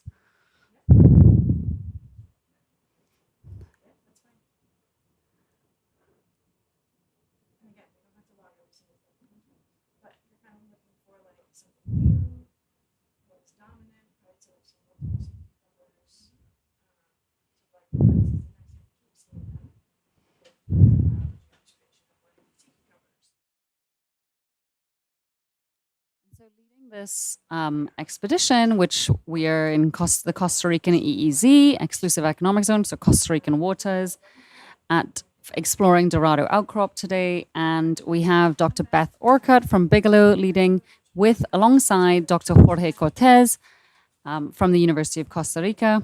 And on board, we've got a team of scientists from, most importantly, the majority are from Costa Rica itself, which is a wonderful achievement. And also from Canada, the UK, the US, and a few other Brazil, and also Trinidad and Tobago, and Portugal. So really a nice diversity there. So we've also been seeing a lot of ophiuroids during this dive as well, and ophiuroids, especially in the eastern tropical Pacific deep sea where we are now, they are known to have unprecedented levels of biodiversity down here.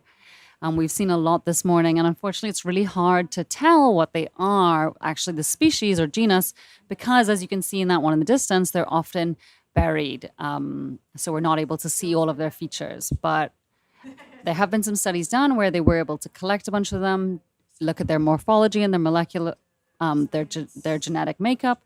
And essentially from that, they were able to say that there is a huge number of species and They're, again, one of the most common groups that we see, and we often find them associated with xenophyrophores like you just saw go off screen.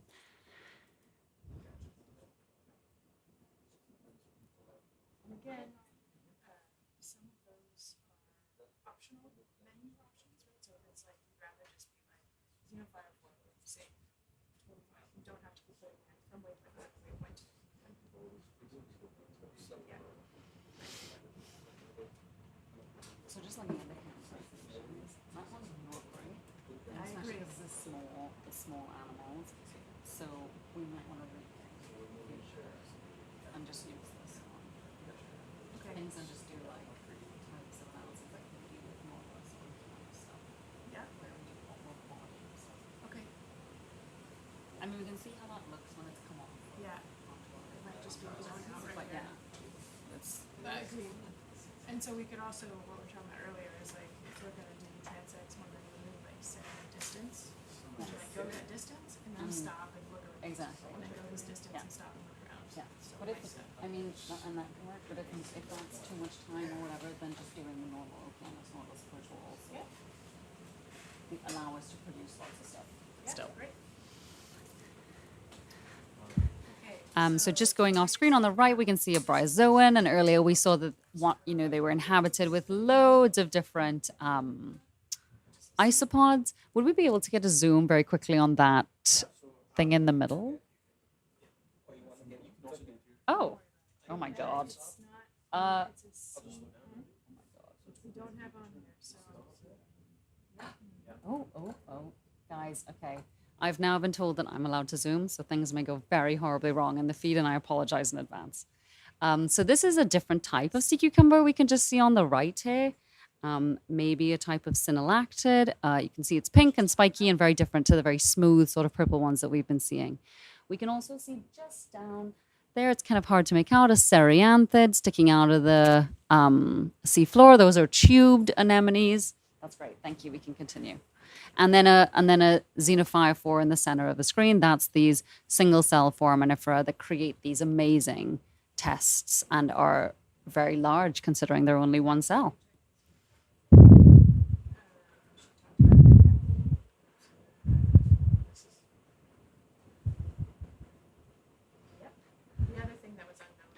I'm going to apologize in advance and say that I do not speak Spanish, unfortunately, but on this watch today, we do have 2 Portuguese speakers. So if there's anyone that has particularly burning questions in Portuguese, please feel free to put them into the chat and we can attempt to answer them. Of course, English as well. Hiding in the sediment. Yeah.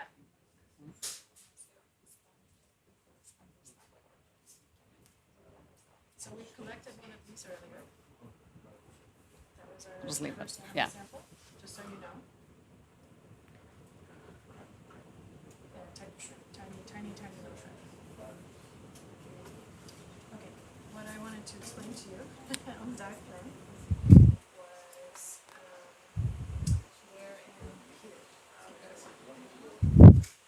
So for example, when we get to marker D or we get to marker A, these are places where we've seen octopus before. So what happens? We get there, we look around. Again, I mean, bom dia, buenos dias. Hello, thank you so much for joining us this morning. A sea urchin. This is the first time we've sea urchin on this dive so far. If there's multiple octopus eggs, then we will try to get them. Well, to do that, first we get some of those eggs. A reminder that the lasers in the middle of the screen, the 2 green dots, you can see those indicate a scale of about 10 centimeters. And so you can use them to sort of gauge how big some animals are. So that urchin we just saw is quite big, bigger than 10 centimeters across. For biology samples, take this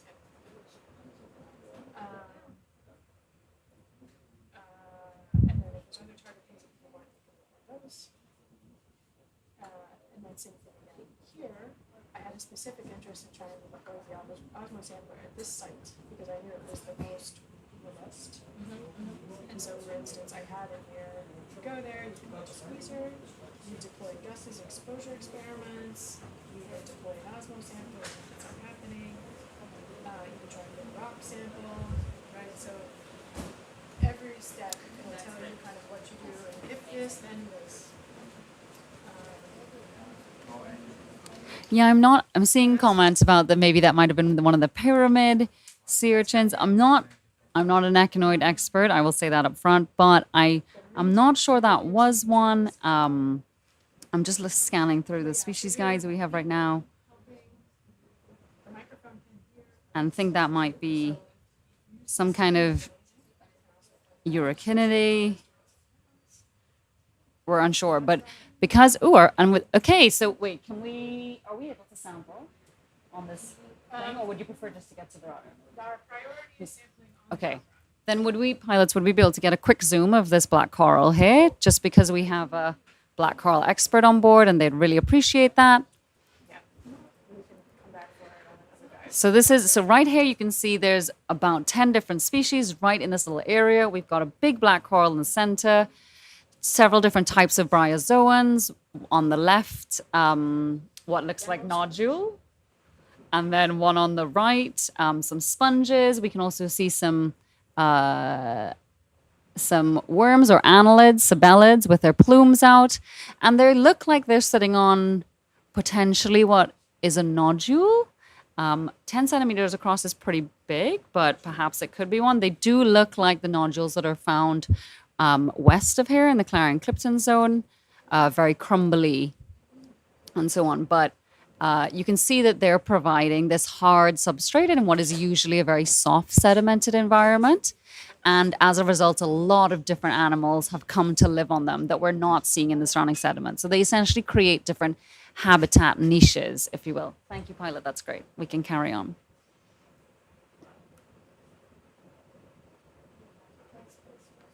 And there's fish over to the left. And here you can see immediately how the abundance and diversity of life changes with the presence of hard substrate in this area. So it's having something to attach to. Could we get a couple zooms on these corals? Sorry, apologies. So these look very similar to, so the corals that are just off screen, those look very similar to some primnoids seen elsewhere.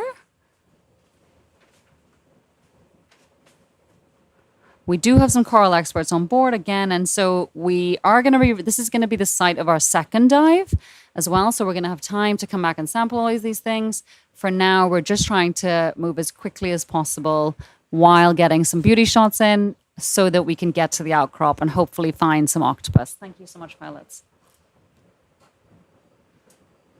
So, just for your reference to that, I think you can see that right now. We're like starting to come up. So we're the pink, right? We're the pink. No, we're the yellow. Sorry. No, Falcor's the pink. Right. Falcor's the pink. We're the yellow. And we're Marker in D D. is where we're going. Right. Oh, there's a little. Oh, okay. So this is a crab, and if we could get a quick zoom, these are really weird. Crabs usually have 10 arms, they're decapods, but this one, as you can see, looks like it has much less, and that's because it's got some modified arms. Can we turn? Yeah. And so this one's actually got some modified arms towards its back that basically are short, stubby little arms that hold that anemone on its, because there's no other word that comes to mind, on its bum. So it basically those little arms hold that anemone in place, and there's some kind of symbiotic relationship there. We can certainly look into that more, and we have seen these on other deep sea streaming dives as well.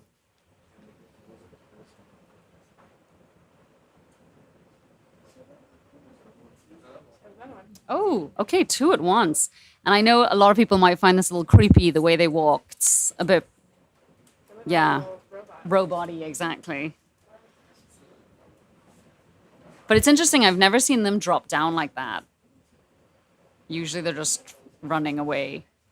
But interesting to see that behavior. It is a strange gait that they have 100%. when they're holding the anemone. Yeah.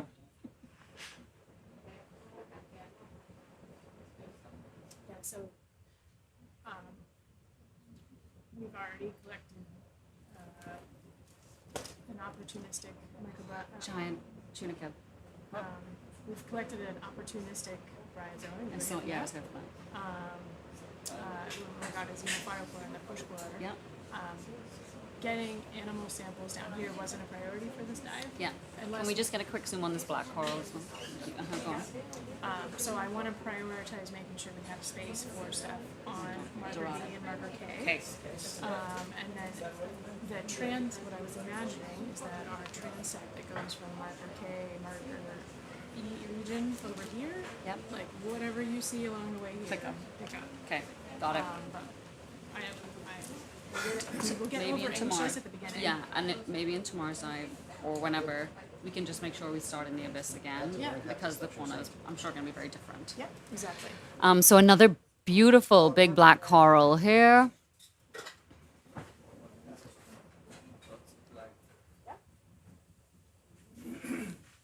And another one of these sea urchins that we saw a little earlier, or echinoids, some sponges, some beautiful little corals. Those are those white, knobbly, sort of stringy animals you can see. Some of those echinoids are some. They're some. Yeah, we collected one in a previous trip. Right. And it's not what we're used to. Okay, so Chief Scientist Jorge Cortez was just saying that they have collected some of those echinoids. We just saw some of those urchins before on a previous expedition, and they were actually softer in consistency than they were expecting. Oh, so we've gone... Yeah, and there's another one on the right as well. And I would say these are nodules. Yeah. So this is really interesting. These are basically, they're called polymetallic nodules. They are metallic accretions. They form in a similar way to a pearl, in that there's a little piece of sediment or a shark's tooth at the center of them or something like that. And then slowly over millions of years, sometimes at a rate of about 1 millimeter per million years, these nodules build up over time. And they form in this soft sedimented environment, abyssal environment. We can see here, they form a source of hard substrate, which allows things like black corals, like other corals, octocorals, a place to attach to and provides a very different environment for animals to live in. Thank you, pilots. And so interestingly, this area, we didn't expect to see nodules here, but this area is, a swimming monopsid isopod, just going off screen. So we didn't expect to find nodules in this area, but just to the west, northwest of here, there's an area called the Clarion-Clipperton Zone where there are very high densities of these, and where they are, that area is of very high interest to deep sea mining, for mining of those minerals. And so this information, what we're seeing here, once analyzed, could help to provide information about some of the species ranges, the ranges of animals living in that zone, and for instance, how likely they might be to become extinct from deep sea mining. So for instance, if for somewhere to occur here and deep sea mining did occur in the future, this might provide a source of future larvae, or basically a source for recolonization in the future. But this is a really unexpected find. Many of the places we're going to be exploring on this cruise have never been explored before. Not Dorado Outcrop, where we are heading to today. That has been visited in 2013 and 2014. But everywhere around it and everywhere else is going to be completely new. And interestingly, it does look like there might be some species overlap between here and the Clarion-Clipperton Zone. A lot of very similar looking corals, these little tiny primnoids we're seeing here. And some of the black corals, etc. So some really interesting and amazing results already. These I see we're joined by Jeremy Harowitz, who's a black coral expert, who's on shore joining us virtually, and he's saying these look like bathypathes, those black corals, big beautiful black corals we saw. That little coral just about to go off screen looks like a bamboo coral, potentially, an isidid.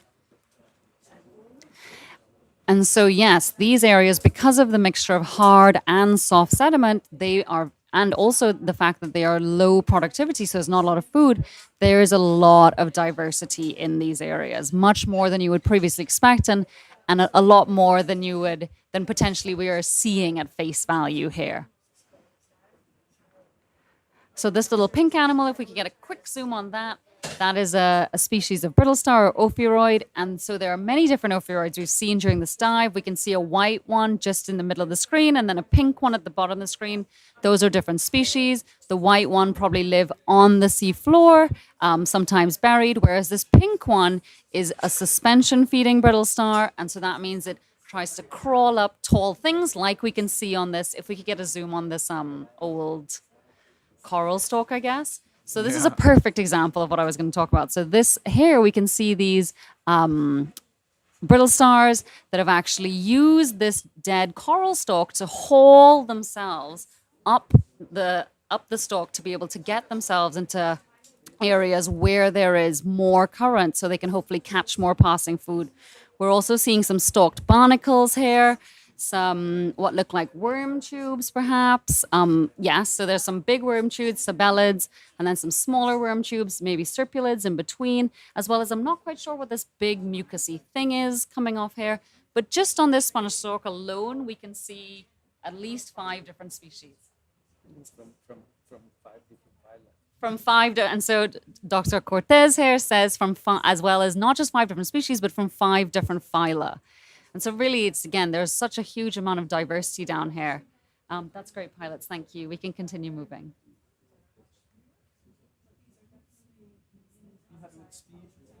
Yeah, that's great. Thank you. To be honest, we're going to see how it looks when we pull it off later after the dive, but we're a little concerned about res, and so we're going to reevaluate. Let's just continue as we were going, but we're going to reevaluate after the dive and see if we halfway through too, we can zoom out, you can compare before and after. Okay, well, I think we might need to zoom. It's because it's not. Oh, what's happening here? We might want to zoom in more, but again, it's just not as good as this, and so we're going to reevaluate after. So for now, let's just carry on as is with that one. I'm doing great. Thanks. I'm going to go Take a nap? Yes. Jorge is going to come in at noon.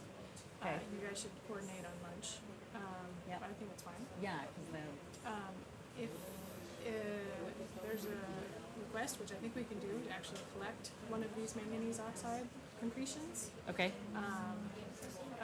and put it in the open rock box. Yep. Just for a geology sample. I mean, should we just do that now? We can do it anytime. Okay. Yeah. And as I mentioned to Jorge, as I've talked to you about, deprioritizing animal collection here, but we can do it again on a future dive, Yep. so that we have enough space for what we want to get on the Yep. exposed outcrop. Yep. And just confirming that it's okay to get zooms and stuff here. We're not going to hang around, but Yeah, I think obviously we not like need to taking forever. recalibrate what we want to do with this Yeah. transect versus For zooming. sure. So I make think a call. because this is the first one, and we're going to recalibrate. Let's just try to get close-ups for Yeah. ideas. See what we see. Yeah. So then my next question to you Yep. is, you will most likely be the first person on watch when we see octopus Okay. and potentially the sample them. Okay. How comfortable do you feel with that? I mean, okay, I have the We've got note. those things Yeah, here. also on my thing. Okay. But In if certainly we would want Holly and Janet here. Yeah. Janet's here. In the front of the ROV basket, in that yellow milk crate, Yep. are several improvised tools that were put in kind of late last night to try to improve our chances of getting Yep. them. So there's a scoop, there's a burlap bag, Yep. there's a net. So leave it to your discretion. Okay. The advice of Jen. And that's the first priority thing when we get on the outcrop, correct? More or less. So if you look here, so marker D is Well, a for place sampling, I mean. that potentially has them. It's Yep. not the primo spot. The primo spot is this one, Okay. which we come to third. Okay. So if you get there, Yep. if you see that there's really high temperature, Yep. if you see that there's multiple octopus, Yep. then try. Okay, so we're gonna get the probe out at some point. Yeah. Right. Got ya. Thank you. And if this doesn't look exciting, Yep. try going to marker K. Okay. This is the place we've had the most success. Got ya. And this is the place that, if it looks good, we want to actually put out some deployments as well. I've already walked them through how to log all that. Okay. So, Thank you. Yep. Go for now. okay, Thanks. yeah, guys are going to do great. Jorge, so you guys want to collect an launch, is that what I heard? is there any, would you like one that has something on it? So just what we're seeing here on screen, this is actually a giant predatory tunicate. If we get a quick zoom on it, so this is an Ascidian and it might be in the family, off to the left. This is a crinoid, which is a type of echinoderm. And we'll see a lot of them, but this white clear thing here. So yeah, this is a giant tunicate, predatory tunicate, and they're just perhaps from the genus Megalodicopia, but they're just a really wonderful thing to spot. And they usually have some animals living within them, which it does look like there's potentially a worm maybe in there, as well as something else hanging out. Okay, so do you have would you like a nodule with some stuff on it? Bonus? Okay. Okay, so if we could just continue, and if you see a nodule with some life on it, just holler and we'll collect that one for you guys. Just let us know which one looks good to you as we're moving along. So pilots, we're gonna try to, as we're moving along, we're gonna look for a good nodule to collect, which are these accretions on the seafloor, and try to collect one. We're gonna look for one with some life on it, so that we get like some bonus samples, basically. Some more black corals here.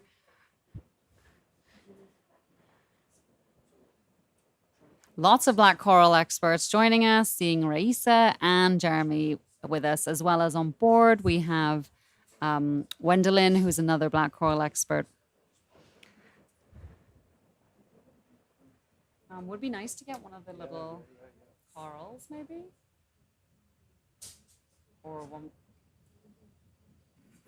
like, with the little white ones, you mean? Yeah.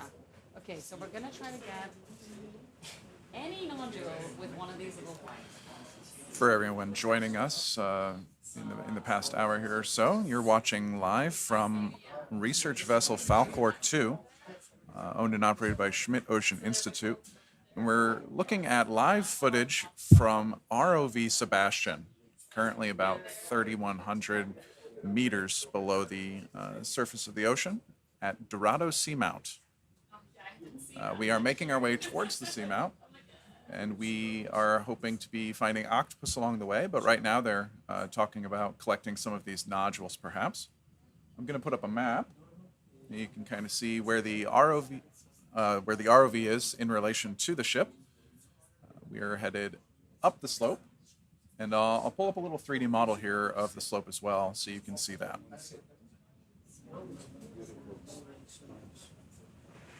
I mean, this is just a great site. There's a lot that we can do here.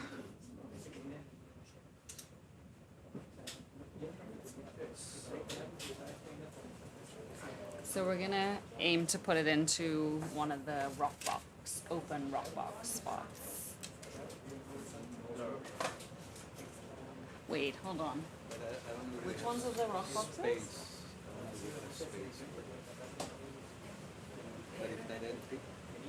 These are all empty. But that's for your ones. That's for. No, these are the rock boxes, and these are biologies.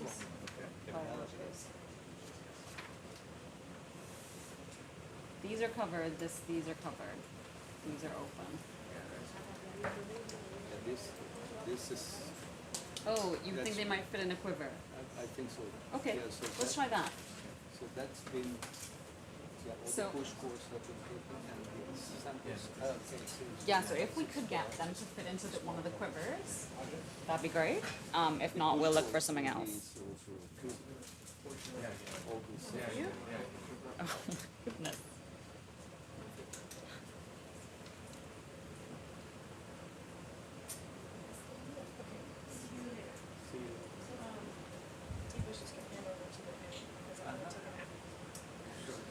So there are some questions about who's in the room. We have a full room of scientists and ROV pilots, as well as our Schmidt Ocean Institute communicator here. So I am Dr. Diva Amen. I'm a deep sea biologist. I'm also joined by Miguel Semedo from the University of Porto, as well as Myla Guilon from from the Institute for Sustainability in Germany. And so we are the dive watch on right now, and we're going to be handing over in 3 hours to the next watch. But there are a bunch of other scientists in the room. So Sergio has actually stepped off watch, and he's now having a well-earned rest. So we're gonna take the nodule. It's a geological sample, and it's a rock. Yeah, R, but then it has some biology, but just rock this far. So just when you pick up the nodules, they can be a little crumbly. So just be careful. Folks, it sounds like folks are like, who's this voice? My name's Alex. I am the multimedia technician on board right now. But I just want to give you this fun shot looking down at the front porch of ROV SuBastian and sort of taking a look at how packed that is. Yeah, while we're out here, I mean, there have been very few deep sea expeditions to explore the waters off Costa Rica. And so it means that this is an amazing opportunity. And as a result, we're going to try to harness this opportunity for all that we can and get as, try to collect, obviously sensitively, but try to collect as many animals as possible so that we can learn more about the biodiversity of the animals and the life that lives down here, as well as how it functions.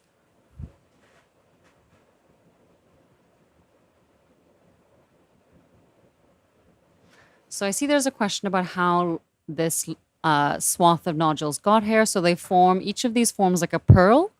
There'll be a piece of sediment or, for instance, a shark's tooth at the center of it. And then slowly over millions of years, these metals basically accumulate onto those, onto that core nucleus. And they form really slowly. So they grow at a rate of about 1 millimeter per million years. So if you look at those laser scales, which are about 10 centimeters apart, you can see the nodules are about 8 centimeters apart. And so these nodules would have taken a very, very long time, millions of years to form.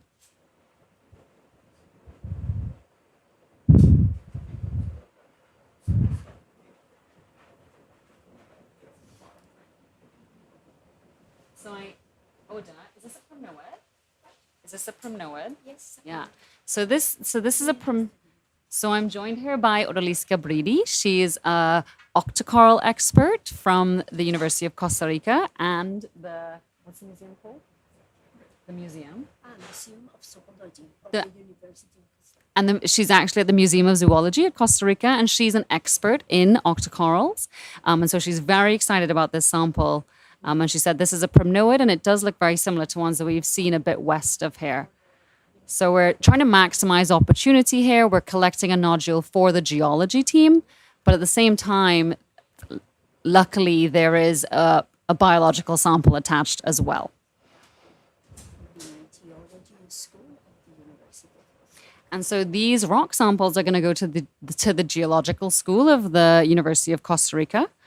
And there they're going to be able to, again, this is the first time many of these samples will ever be collected in Costa Rican waters. So it's likely that they're going to hold new species, new records for the area. There's going to be a lot to learn from all of these samples. And it's really important just for Costa Rica being able to manage their waters in the future and also just appreciate a lot of the biodiversity that they have in the 90% of their waters that are deep sea.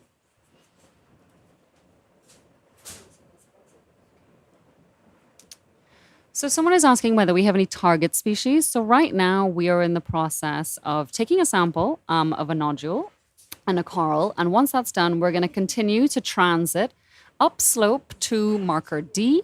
And once at marker D, there's a few markers in very close proximity at the top of the outcrop that we're going to, Dorado Outcrop.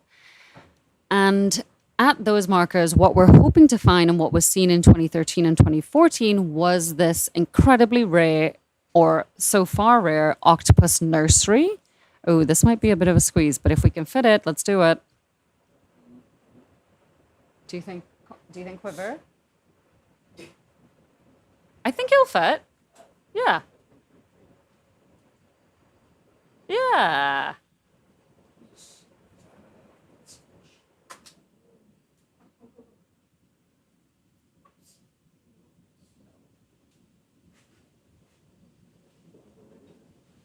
The only thing is when you drop it, it might break, but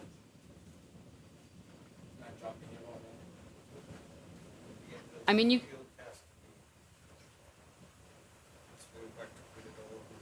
Do you want, Don Jorge, do you want it to continue going into the quiver, or do you want to move it? I think it'll fit. It just might be coral.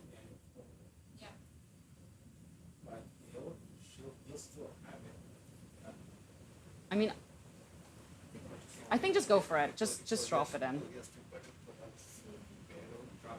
Yeah. Okay, it's fine. It'll be there. Don't worry. Great piloting. Thank you, guys. It's fine. We can get lots of stuff from that. Don't worry. That's great. And we have, as we're going to be out here for nearly 3 weeks, and we're going to be visiting Dorado Outcrop many times, and I'm pretty sure we're going to see many of these species over and over again. So we are going to be heading up to the top of the seamount, or this outcrop, Dorado Outcrop. And once there, we're hoping to find what was seen in 2013 and 2014, although that is a decade ago, basically an octopus nursery. So these octopus have never been sampled. We think they're a species of moose octopus, and they were found in crevices where slightly warmer water was emanating from the seafloor, and many of them were in brooding position, and some had eggs, as far as we could see. So in total on the outcrop, there were several hundred of these octopus, and we're hoping that's what we find when we get up there. But again, it's been a while, so who knows?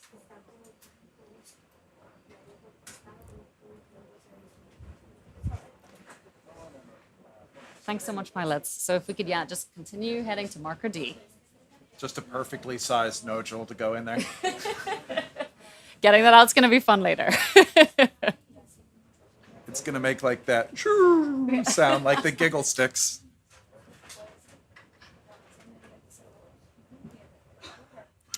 So as we're continuing to head up the slope, we are still seeing quite a sedimented area with these nodules. Lots of corals, brittle stars, sea cucumbers, some shrimp, some big black corals. And so we're gonna try to get some zooms every now and again, but we are trying to get up to marker D so that we can see if there are octopus around.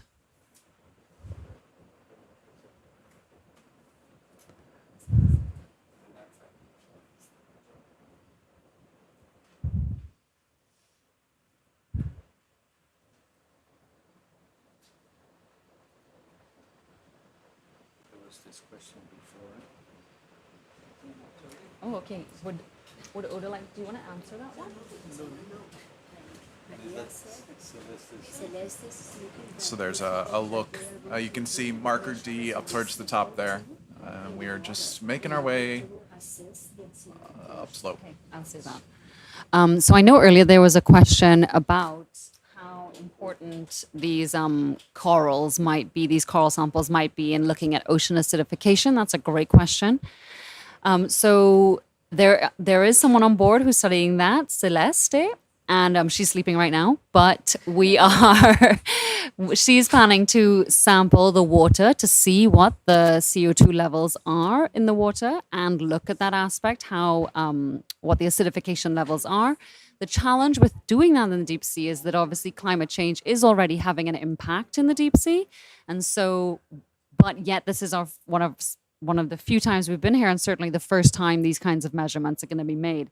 So it's like we're trying to gather a baseline. This will be the first time we're getting these measurements, but at the same time, changes have already been happening. So it is almost like this race against time to understand what is going on here.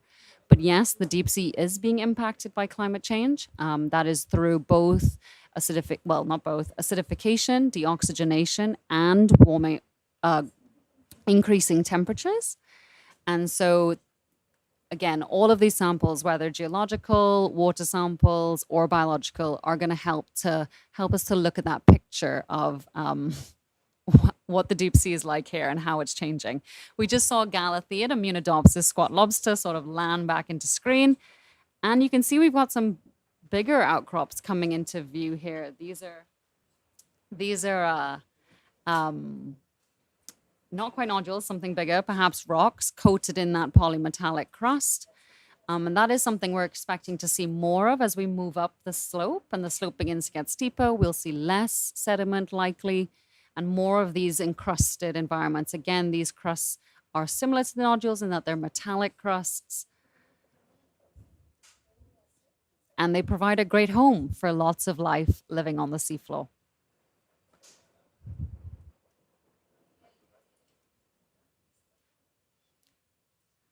So a few sponges, some black corals, which are these sort of feather plume-like animals. Some have got these ophiuroids or brittle stars living at the base of them.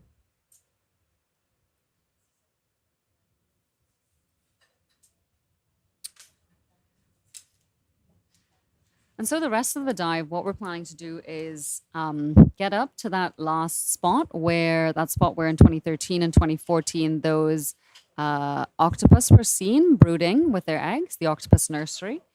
And once we get up there, if they are still indeed there, we're going to look for areas of hydrothermal fluid emanating. Yeah, hydrothermal fluids emanating from the seafloor. We're going to take a temperature probe to measure how warm they are. And once they're above about 12 degrees, we're going to try to collect an octopus in that area, as well as do some other sampling.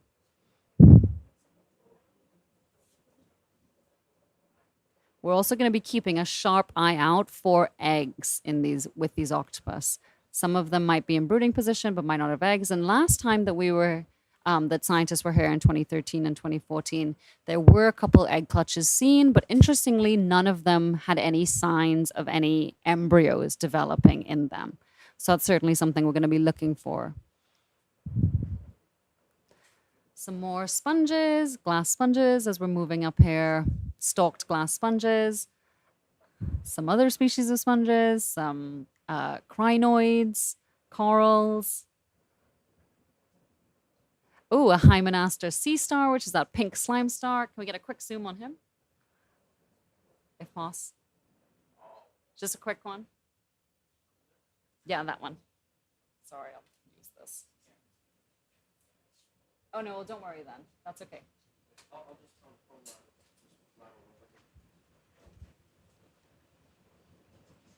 We can also see this solitary coral here.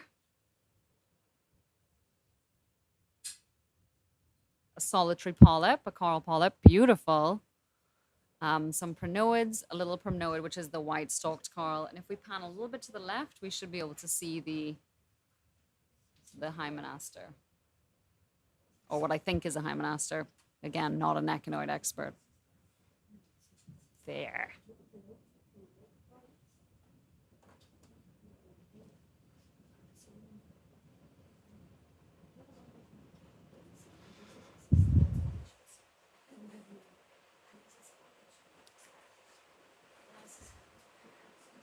So over the last few days, Costa Rican scientist Beatriz Naranjo and I have been working on trying to get a list of species that we've seen living at Dorado Outcrop, where we are. And I can tell you from that list, the majority of what we've seen this morning is not on that list. So it's really exciting that we've started the dive a little bit further out, because a lot of these might be new. So what we've seen a good few fish for this dive. This one looks like a rat tail or a coryphaenoides or a grenadier. They have lots of different names, but they're one of the most common fish that we tend to see in the deep sea.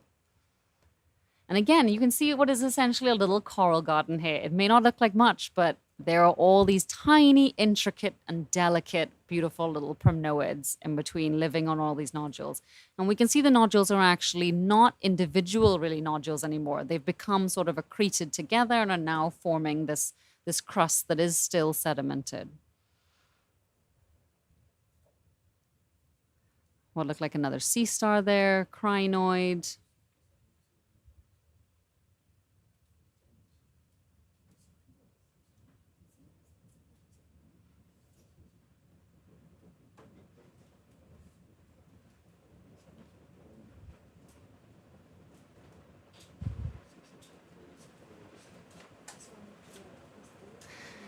So this white crustacean, we did see one very briefly earlier, but this is a galatheid or a squat lobster, probably in the genus Munidopsis. Again, a very common animal to spot in the deep sea. Some different types of corals now coming into view.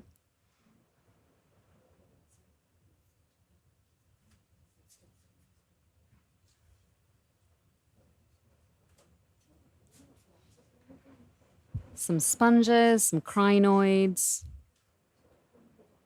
And we're about, for those who are watching, we're about halfway to marker D, where we're hoping to find some of that venting and those octopus.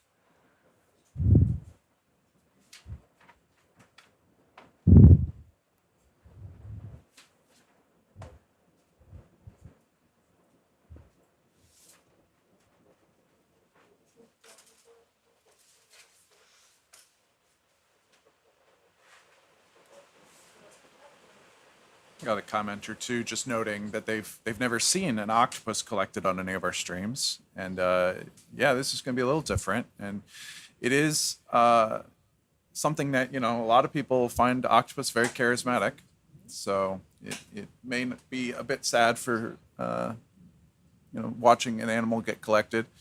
The nice thing about having the ROV is that we can be very selective with this collecting. We do need to learn more about these animals. And historically, you do something like a dredge to get animals, which is not selective and can be quite destructive. So our pilots are going to be able to really let us see exactly what we need and make those collections. So we've seen a good few fish on this dive. And so this one is what looks like a synaphobranchid eel. And it looked like in one of the other camera views, we can see a few more ahead of us, maybe like 5 or 6 ahead, which is not normal. They do not hang out together unless there's perhaps some food nearby. Or at least I'll say I've never seen them, so many of them together, except once when there was food nearby.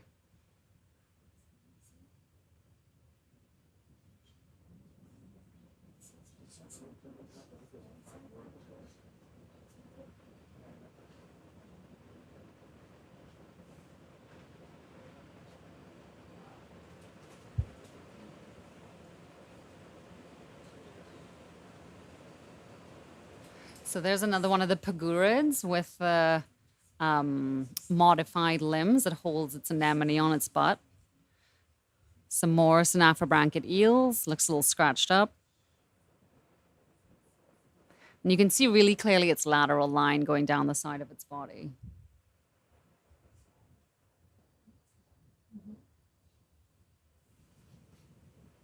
Beautiful. Also some in the background, in case you're not transfixed by this amazing synaphobranchid eel. There's some corals and there's some bryozoans in the background.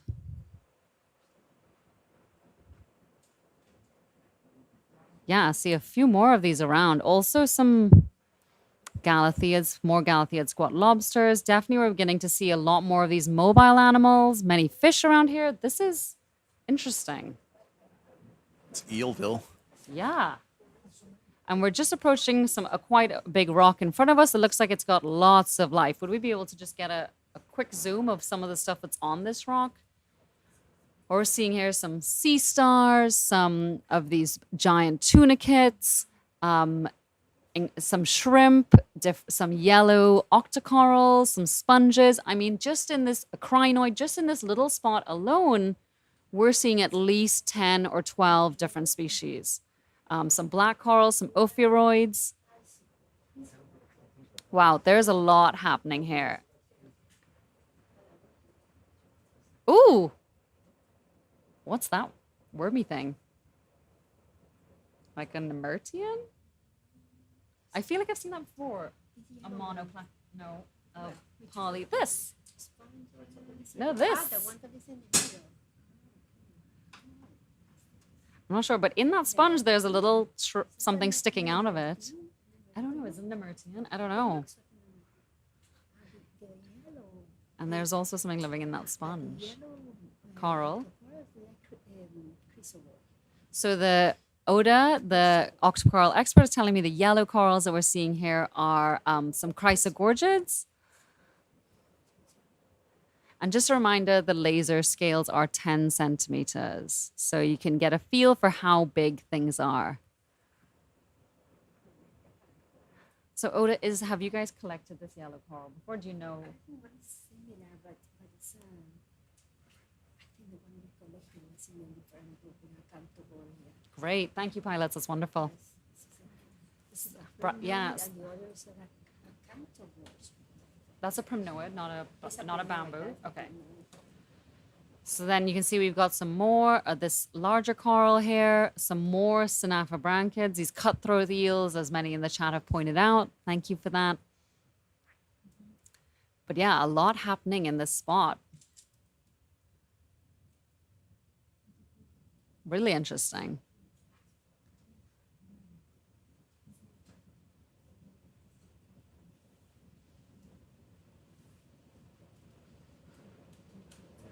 Alex, do you see this?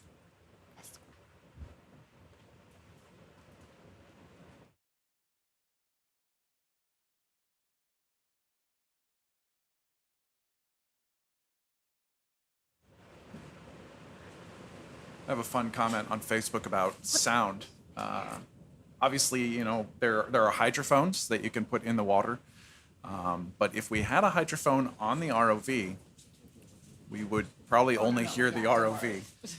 The thrusters themselves would make the majority of the noise you'd hear on there. But landers, you know, scientists do drop down landers all the time. And those are left behind. They land on the bottom, as their name implies. And those frequently will have hydrophones on them.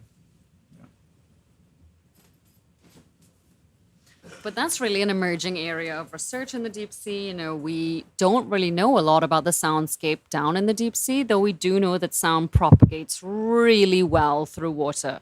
So it is an emerging area of research and is something of a concern in that how much is noise pollution affecting the deep sea, which we know affects a lot of the shallow waters as well. A beautiful sponge here, 2 sponges. We got a little stalked one, as well as this big, beautiful one, and some corals, 2 different corals, 3 different corals around them. I mean, here stuff is tiny, but there is a lot of different species and quite a few of them around.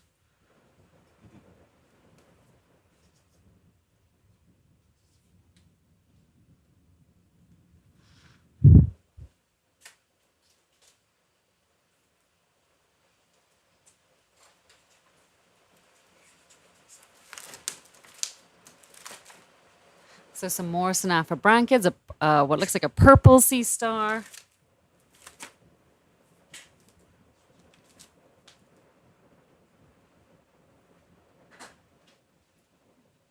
So there's a question about whether we can try to keep the octopus and other... Ooh, look at that sea urchin. I'll come back to that question. Give me a second. If we can get a quick zoom on that amazing sea urchin. Oh, yeah. Oh, and another one of these wormy things. So folks watching on shore, I know there are a lot of you that post pictures on social media and find out what things are. If you would be so willing to take a picture of this weird worm thing to the right of this echinoid, the sea urchin, and post it so that we can get an ID, that would be great because those worms are weird or whatever they are. But this is a beautiful little urchin here. Great, thank you, pilots. So there's a question about whether we can try to keep some of these samples that we're collecting alive, in particular the octopus, if we are able to collect one. And that is really challenging. So you have to remember, we're at a depth right now of 3,114 meters. And the conditions down here are very different to the conditions at the surface of the ocean. And so as the samples move on the ROV to the surface, the sea surface, they're going to have increasing temperatures and decreasing pressures. And so both of those things mean that conditions are going to change significantly for them. And that means that often animals do not survive, unfortunately, on the way up, except for some corals and other animals sometimes. But there have been previous studies where scientists have been able to keep things alive by putting things into a pressurized container of depth. But again, that's very technologically intensive. Yeah, one thing that's really nice about the ROV is it does allow a lot of, collection or sampling, if you want to think of it this way, through video, which is, non-intrusive. But there's a lot that we can find out about these animals by actually looking at them up close, being able to manipulate them, turn them, look up close. And so for those reasons, we do need to collect at times.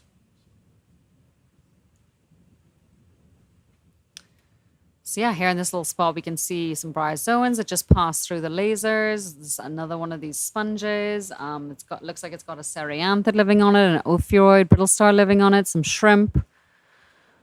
Again, once you stop to look, there is a lot happening down here.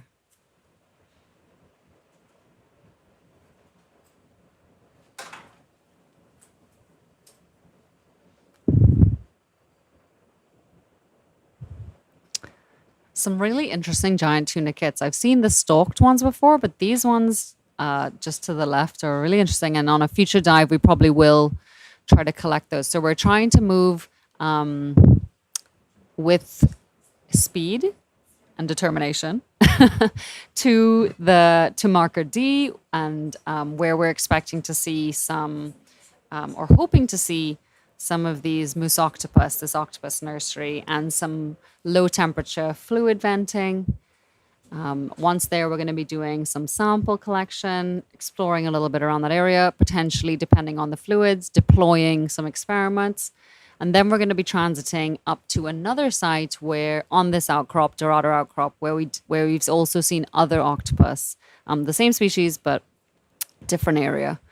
And on that transit, we're going to be able to collect some more geology and biology samples.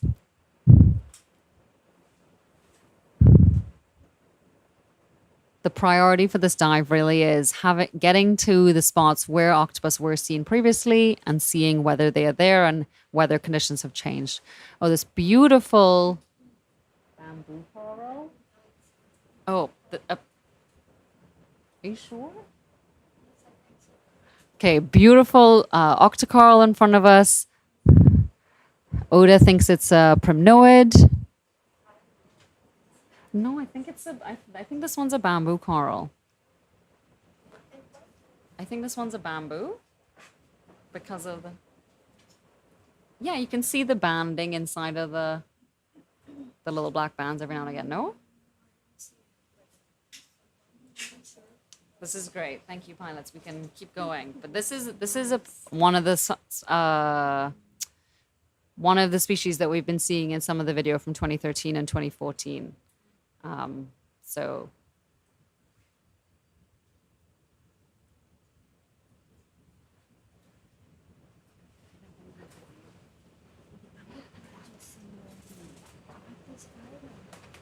No, on my computer. Is this the Noah one or is this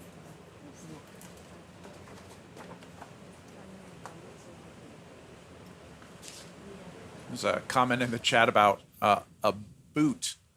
I assume like you'd wear on your foot. I didn't see it, but we do frequently see human debris down here, which is always sad, disappointing. The interesting thing is a boot would provide almost like a little shelter, and frequently when we do see debris down here, it starts to get taken over by the life down here. So I'd be curious if there's something living in that boot at this point. Oh. There is some, like lepiditis do look similar. Like this. Oh, no, you're right. Yeah.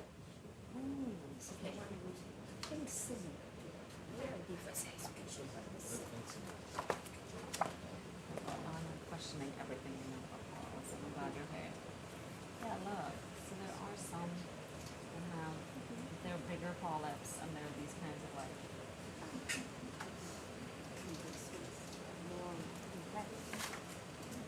Okay, great.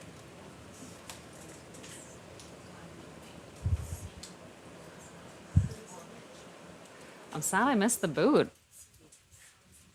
I didn't see it, but they said it was just like right on the right side as we went past. I'll have to bring back through footage.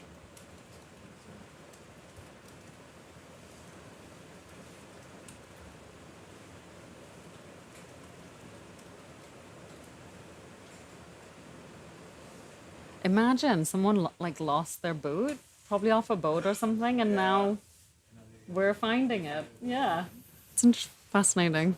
I mean, it's just like, what if I lost my boot for a whole cruise? And then what got it back? And then you just have one boot. Yeah.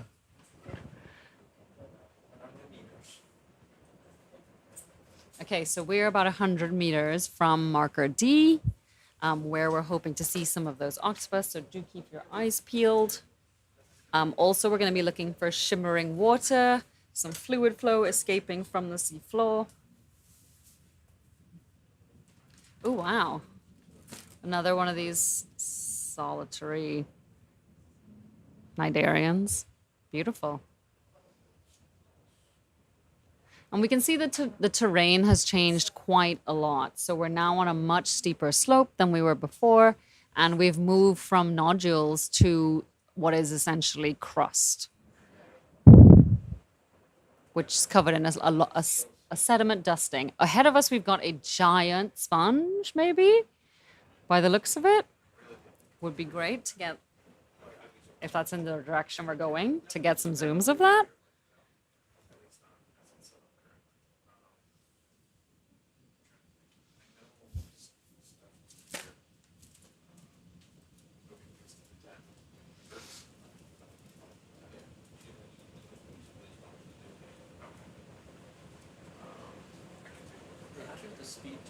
Yeah.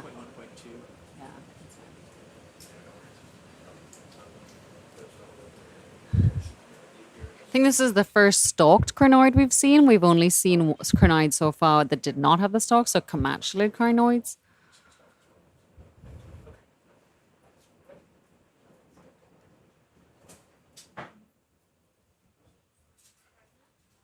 Whoa. Yeah, giant sponge. So just coming in screen, we've got quite a big sponge. Again, remember those laser markers are 10 centimeters. And you can see the sponge is providing this three-dimensional structure, this home for lots of different life. Living on it, we can see we've got lots of different brittle stars or ophiuroids. Then off to the right, what looks like a sponge stalk that's covered in zoanthids.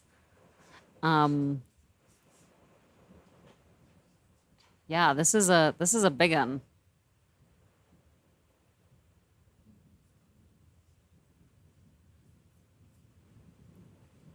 Very shaggy looking. Yeah. Would we be able to get a quick zoom out to see the whole thing in one shot? Yeah. Yeah, that's a big sponge. And so in the deep sea, for the most part, because of the conditions, so low temperatures, extreme pressures, and not a lot of food, that means that life tends to be very slow. So animals move slowly, they grow slowly, they reproduce slowly, they live to very great ages. And so this sponge that we're looking at here, there's very little known about growth rates of sponges in the deep sea, but judging by its size, this could be a very, very old animal. Oh, some crustaceans living down in the osculum.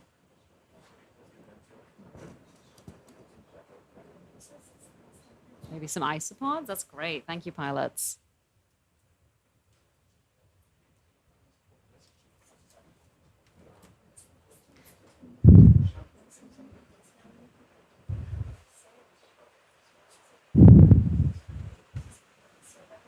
If we could zoom a little bit more on this one, just so we can get some, to see if, so that we don't miss any fluid.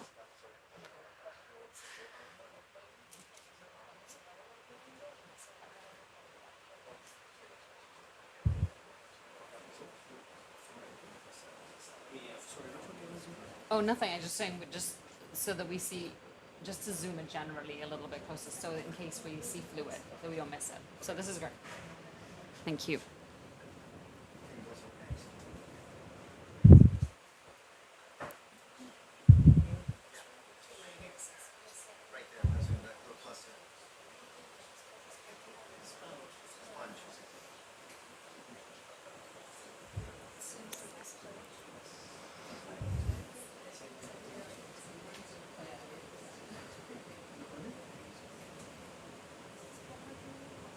So once we get to waypoint 2, which I think we're about 50 meters or so out from, we're going to be trying to look around to see what animals are there. This is where we're going to find a marker called marker D. We're going to try to find that marker. Then we're going to look around to see what animals are around there, especially octopus and their eggs or egg sacs. And then we're also going to be looking for shimmering fluid.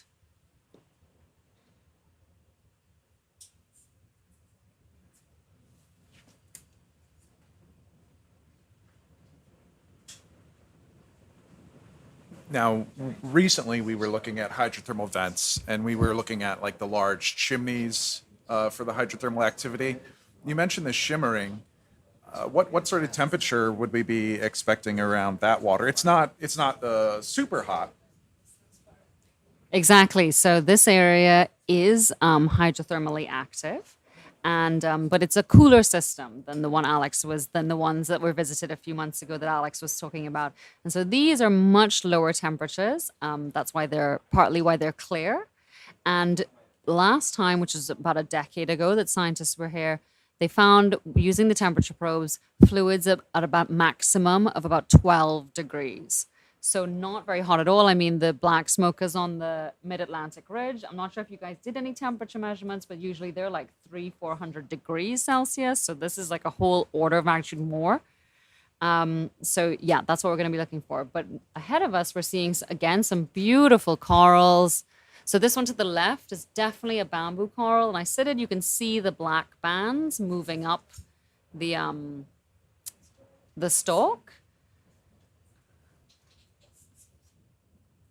Yeah, you can see the black bands there periodically, which is why they get the name bamboo. And then ahead of us, we've got some very big colonies of coral. Oda, what are these? What are those? Yeah, that one's a bamboo, but then these ones.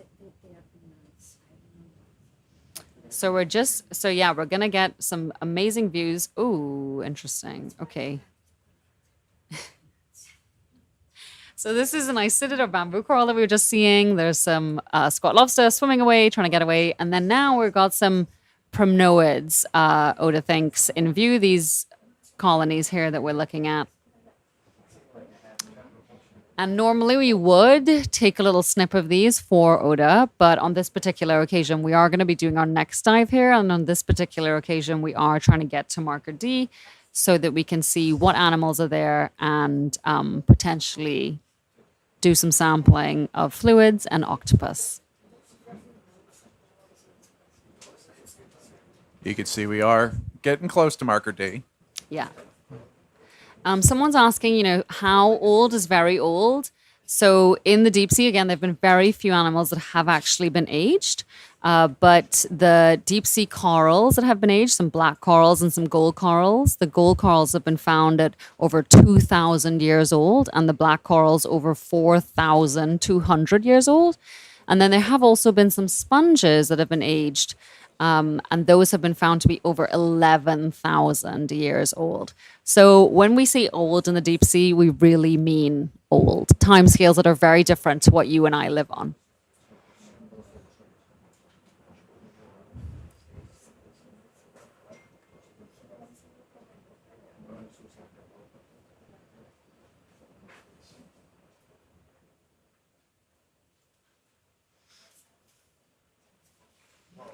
Awesome.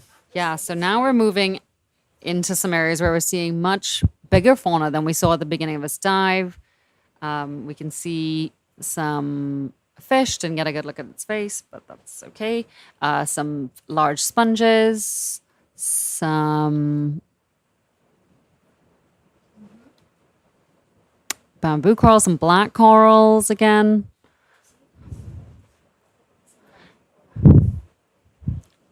And because this terrain is quite rocky, it means that we've had to pull off the seafloor a bit more so that the vehicle avoids hitting into some stuff. Wow, on that dead coral stalk, there's a lot of different things living there. Oh, and this is the first time we're seeing on this dive some anthomastus or similar. Ahead of us, those pink corals. If we could get just a quick zoom at the sea cucumber waving around and those anthomastus there. So these are corals, some soft corals, and they can actually retract all of those polyps that you're seeing at the end of each of those, each of the stalks.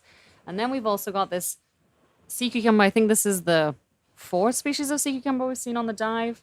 And then in between some beautiful little yellow coral, octocoral, and some bryozoans. Oh, no, what's the yellow one? The soft one? No, this one. So and it's anthomastus. Yeah. So the green Odothinx is an acanthogorgia, some species of acanthogorgia.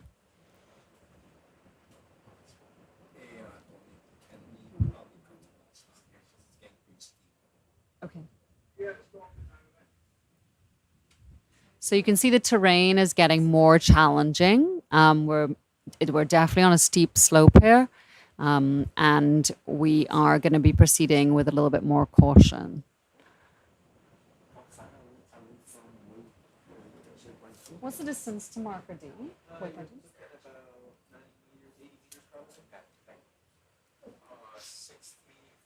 65 meters.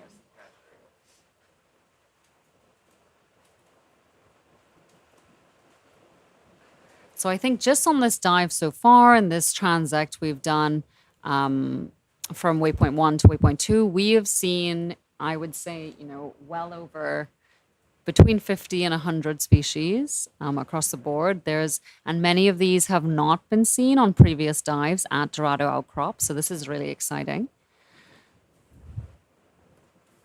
It was also the first time that we saw nodules in this area, something we were not expecting, those accretions on the seafloor. We were expecting these crusts that you can see here, but not nodules.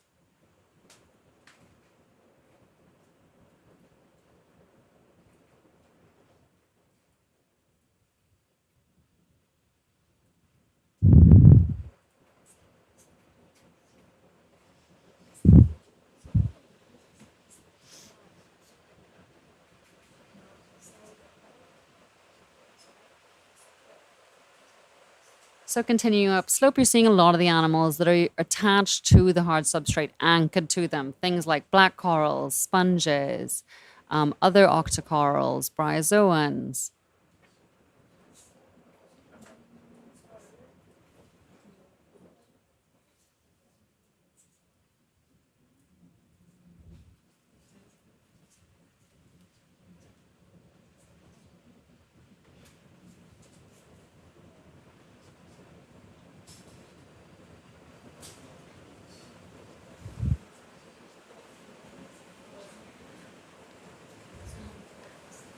Quick zoom on the anemone here. Doop. So this is the first time on this dive we've seen an anemone. As you can see, it's attached to an old coral or sponge stalk, and potentially one of the Venus flytrap anemones. Ahead of us, we've got what looks like a yellow sponge? Question mark? Or plastic bag? Also, what is this? Can we get a zoom on this first? Oh, is it? Okay, that's just a dead sponge. Don't worry, we can move on. Let's get the look at the yellow one. A lot of murmuring happening in the van, if you can't hear it. People are excited by this yellow, this here. Something that's not been seen before in Costa Rican waters. So yeah, some kind of sponge. As you can see, it's got its little brittle star associate, and it's surrounded by lots of tiny little white primnoids and annelids. But yeah, this is really interesting. Basically, I guess like SpongeBob.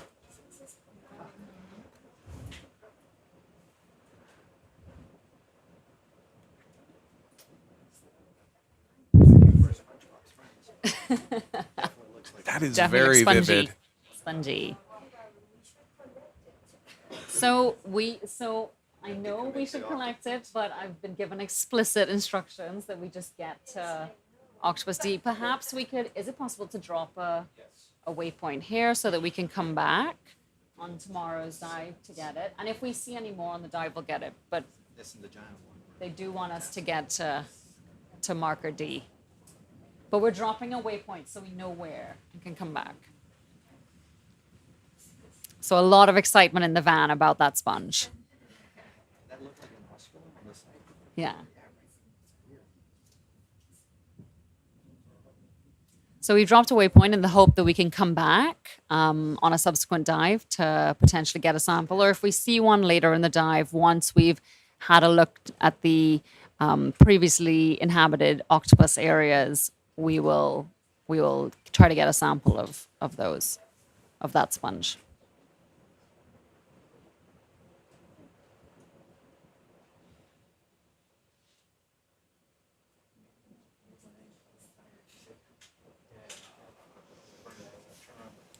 Quick zoom on the fish. Oh, some more beautiful crinoid. Oh no, this guy, the fish.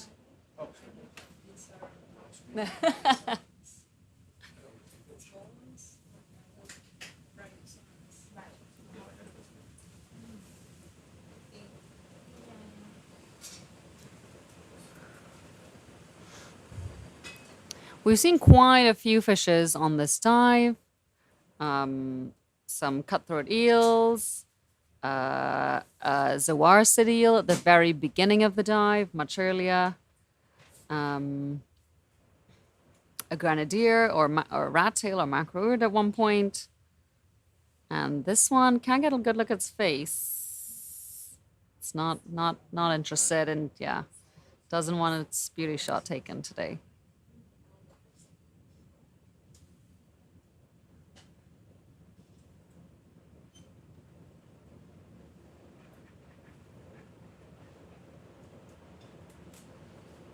How far out from marker D?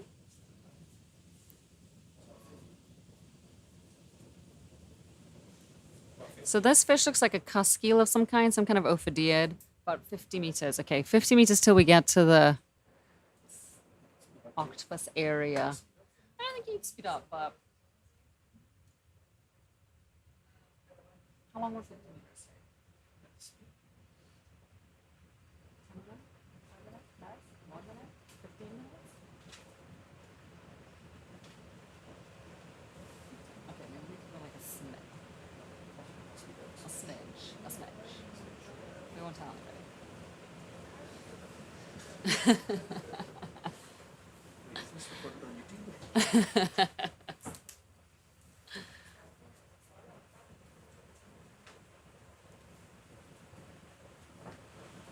We have someone sharing the hashtag. Of course, for this cruise, it is the Octopus Odyssey. So if you're sharing screen grabs or just talking about what you're seeing here, we have the hashtag Octo Odyssey.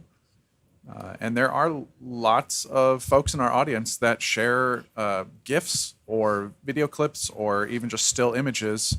So if you're worried about missing out, maybe you have to go somewhere and you don't want to miss the really cool things that we're seeing, check out hashtag Octo Odyssey.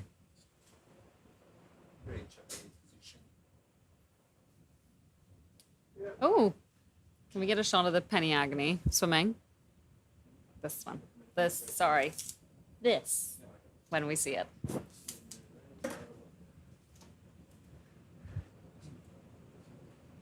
So right in the middle of the screen, in the middle of the screen right now, we can see swimming, a sea cucumber that's currently swimming. This is probably a penny agony species. And although they spend a lot of time on the sea floor, this particular species often is able to launch itself up into the water column to get somewhere a little faster than crawling along.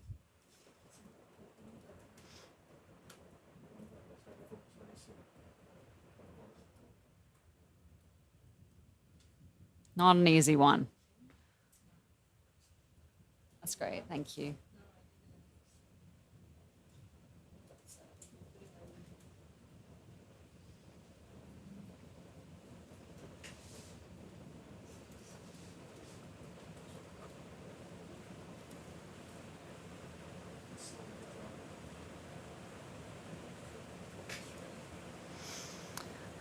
some more, lots of cnidarians, corals, also lots of sponges. Some fish, some galatheids, some brittle stars.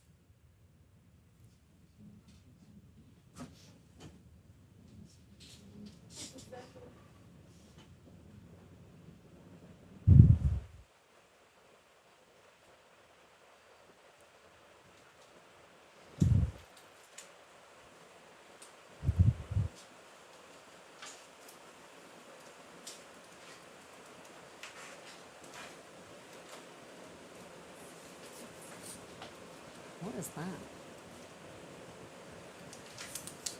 Should be a little off to the left shortly.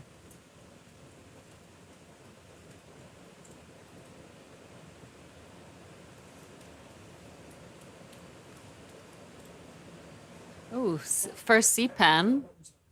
Oh, where?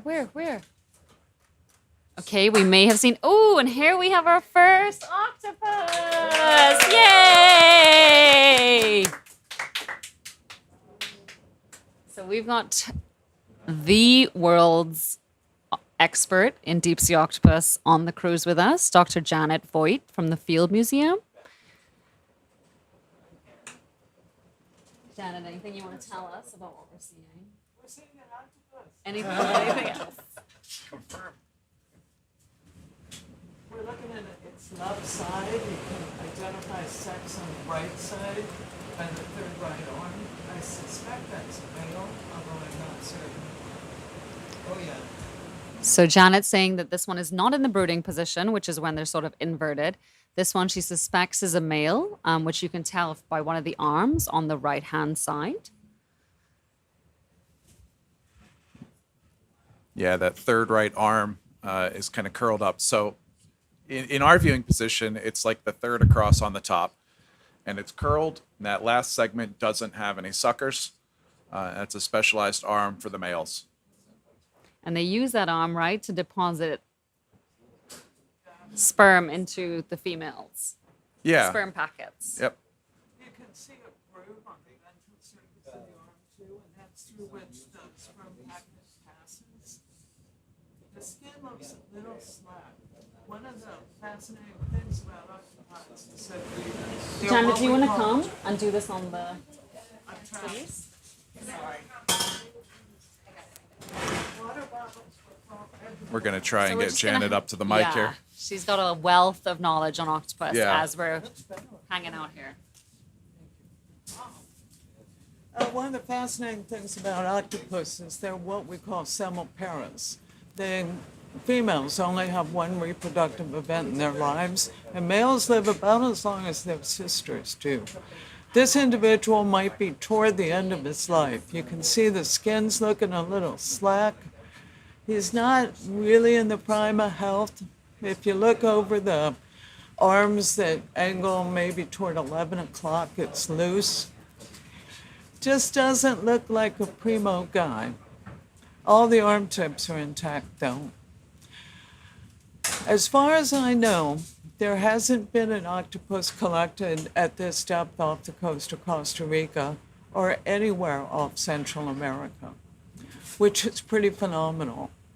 I mean, it's amazingly productive area. Octopuses are totally fascinating, and the work hasn't been done. There's so much in the ocean that we don't know about, and this is one of them. I'm just wishing he would unfurl his arms just a little bit, but he's saying something's going on. I don't know what it is. I'm gonna hunker down. Right now we have bio boxes with deployments in them. Deployments, by that, what I mean is biological ocean-going gear. The geophysicists, of course, have tens of thousands of thermistors, tens of thousands of dollars worth of thermistors are electronically connected to the ROV that are read in real time up here on the ship. I've got pots. The flower pots. So we're not seeing any fluid in this area. So and No. we're not quite at marker D. So would it be okay if we continued on? Okay. And He is probably looking for a female willing to copulate. okay. And you can get a much better look of it at its It's beautiful. special arm. But you can see how its skin's kind of not looking like he could use some oil. Like it has Yeah. needs some moisturizing. Moisturizer for sure. And what's the thing on Wrinkles. its head? This like little pustule thing. That could be an old injury that's healed. They always leave scars. They don't heal up perfectly. Would love to see the ventral part of that turtle. Don't go far. Don't go far. Okay, so we're gonna. You're bringing us luck. Dave. So Janet's she's still in the van and she's gonna stick around because we're hoping to see a lot more of these, but we're gonna continue up to marker D, where we're gonna survey that area and look for fluid coming out of the seafloor. And only if we find fluid of temperature 12 degrees or higher will we then sample some of the fluids. Pardon? Oh.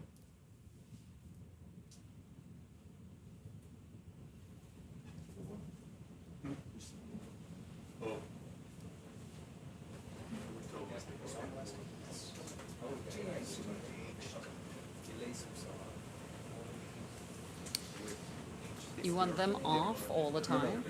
Yeah. No. It will be on like most Yeah. of the time. Yeah. And then If we see something we want a beauty shot of. see something, Okay. we do with the laser, we get the scale, and then Okay. you get a clean, Yep. Great. like that one, yeah. So it's beautiful. Yeah.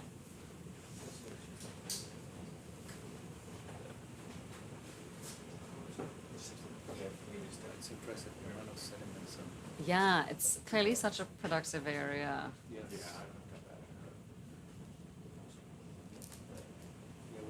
here we're very close to the Costa Rica thermal dome. So Jorge Cortez, one of the chief scientists on board, we're just remarking about how much sediment there is covering the crust.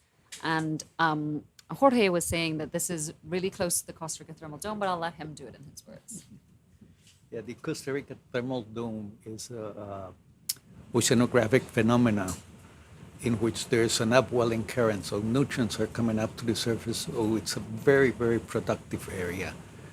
Sometimes of the year we get blue whales coming in, and that production, that means a lot of phytoplankton, zooplankton, and eventually all that sinks to the bottom. And most of what we're seeing is that.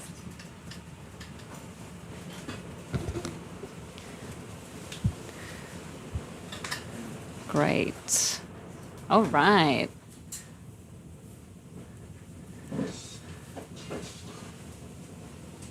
So we can see another one of the yellow sponges, which we'll sample once we've done that. So they're clearly around. Hmm? Yeah. So I think let's do the octopus for now and then do everything else after.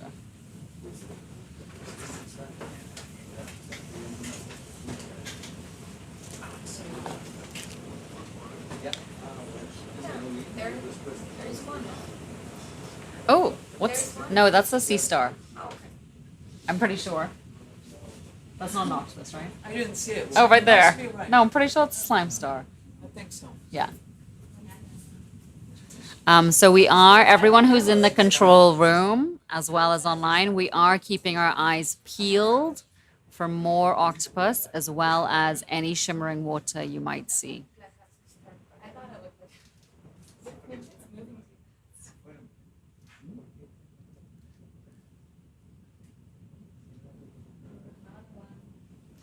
So for those of us just joining us, we are off the coast of, let's start again. For those of us just joining us, we are off the coast of Costa Rica. Ooh, a benthic ctenophore right in front. Quick zoom. It's the first time we've seen one of those on this expedition. This one.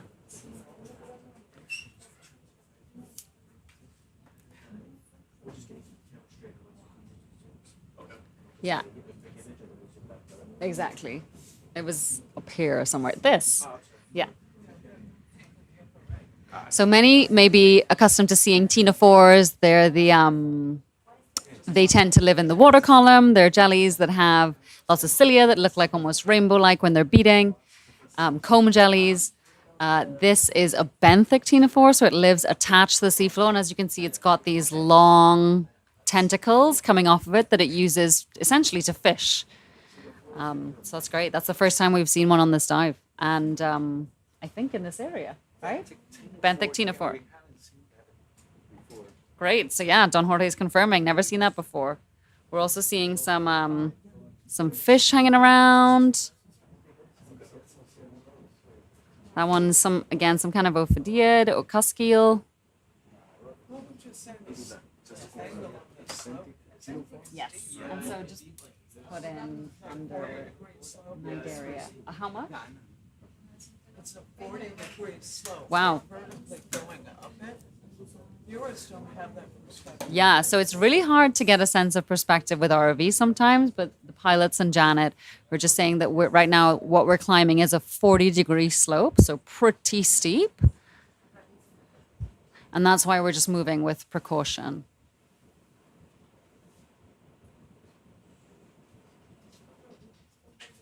Another snaphobranchid or cutthroat eel, several different species of coral in view right now, and another one of these yellow sponges. So there was interest in collecting these when we saw them earlier. Wow, look at the shape of this one. I mean, that is just amazing. If we could get just get some quick shots of this. Lasers on, lasers off. I mean, it almost looks like a weird knobbly flower. Yeah, beautiful.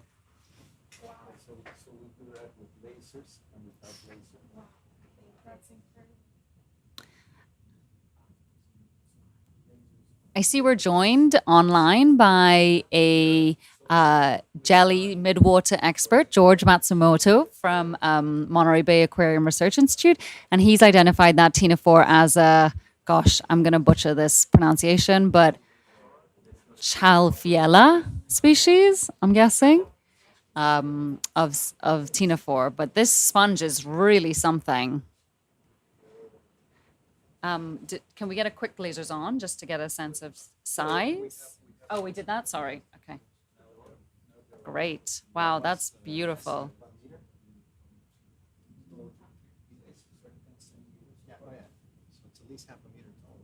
Wow.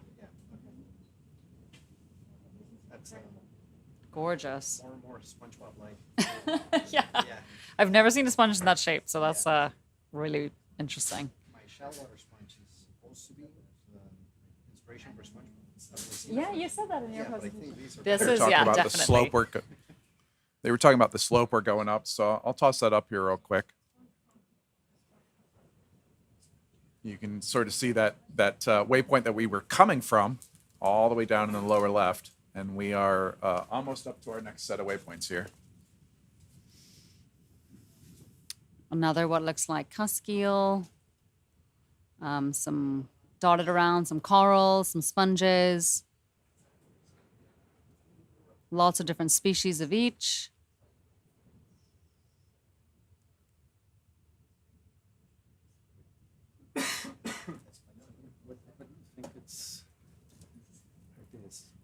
So I think that's all dead sponge. Yeah, covered in sediment. Do you want to get a closer look quickly? Yeah, let's do that. Can we get a quick zoom on this rock face here, just so that we can... This section.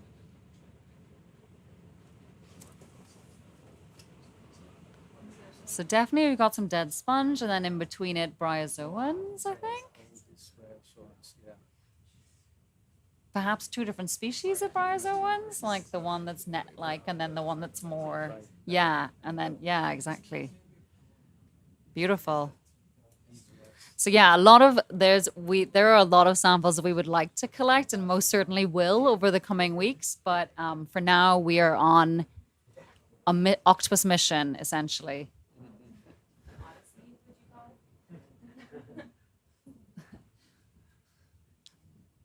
Or someone said an Octopus Odyssey. Another beautiful bamboo coral. Oh, wow. Wow. Look at those bamboo corals. Oh, my gosh. Beautiful.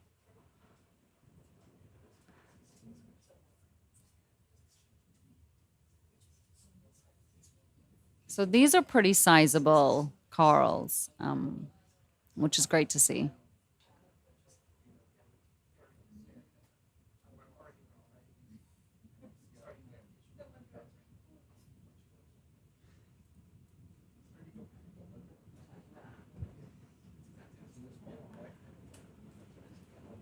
So I'm gonna, while we're looking for these octopus, just a quick sort of reset. We are off the coast of Costa Rica, where we are exploring outcrop, a small outcrop, so a smaller version of a seamount called Dorado Outcrop. We're at a depth currently of 3,028 meters. And during this expedition, what we're hoping to do is on this outcrop in 2013, there was one of two known octopus, deep sea octopus nurseries discovered. And so we are back here to learn more about that nursery because before they didn't get much time here. And in particular, to look at the areas where, well, to see if the octopus are still there, to see whether the octopus have eggs, to see whether those eggs are viable. And then also to see whether those octopus and their eggs are within the low temperature fluid that is used to be emanating from these rocks. So a lot may have changed or nothing may have changed in the decades since scientists have last been here. But when they were here before, unfortunately, they were not able to do any biological sampling. And there really was a lot left to study. So we are back here to try to characterize these areas and understand what exactly is happening geologically and biologically. We can see some new sea pens coming into view. We have seen those in videos from the previous expedition in 2013 and 2014. And we are getting much closer. Roughly how far to marker D? We're like 20 meters away. Yeah, so we are nearly at marker D. And so at this site previously, there were octopus and fluid found. And so we're going to be looking for that marker itself, as well as then surveying the area for fluids and octopus and their eggs.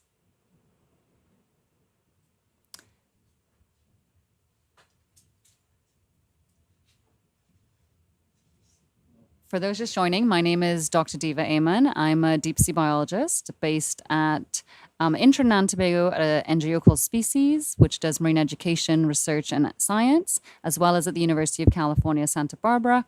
And I'm joined on my shift by Miguel Semedo from the University of Porto in Portugal, as well as Myla Guilon from the Research Institute for Sustainability in Germany, as well as an entire room full of excited scientists, given this is the first dive on this expedition and the first time we might be seeing, well, first time we're seeing the seafloor and the first time we're going to be seeing the octopus on this expedition. And those scientists hail, whoa, another octopus! Okay, octopus number 2. Oh, so there's, okay, right. So this is great. So these, Janet, these are the octopus in brooding position. So if we get a closer look at these guys or girls, and we're getting some hints already. We can see the rocks around the octopus are clear of sediment. Right, Janet? Yeah, they're in little niches. Yeah. That might be upper one. Oh, what's happening? Okay, great. In this camera, there's like a clear space around this octopus there. I can see it. See it there. It's like, how did that get clear? Does anybody see any shimmering fluid around that octopus? No, not necessarily. Not yet. We're Not keeping yet, an but eye out doesn't for mean the that- shimmering fluid. I think there's a little bit down here. Yeah, here. Here. Yep, just at the bottom of that octopus, little shimmering. Any sign of eggs? No, not yet. They would be where her arms are at the top to the left of her mantle. Ooh, polyplacophorans. Okay, there's. Sorry, no one wants to get excited about polyplacophorans while we are watching octopus. So we haven't found marker D just yet. but we have found some octopus in venting. So perhaps we want to drop a waypoint here and just continue to see if we can find marker D itself and have a little look around the area. And then if there's no better octopus sample with fluids emanating, we'll come back here and do a temperature probe and potentially, depending on what that shows, a sample. Does that sound okay? Yeah. What would you like to call this marker? Janet, what would you like to call this marker? I don't know. You want to call it like Octopus 2 so that we Octopus 2, that we sure. can- With, it's can you easy put to- octopus venting? Yeah. 2/3, yeah. And so I know there's an octopus in the middle of the screen, but we've got a bunch of different things going on here as well. We've got some, a sea star just below the octopus. We've got some sponges. We've got some corals, lots of different species of each of those. We've got some polyplacophorans, which we have not seen yet, cemented to the rocks, or chitons, which you might know, cemented to the rocks. There are the eggs. There's eggs. Yeah. All white. So great. Okay, so we have also just spotted some eggs in this octopus. So then do we want to, should we sit here and get some more view? I got enough. Oh, yeah. To know that embryos aren't visible. So Janet has said that we are not seeing embryos within those eggs, which is what we observed, or colleagues observed in 2014 and 2013. Or she'll probably move her arms and put them on. They'll like that. A lot of fluid coming out here. I'd also like to look at the other one that's about at 1 o'clock relative to this one. The eggs there are more visible, I think. So yeah, if we could have a look at the other one, and then we'll sort of survey this area around marker D, try to find marker D, and then do some temperature probing. 1:30.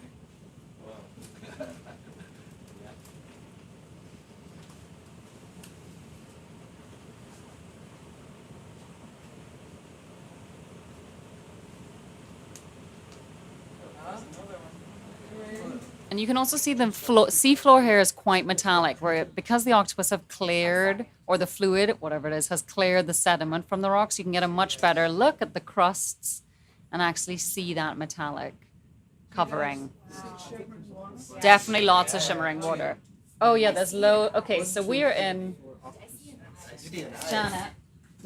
So there's a lot of. Do you see them? They're all. They're embryos. Yeah. Okay, so this is really exciting. We are seeing this octopus is in the brooding position, female octopus, and just within her arms, you can see a little glimpse of her eggs. And before, when scientists were here, those eggs were empty. They didn't see any sign of any embryos, but now the two octopus experts in the room, Janet Voigt and Holly Lutz, are saying that they are seeing the little eye spots just in the eggs, which is certainly really exciting. Also, check out this isopod over here. Cool. And some serpulids. And notice how her skin is like that whale we saw, that it needs moisturizer. That slack skin is an indication that they're pretty far along senescence. Yeah, she hadn't eaten for months, if not years. Right. Yeah, because during senescence they're not leaving, right? They're No. just not eating. They're just taking care of their young. Like you see there, she blew water through her funnel at them, her siphon. You know, she wants to keep them aerated, keep them happy. And the funnel is one of the way octopuses defend themselves. Like, if you get squirted in the face with seawater, you stay away from them. Cool. All right, Jorge said he saw something else really hot to the, 4 o'clock-ish? There are lots of octopus in this vicinity. Is that what we mean? There were in 2013 and 2014. So we're looking for. Does anyone know what the markers look like? Yep. What do they look like? They are white, square, white, and they're pointy side up and Okay. down, and the Okay. letters are in black. Okay. They don't look like So we're in the vicinity of marker D, so we're gonna continue to look around to find the actual marker itself and also to take a look at the other octopus hanging around this area.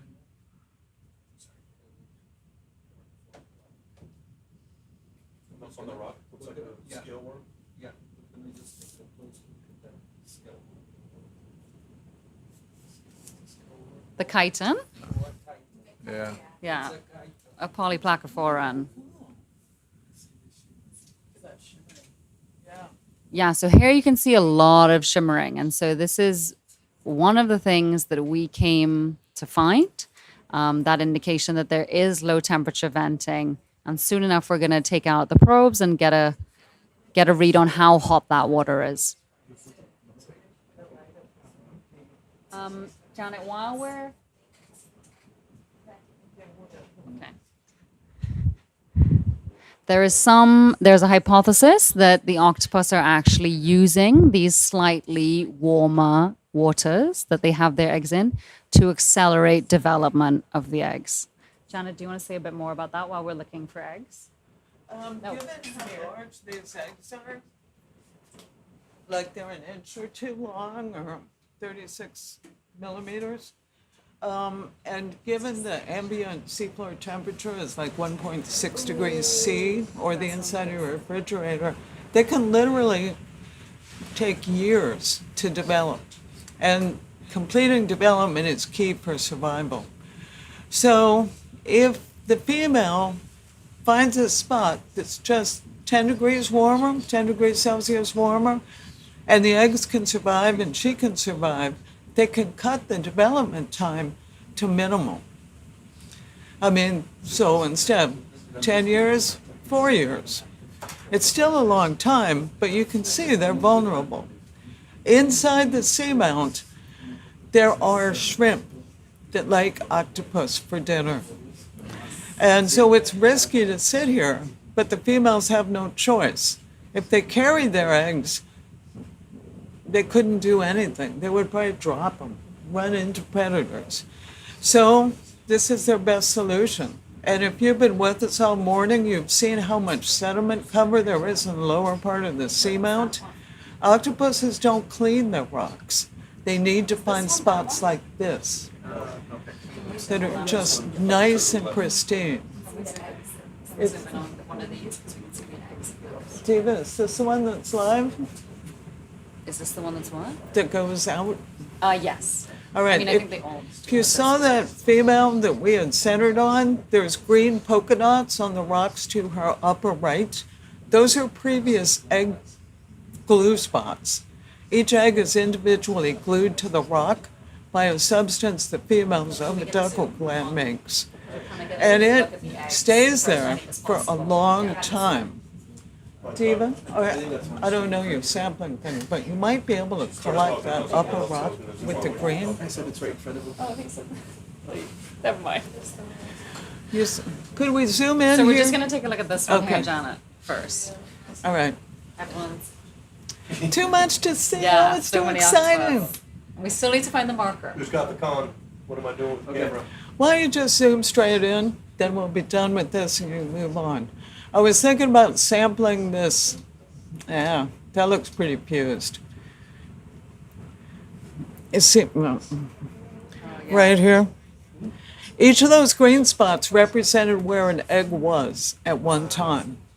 So there were 2 previous clutches in this area, and we can't tell if they developed and fledged, so to speak, or not.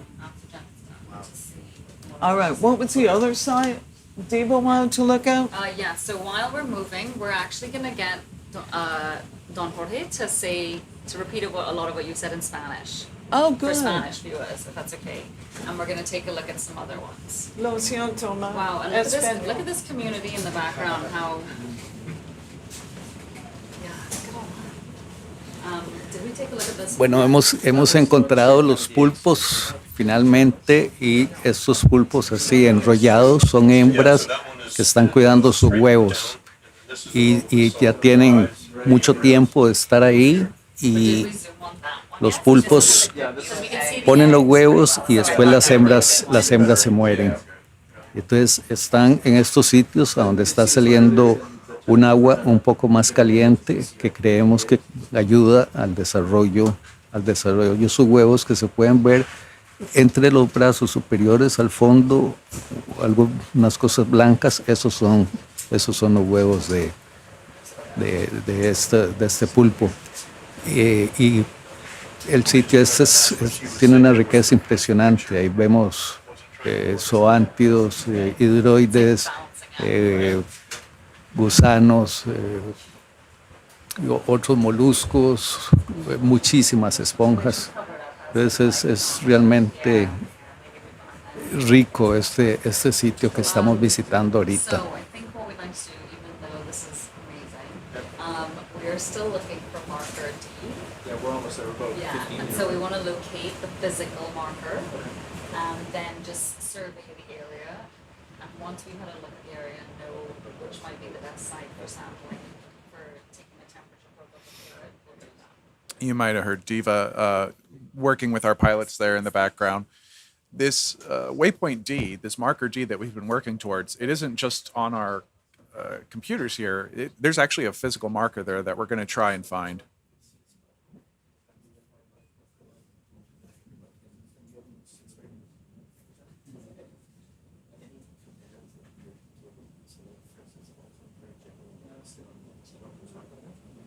Eyes peeled for marker D. So off to the left, we've got some beautiful glass sponges. Those look like they could be Euplectella. Beautiful. Wow, so this is a really productive area. In one of the camera's views, you can see just a garden of glass sponges. Oh.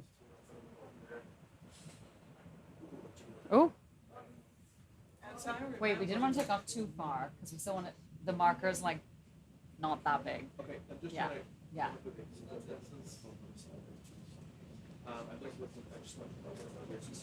Would we be able to see, is there a sonar where we could potentially see I don't think if it's that small you won't see it. Okay. Because it'll blend in. Okay. This is quite large, you know, so is it sticking up? Yeah, so it's, Yeah, so right where's Rachel? Like I'm still 15. It's a floating right triangle, right? Yeah. Yeah, so you can see right here where my ROV is. Yeah. Yeah, so we're still 15. Yeah, so let's go there.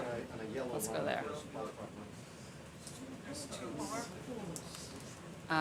So we're seeing a pretty productive area. These look like Venus flower basket glass sponges, which are Euplectella. Lots and lots of them. And then we've, as you can see, we are seeing lots of octopus in the brooding positions, probably with eggs, perhaps with viable embryos. We are going to come back and survey this area a little bit more closely, but right now we are trying to find marker D, which was left here in 2013 and 2014. Wow, a lot of octopus. And some not in brooding position.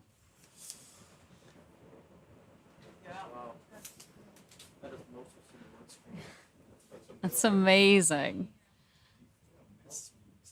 Okay. This is what it looks like. Yep, okay. And it's yellow? No, white. It's right there. White. Okay. Okay. Oh. No, I think that's a coral. Wow, what an amazing place. The octopus that aren't in position curl up in rocks are probably males. Okay. So this is populations. So repeat that, Jana. The ones who are walking around like Yeah. normal are probably males. So Trying to find a receptive female. So Janet is saying that we're seeing octopus in two different positions. Some are in the brooding position, which is where they're sort of turned upside down and inverted. And those are likely females sitting with eggs. And then we are seeing a couple walking around upright in normal octopus position. And those are likely males on the lookout for a female that they might be able to mate with. Wow, what an like there's I mean apart from the octopus brooding eggs, there's sea pens, there's corals, there's glass sponges of many different species, there's anthomastus. Like look at the amount of life in this space. This is just a really remarkable spot. Yeah, please. In the area where the octopus density peaks, there are very few sponges. Okay. It's simply a rock surface that's a lot of it shimmering. I've got the ideas to the right. So Janet is saying that where we tend to see the octopus in higher numbers tends to be where there are not sponges. So that could be what we could be seeing here, and this is totally a hypothesis, is that this is a succession pattern. So closer to the venting are the octopus. We saw them sitting directly in those venting outlets, those low temperature venting outlets. And then further away, you've got the corals, the sponges, the suspension feeders that are benefiting from that productivity, from that hydrothermal fluid that's enhancing the area. So they may be further away from the venting where the octopus are. And Janet seems to think that the octopus are down to the right, and we are on the lookout for marker D right now.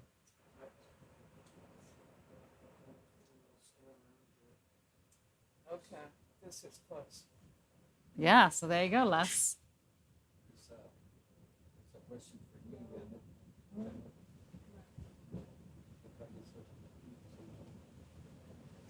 Yeah.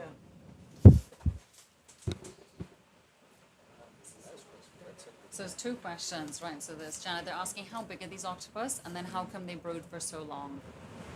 Well, one of the reasons we want to collect is to find out really how big they are. It's hard to judge its size in 3 dimensions. And what the genus I think the species and member is very muscular. They're comparable with the warty octopus, Grandledni pacifica, in overall morphology with longer arms, but they're more muscular. So I'm saying 11 centimeter head width, that is across the eyes, and the mantle's broader than that. And you gotta pick them up with what's 2 this? hands. Oh no, I think it's just sponge Yeah. or trash. That's not it, don't worry. Disregard. Sorry, keep going, Janet. Okay. I think that's just trash. Are the ones not in brooding positions male? Yes, unless they're a female who's gravid and is looking for a place to lay her eggs. And then there's a question about why they brood for so long. Well, Can the- we just get a quick zoom on that?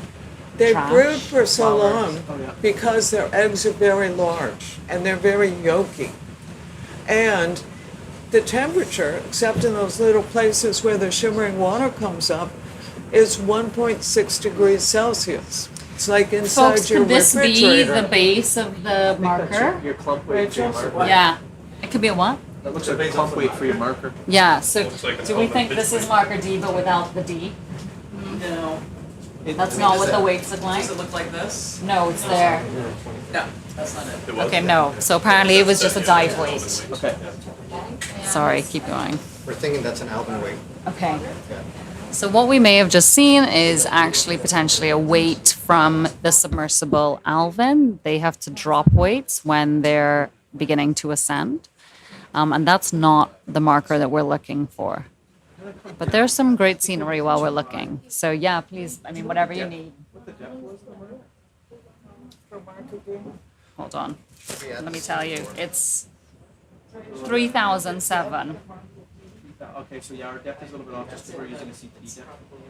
So that's a big. You have the right. Oh, On the slide back downhill here, I think it might be below us.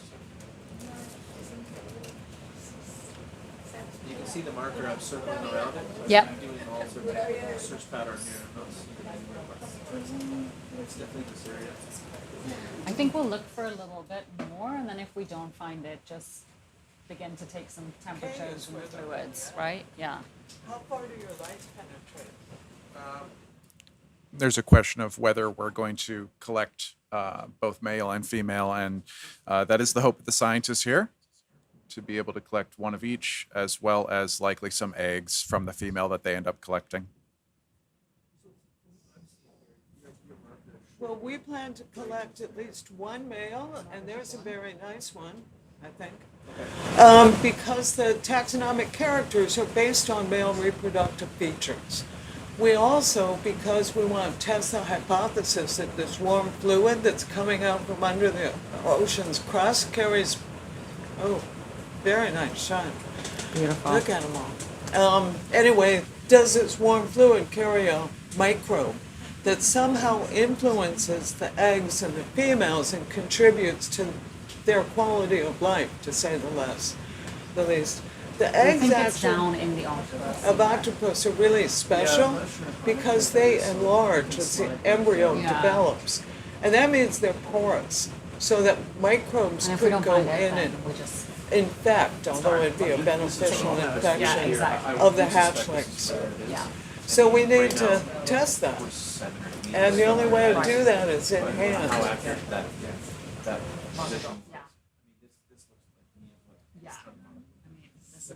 Yeah, so it Wow. may be unpleasant for some viewers, us collecting the octopus.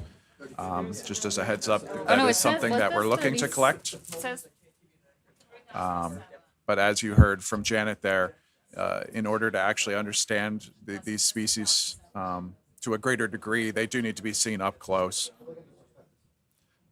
More than even ROV SuBastian's powerful cameras will allow us. 7.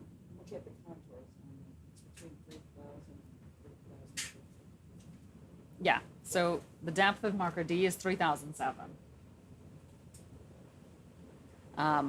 But if we don't, Well, we won't be. yeah, I think we just let's just begin to look around a little bit more around this octopus area, maybe drop down a bit more and see, and then we just begin to take some temperature probes. Oh, I'm so glad to see them. I was worried they would have packed up and left. Moved on to greener pastures. Yeah, just kind of like the neighborhood's going downhill.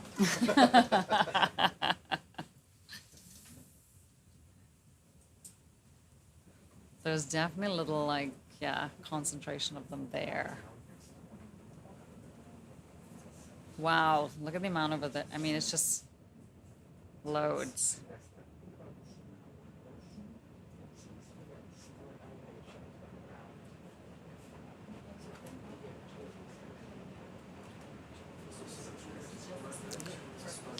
So we saw that glue earlier where some other eggs had been in the past. But as Janet mentioned, these octopus only reproduce once. So they seem to use maybe the same sites Oh yeah, over and okay, over. marker D in sites. Great, thank you, pilots, that's wonderful. And so if we could just, now that we've found marker D, just get a good look at it. And I think there seems to be a lot of octopus around that area. And then we're just going to do some wides and macros of animals around the vicinity of the marker, especially of octopus.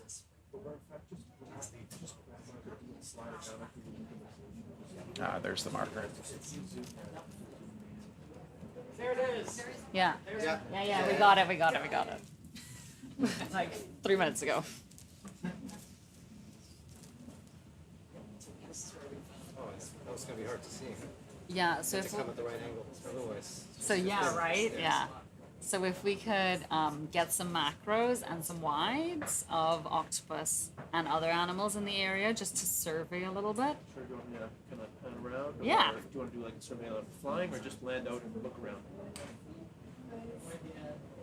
Whatever nope, definitely not. So so given that we're gonna be, once we set down, we're gonna be doing some temperature probes. Maybe just set down one time. Guys, is there any octopus people, fluid people in the room? Is there any particular octopus you're seeing here that you think might be some good ones? Maybe this patch of 3 where we've got these exposed rocks. What about it? Just, we're going to do some temperature probes and then potentially collect. Okay, we have deployments, we have to get out of the box. Yes, first. And so that's why I'm asking, where is a good spot to do some Well, don't sit on an octopus. probing? Can you probe just hovering? For temperature, Yeah, chances are you'd probably bend the probe. It's better to land out for that. we need to land. I would say look for a spot where there's a clear contrast between the surrounding rock and the octopus, because that's fluid that's cleared off the sedimentation. Right, so like this one here, right? Yeah, here, but also along the seam up here, it's like Yeah. there's layer. And Oh, that yeah. might be a good spot. Okay. So anywhere around there where you can manage. So sorry. So you want to do a temperature probe? Exactly. So we're going to do some temperature probes to see the temperature. And if it's above 10 degrees, then we're going to try to take a fluid sample. Okay.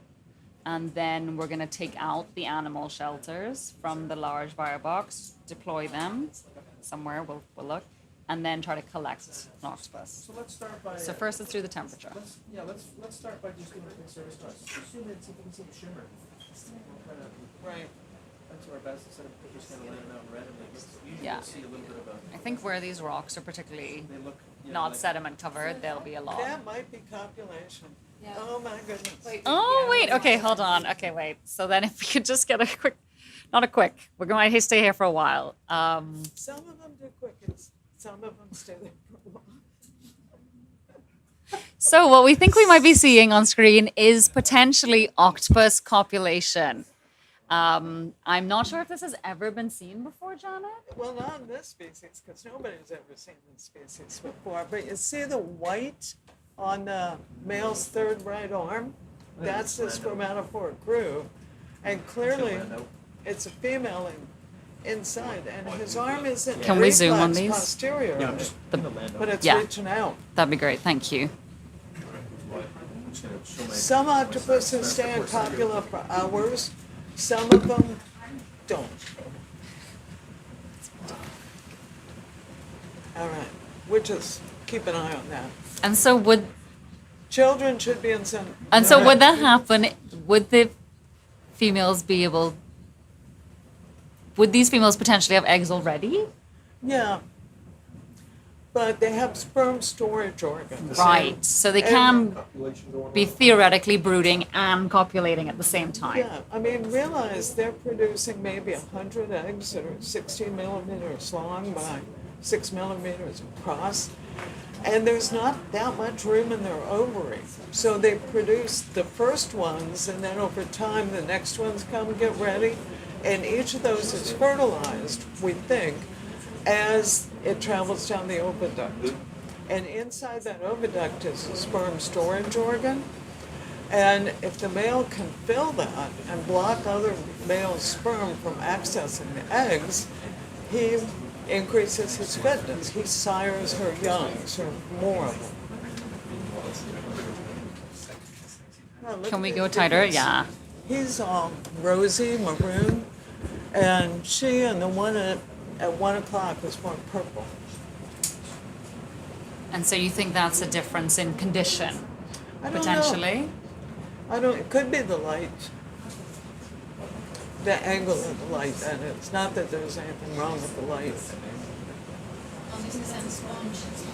So not to detract from the octopus copulation that's on screen right now, but just at the bottom of the screen, we're also seeing some shrimp. And those shrimp look very similar to those that are found at hydrothermal vents and methane seeps, cold seeps. And so it's likely those could be chemosynthetic, given this is an area of low hydrothermal venting fluid extrusion. Anything else we can see? I mean, she does look like she has eggs up there, right? So Janet now thinks that there's actually 3 octopus that we're looking at here. The male, which is closest to us, and then 2 females. You can see one head just under the ledge, and then one female closer to the top of the screen that has eggs. Right.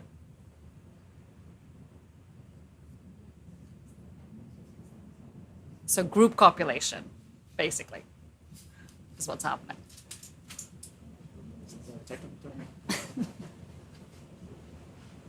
The person who made the markers is in the chat. Is it? Are they? Thank you for having made such nice markers. Now, are we seeing shimmering water here? So I think if we were to pan down a little bit, we would be able to see it coming out here or up here. I am seeing these things. Wow. Oh yeah, look. No, you can see here is a little bit blurry. Up there. It's not as active as in the other As in the other side. side, yeah. And we did drop waypoints there, so we can go back. Can we just, yeah. There's some more of that green stick. Where are you seeing that, Scott? Oh, here. Here? Yeah. Yep.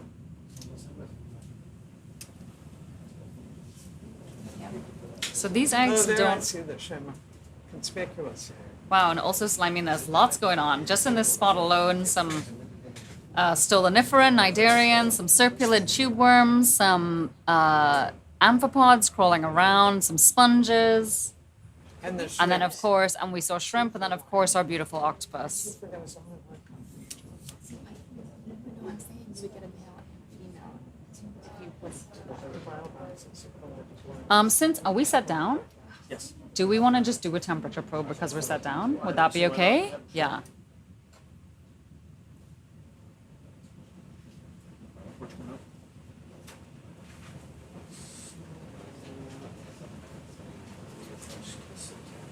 And there's a few in this area, so we can have a look at each of these if we can get a good zoom on them. Try not to squish the octopus. Try not to squish them.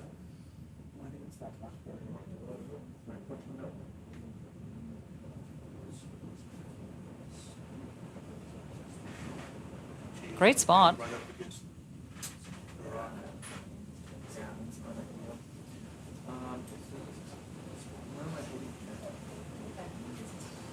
So I think we can probe a few places if we have the dexterity to do that.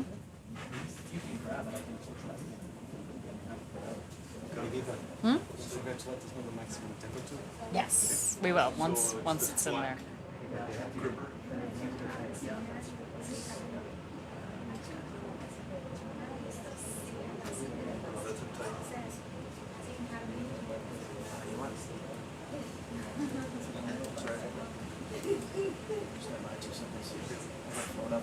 Let's come up. Yeah, let's come up and I'm gonna pull it up. So we are just, we have located the marker we are looking for, and we are now attempting to take our temperature probe out so that we can measure the temperature of some of that fluid, that shimmering fluid we've seen coming out of the seafloor. If it is above 10 degrees Celsius, then we're going to try to take a fluid sample and then begin to deploy some experiments. So for the most part, for the next little bit, you're going to see us taking a good few temperature measurements.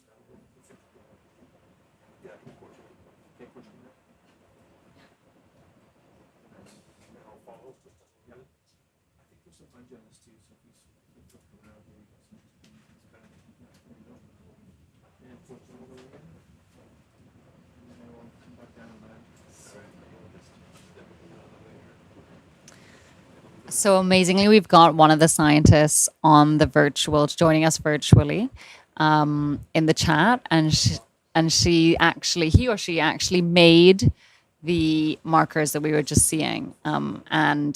I see some comments that even though there are geologists, the area does look very similar to when they were last here a decade ago.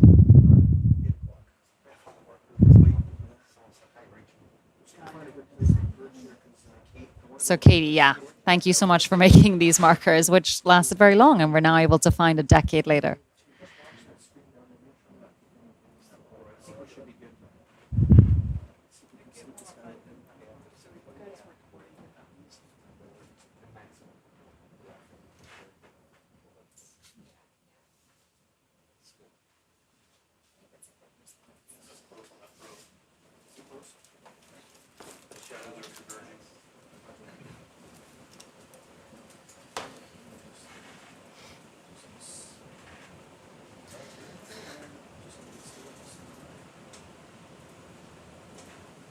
God, it does get hot in here, doesn't it? Normally RV control vans are like so cold. There's many of us here. Yeah, all the bodies. Today's the So, hottest yeah. day. So those ashore cannot see the control room right now, but we have about 20 people in the room. This is a pretty exciting moment.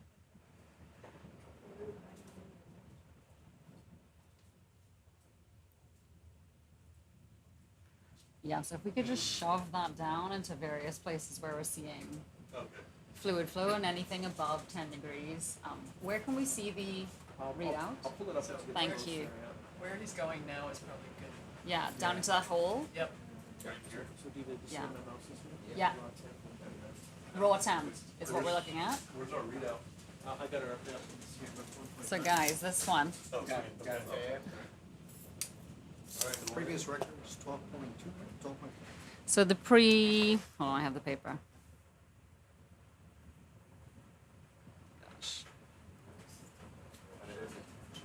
So the previous highest temperature taken at Dorado was 12.3 degrees Celsius. And today we are looking for anything above 10 degrees.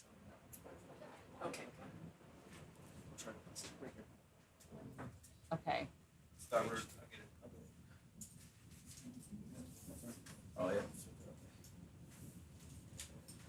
So right now we're only getting about 2.3.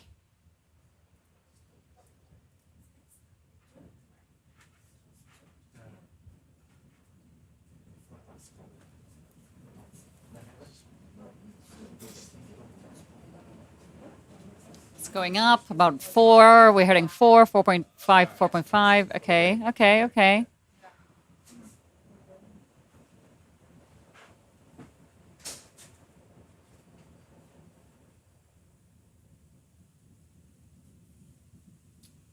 So Rachel, the paper says that the temperature deep within the outcrop was estimated to be about 15. Is that is deep what we're looking at here? No, or? in the outcrop Right, itself. okay. Yeah, so below the surface, below the peak. So the 12.3 would have been like this? Yep, this Okay. would have been 12.3, and we got bottom water of 1.7. Right.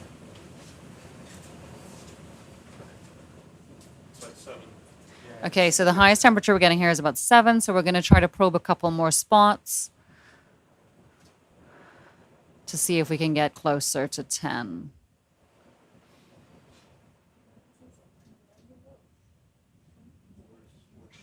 I think, yeah, where we're seeing all these clear rocks, I think probably has quite a bit of fluid if we were to zoom in. Nice little nug.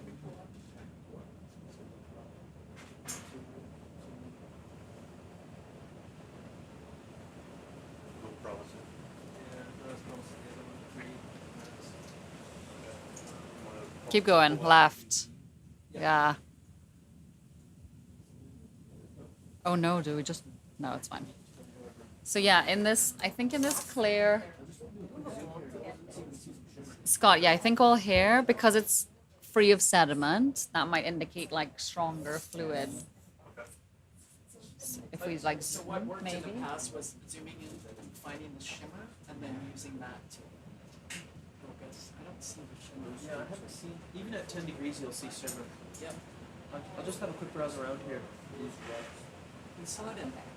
In the first, well, the second one. Second one. Yeah.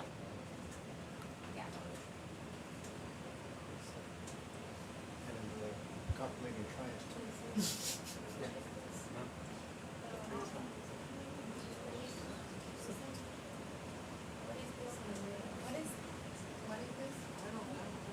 I think they look like little cnidarians, like little nest of cnidarians.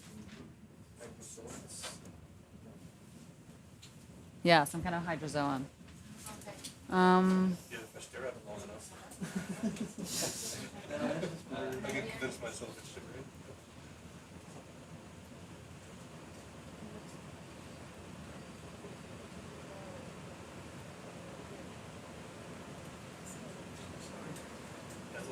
Yeah, shimmery up here.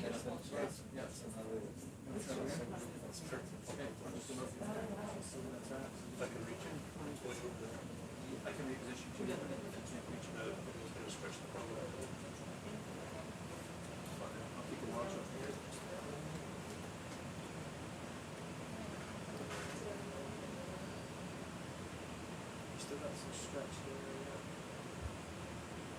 Got it right there. Yeah. I can, yeah, I can, kind of have to reposition that.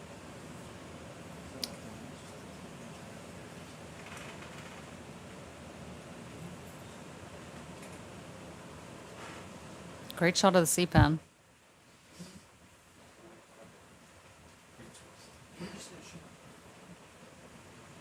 Maybe we reposition and look for stronger fluid outflow. Yeah, do we want to just kind of survey this? Yeah, I think we just want to get some really tight zooms to see, because that fluid is like what we need for the next step.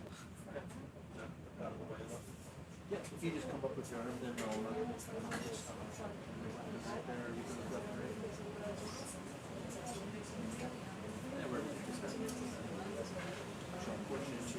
Shrimp flying by with either some brooding eggs or parasite. Didn't get a good look, but yeah. Maybe like here.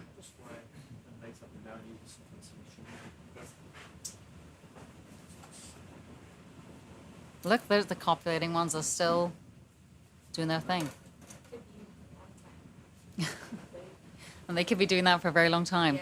I'm not sure if Janet said it specifically, but not this particular species, but the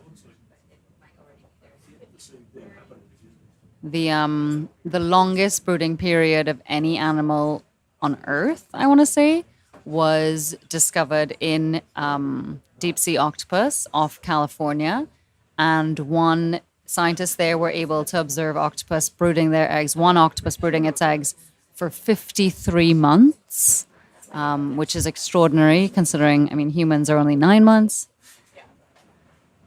So it's interesting to think about, these octopus may be here for quite a long time.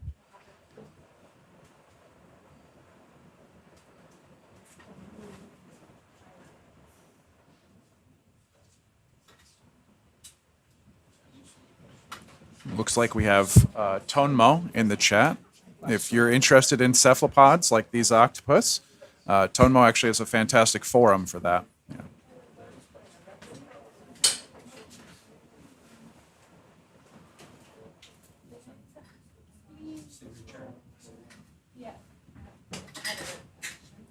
Janet. Where? Where is that there? No. Pan up a little bit. A dead one or shimmer? Oh, okay. Oh, yeah! Can we get a quick look at that? Life is hard. Oh, yeah, and all of the... Yeah, so we're looking at... You want to take it? It's hard to tell how long that's been going. Probably what you said. But then, I don't think so. oh, Holly thinks. So you can see here we have a dead octopus and it's being eaten by some squat lobsters. Nothing goes to waste in the deep sea. But yes, let's keep looking for fluid. Sorry.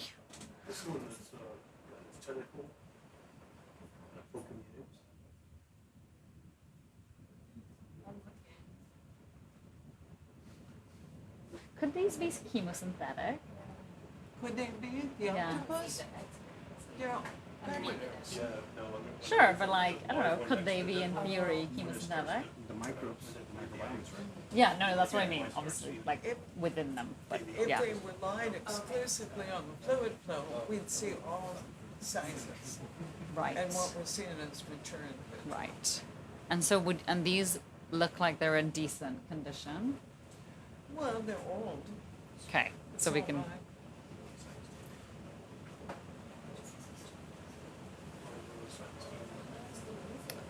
if we, maybe some tight zooms down here to see if there's some, That must be a prime spot. yeah, because there's so many right here, maybe there's some fluid flow there. It seems like there's more now than before. Pardon? More now than before. More what? More octopus now than before. That's from the images I saw from Yeah, so okay, there's definitely shimmering. Yeah, all up there. Yeah, lots coming out of here. So let's try this, and then we always have the backup, where we saw octopus too, because there was a lot there. And there's more by Mark K. It's like it used to be. But Beth said she wanted to try to get some samples at D. So let's see if Try to get some samples at D, add where we to are your now. Yeah, before we move to K. rock samples. And fluid. Fluid. Squeezers. Squeezers. That's And another depth. and potentially deploy Micronization experiments? no, to deploy an animal shelter. Shelter. Yeah. I think then to put the octopus.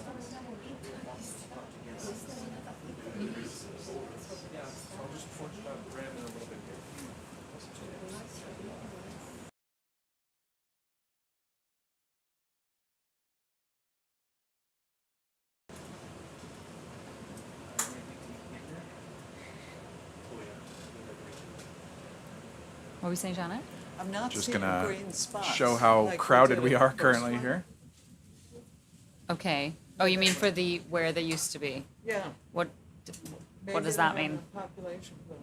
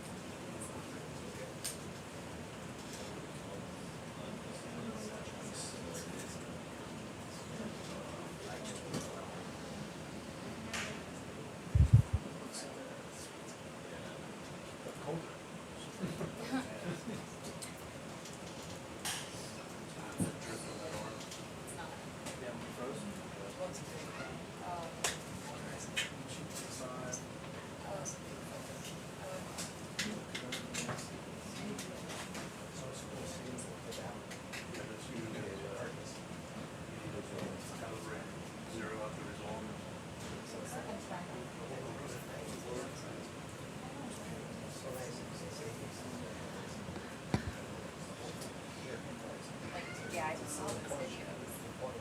Were they at this? We just looked at that spot.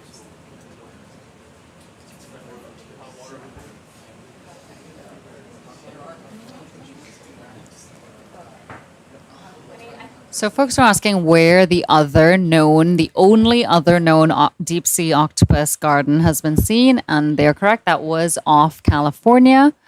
I think it was discovered by scientists from Monterey Bay Aquarium Research Institute. And there the numbers were much higher than what we see here at Dorado Outcrop. Dorado Outcrop, they tend to be here in the hundreds. At Davidson Seamount off California, they were found in the thousands.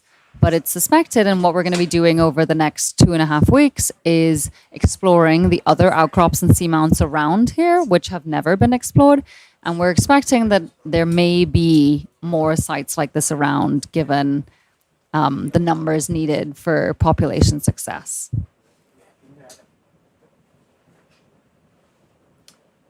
Do we want to go back to where we saw Octopus 2, where there was like really a lot of fluid flow? Or no? I don't know what your instructions are. My instructions are, okay, let's just keep going around here then. Okay, Let's find some more fluid. Then you plotted Forest Marker K. K had more octopuses in the last couple of years, the last couple observations. Yeah, K is about 35 meters away. Yeah. 40 meters. But Beth said she wanted Hot measurements here. at D. Let me just So- cruise around and we'll see if we can find some Yeah. shimmer. We can definitely see it if it's 10 In degrees. the past, we just waited for the zoom in, shimmer, and then. Where are you planning to deploy the, Somewhere private. okay, and corner? This isn't hot, but. Oh, look, another dead one, Janet. I saw that one. I think that's in worse shape than the other. Yes, definitely. I think that's the beak that's exposed. But I'm surprised the body's still there. So yeah, Yeah. That's being fed on by a shrimp or a polychaete. and the black bit you can see in the middle, Janet was just saying is the beak of the octopus. No. Oh, what did you say?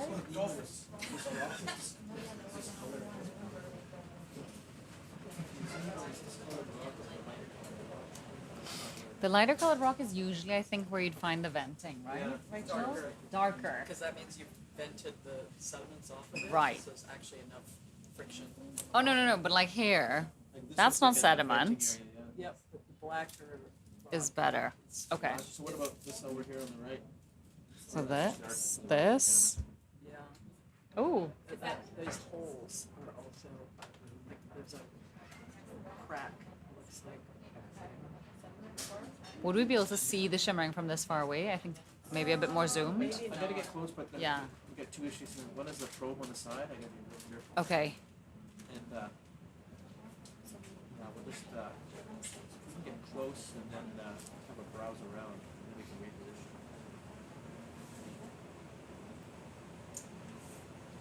Can we go for a on this? Oh, nice solitary hydroid there. Maybe a Brachioceranthus or something. I think Is this one a male? I think. I'm not convinced about that one.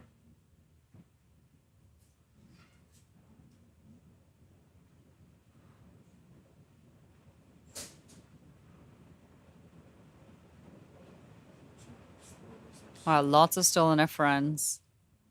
These colonial hydrozoans. Are they hydrozoans?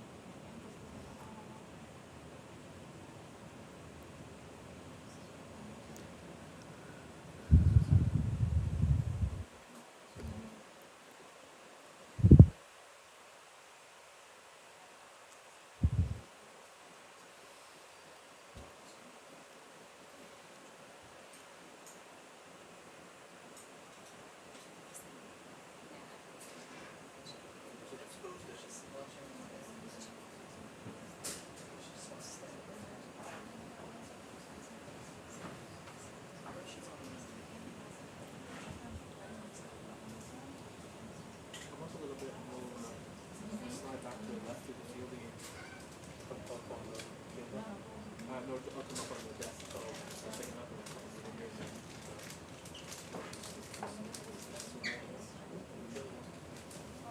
Oh, beautiful. Gorgeous. Wow.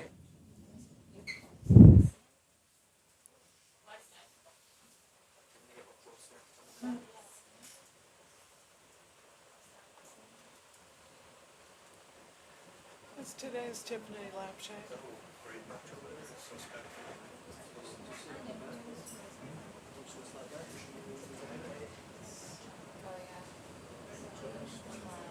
You can throw your insides about where the wells are. Julie's asking what the average lifespan of one of these.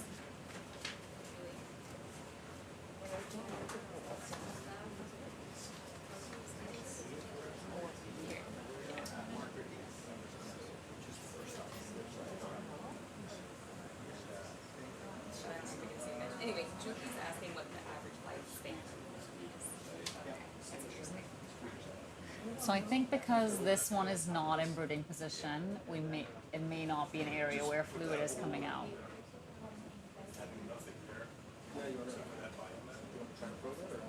Or do we want to find shimmer? I think we need to find shimmer, yeah.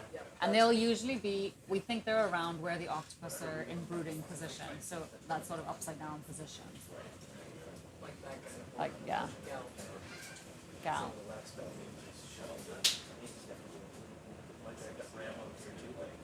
The other things that were present was those two worms or whatever those little white. So here, look, this little white. So there's a couple indicators that this fluid coming out of the seafloor does have chemicals within it. So many animals that could be chemosynthetic around here. So We see the serpulids, which tend to be in areas of more fluid flow, like these. They look like little white tubes stuck on the rocks. They're calcareous tubes. Those we have seen a lot at methane seeps elsewhere in the world. A couple shrimp. Those tend to be, they look very similar to the shrimp seen at methane seeps and at hydrothermal vents. So other chemosynthetic. Oh, there's some. Here. Yeah. No, shimmering water. Yeah, so that shrimp looks a lot like shrimp you get at methane seeps and hydrothermal vents. And so not only is this water likely warmer, this fluid likely warmer, but it also likely has very different chemicals in it. Do we know anything about the chemical composition of the fluid? So something that is known about the the hydrothermal fluid coming out of the seafloor that we're going to be taking temperatures of, we know it's slightly elevated above ambient temperature. So the ambient temperature of the water is about 2 degrees. And the water here has been seen to be between 2 and 12 degrees, 12.3. And we also know that the water has much lower oxygen concentrations than surrounding seawater, the fluid. Ooh. So we are looking for fluid above 10 degrees Celsius.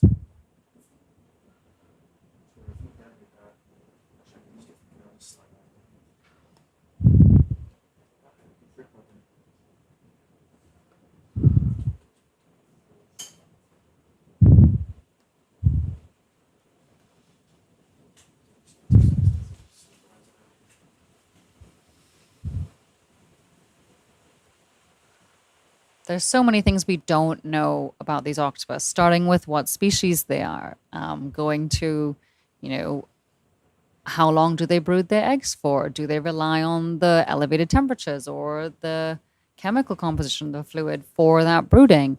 Are they found around other sites close to here? There's a lot that just sampling one of these octopus is going to be able to tell us.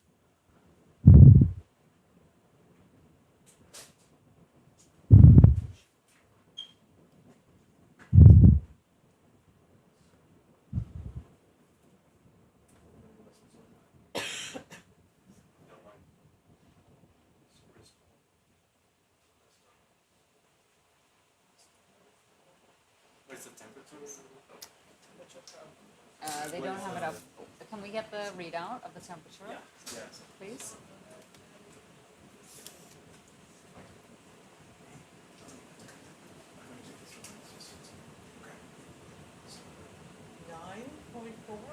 No, 2.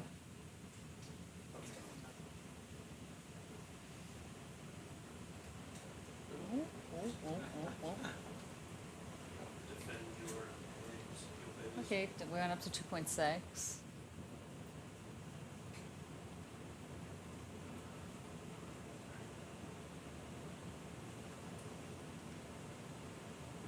So someone else asking if those were rock pens. Yes, we are seeing some sea pens in high numbers around these sites as well.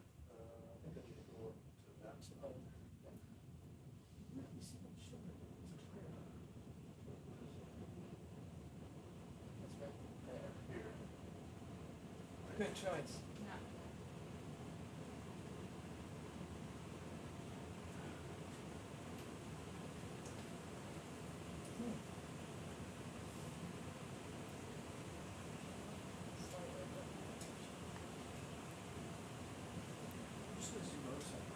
Yeah, let's try to find the...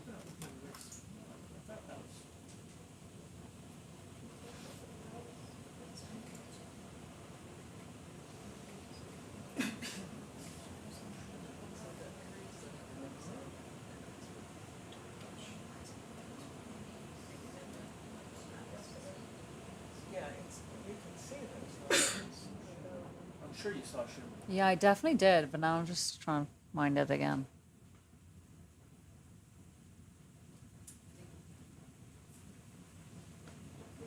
There's a little bit here, but not a lot. Definitely not what we saw before.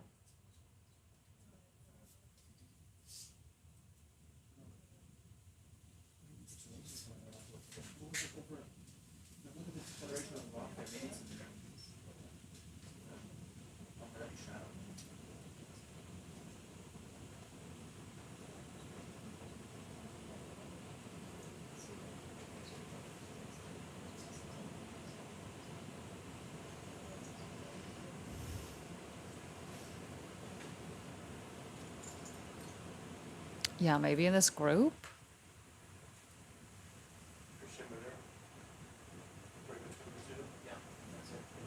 Yeah, here.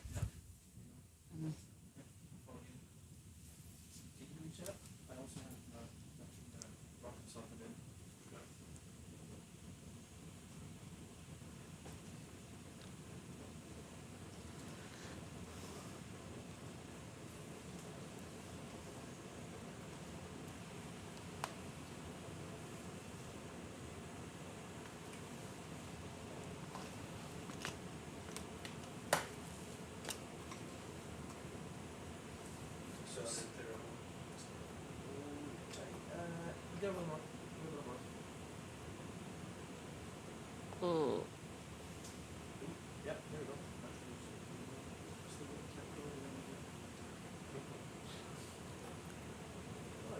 I think we're gonna need to get, okay, 3.2, I think, okay, so we're getting something elevated, yeah. Hold it there for a second. We might wanna get a little further in, which I know is problematic. 4.8, 4.9, 5, 5.5, 7, 6, come on, come on, come on, 7. 7.3 is the highest so far. Yeah, I think if we get it in a little bit more, we might get slightly more elevated.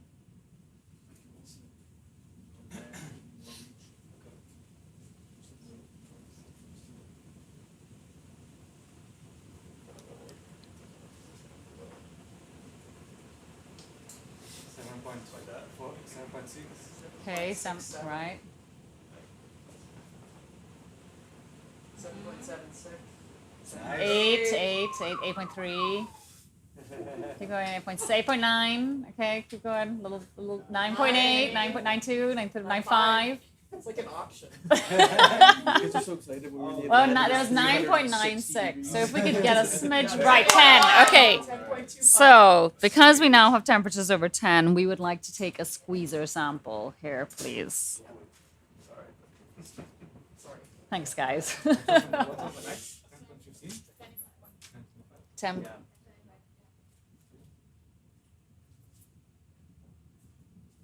Well done.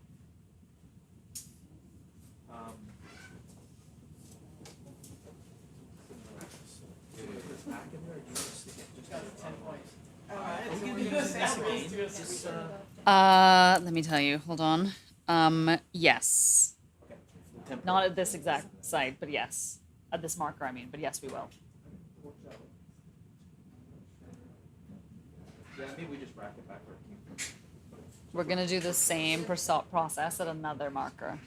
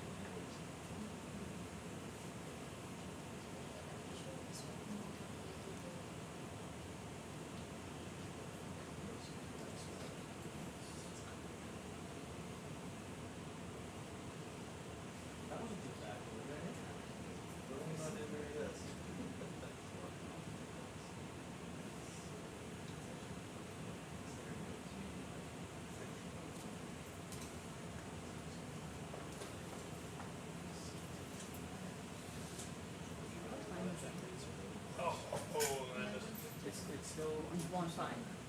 Yeah, thanks, guys.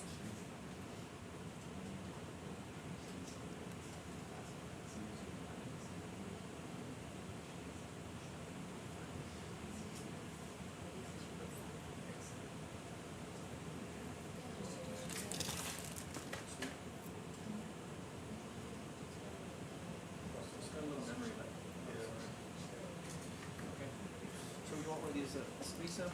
A squeezer, please. Yeah. So over the next 2.5 weeks, we're hoping to do at least 9 more dives, potentially more if all goes according to plan. And those are going to be, again, here at Dorado Outcrop, but also exploring some nearby seamounts and outcrops. So Fuente Seamount, Tengo said Seamount, and then another little outcrop that I don't even think has a name. And so those other sites have never been explored before. And so there's the potential for more sites like this, but also potential for areas where here we're seeing fluid emanating from the outcrop, but we suspect that there may be sites where the opposite is happening and fluid is actually going into the seamount. So essentially a recharge site and a discharge site.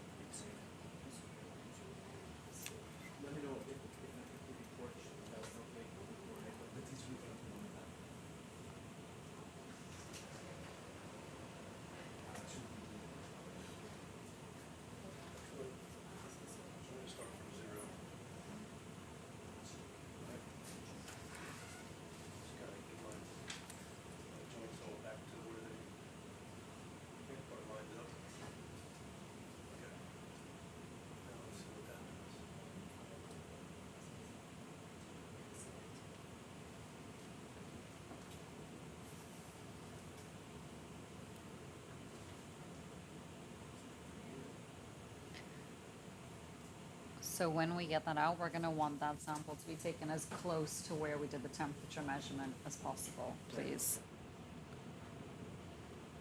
Typically, we would grab it at the other arm and lift it. But it's too close. So we're so busy, we're smashing. Yeah, don't worry.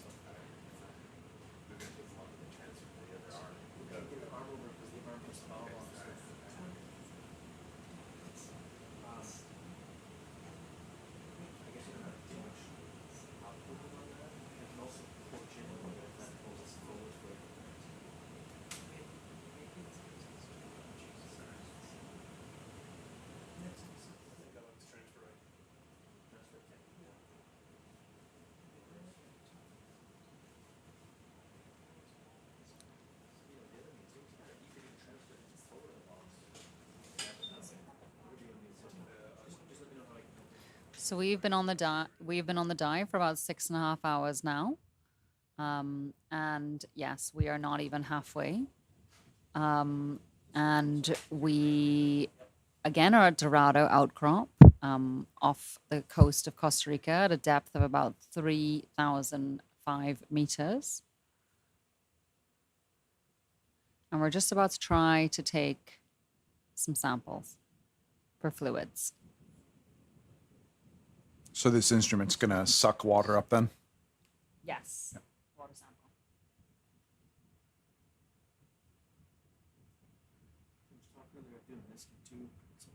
Yes, that's out. That's after. So only if we get an octopus, I think, and only if we get a squeezer.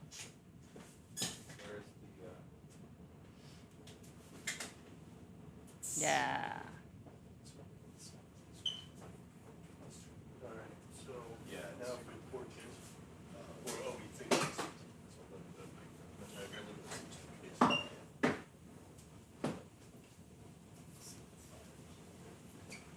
So that's all the way in, so if you can get him all the way over, it'll be all right.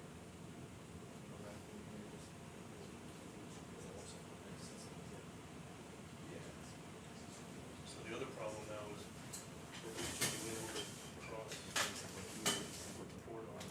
What about this, Chris? Can you grab the rope? Sure. Do you want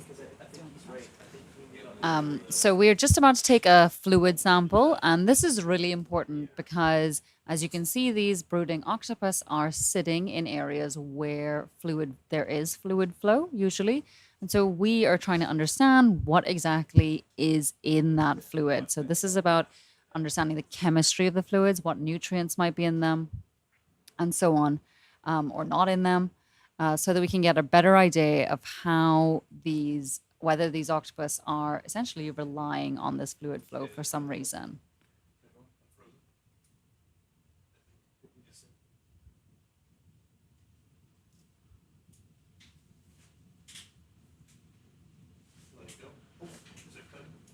Oh.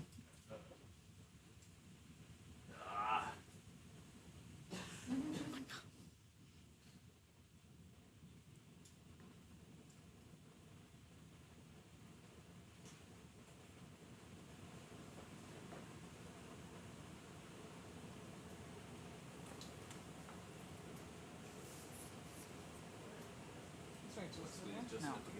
Like this, there's some weird rocks over here. Well, you can't see them anymore. Oh, I think it's just sponges, actually.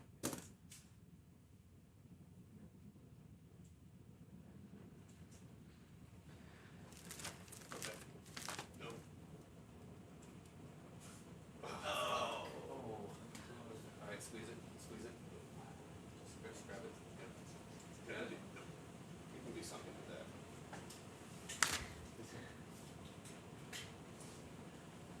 So this would be difficult at the surface, much less at 3,000 meters depth.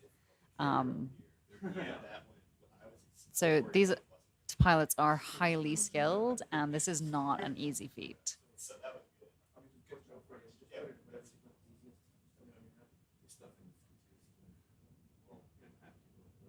So we're really curious to understand why the octopus are brooding their eggs in these spots of diffuse flow, where there's slightly warmer water but lower oxygen fluids. So we're going to be studying the composition of the water. We're going to be studying the microbes around the areas that are potentially living on the rocks, as well as on the octopus themselves. And then, of course, we're going to be studying the octopus.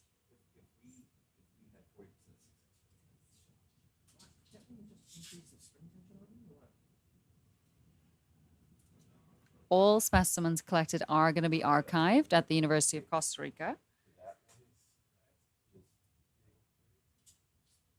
And we're not going to be able to answer many of the questions that we have without taking these very valuable samples, whether it is a fluid sample or a rock sample, a sediment sample, or a biology sample.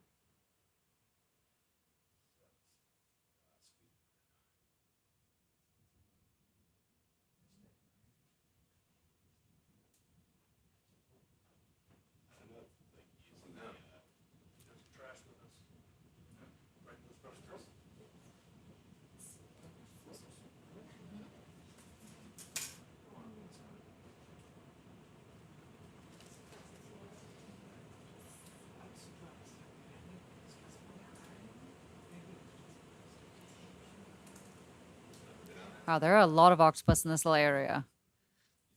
Is Janet still here?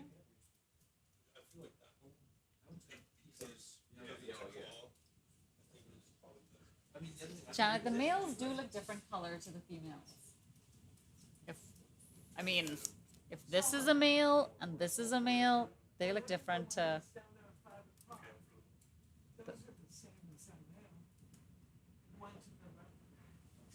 This? Was to the left. Down here, this. Lower right. Oh, yeah. So do we think color can indicate anything? I don't think color really matters. It's maybe when they ate when they were growing up. Further away from us. Yeah. Like the T-Rex is up on our farm. And then come up high. Below me so you can get a better angle.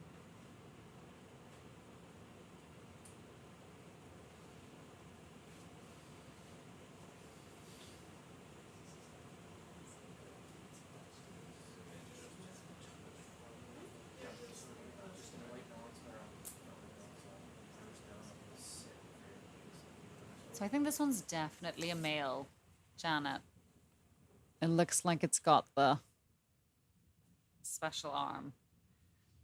So, okay, so we've got lots of females in brooding position and then potentially one that's not in brooding position. That looks like a male. We can catch a glimpse of its modified arm that it uses to deposit the sperm packs into females.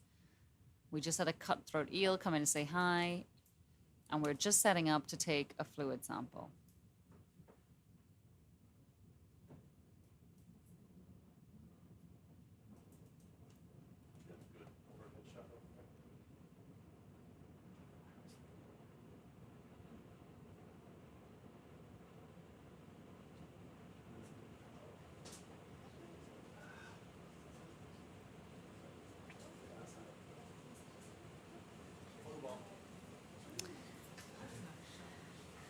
So that's a synaphobranchid, a type of cusk eel. You can see they've got some scratches along its body, but you also can see its lateral lines really clearly, which is how it's able to sense the environment. Also some stoloniferans up at the top. Those are very common in chemosynthetic environments. And we can see a lot of these serpulids, so calcareous tube worms cemented to the rocks in these areas. And those are very common, again, in chemosynthetic areas like methane seeps, where they occur in the thousands upon thousands and often create like entire mounds made of them. Okay, great. So we're going back to where we saw the fluid flow height, the 10-degree. Ooh.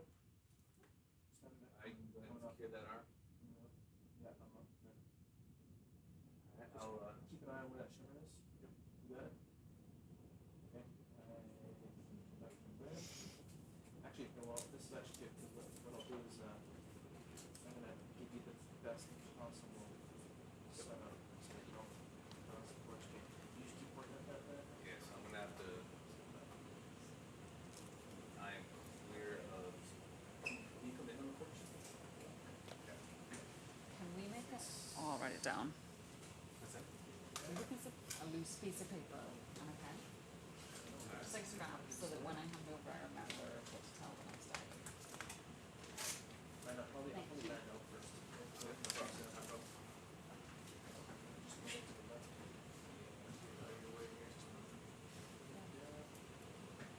Where was it there? Just straight Just ahead? underneath, yeah. Are you gonna little gap there? Yeah, right. We're really kind of right where his arm is.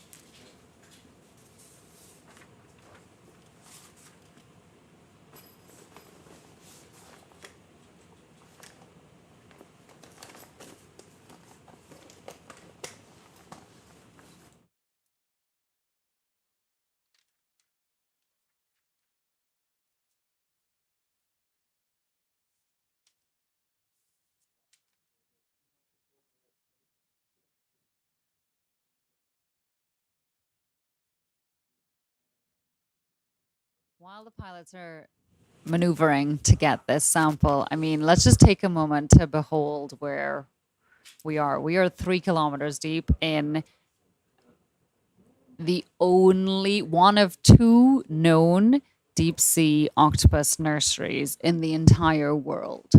And this is the first time at this site that we have seen viable or eggs with what we think are viable with developing embryos in them. So, and not only are there, you know, these hundreds of octopus in this site, both male and female, but also we're seeing a range of other animals, everything from corals and sponges to lots of different echinoderms, urchins, sea stars, brittle stars. I mean, you name it. We've had a great dive so far. And this is just a great start to this expedition. It's not hitting. I don't know. It should be fine. Yeah, yeah. Can you do it from the sit, just to be close to the sit? I'll just keep an eye on this. You can see it here too. I think as soon as you go down, you're gonna nail it. Yeah. Yeah. Please, as close to where we took the. It doesn't move, does Okay, it? put down, let's see what it does.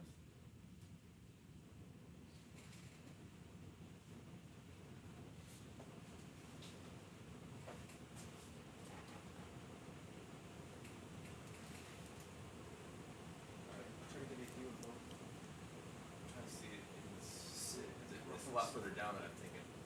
It's Oh, no, it's further got out. okay, okay, yeah, Yeah. alright. So you might be okay. I'll just slowly watch this here. Yeah, as close to where we took the temperature probe, please.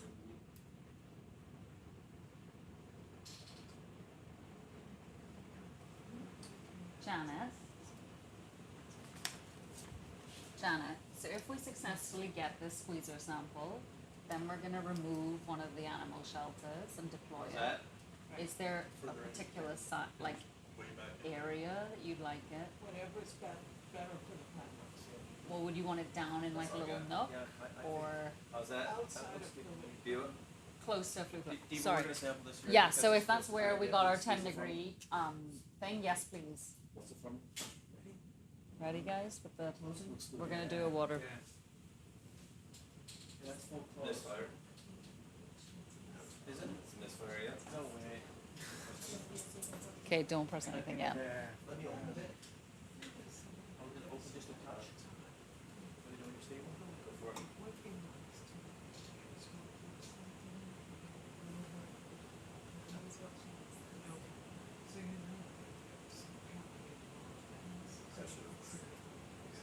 Yeah, I'll try one more time, but. Do you know what it should have looked like if it? It hasn't fired, but Hey, fire. No, it didn't fire. No? you'd see something, you'd see that. You see a pin on the tire, like the other one did? In fact, that one of two is pretty decent. So it's loosen your arm. Okay, yeah, it's 50%. Just the wrist. We only have 2 on the vehicle. Right now. Ready? I'm wondering if it's just hitting something that's just not quite in the jaw. I can bring it out and see if I can take a look at it. Okay. Yeah. I'm That's gripping a it. good idea. Sorry, guys. Don't apologize. Oh, Stop. Octopus for touching them. Yeah, don't apologize at all. Nah, it's clear. Yeah, that should be fine. Yeah, it happens. These, yeah, I've had a lot of misfires. Okay. And then a lot of accidental fires. Yep. Tim, any thoughts on what happened? I No? think the fact that that one mounts So we only have 1 more on the vehicle, correct? No, these are. No, No, these are. Oh, no, 1 more. No, that No, one there's two. fired. We fired the first one, this is the second. The That's first one Right, so fired we're done. accidentally, This one misfired, yeah. Okay. But I mean, we get water close to where. Yeah, I mean, they can. But I think that what we have shown though is that that's what it do with what we just did. Yeah. That's a lot Okay, so better. we did, so 1 was an accidental fire and 1 was a miss. Yeah, we wrote down. Yeah, okay, fine. Yeah. The next dive that we squeeze on, I can have four ready, or we can have more work with, so. And we'll arrange it. Can you works better since it's easier for us to. Oh, we got a pearl arctic. Oh, whoa, Janet. Is that a baby? There. Or is it different? Oh my goodness, Is that a baby? right there. Where did he come from, Alexander? Up from the bottom, right up where the side cam was. There's another one. Where? Ah, are they like all? They're fully developed too, there's no yolk sac. They got a good chance to survive. Yeah, those are babies.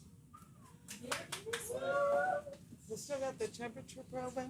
Or did we find it? No, we can get it if you want. Can we, let's store the squeezer stuff, investigate the babies, and then we're gonna deploy one of the shelters somewhere down around here, down.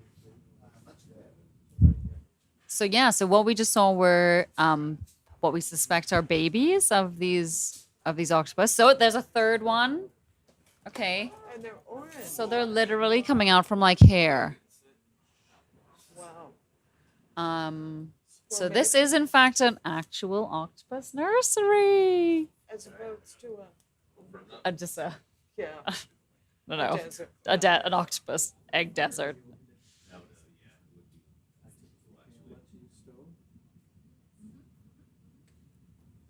Alright, so unfortunately we didn't get a second one that. That but is okay. We learned a lot about the process. That's okay. That's great. Yes, always learning.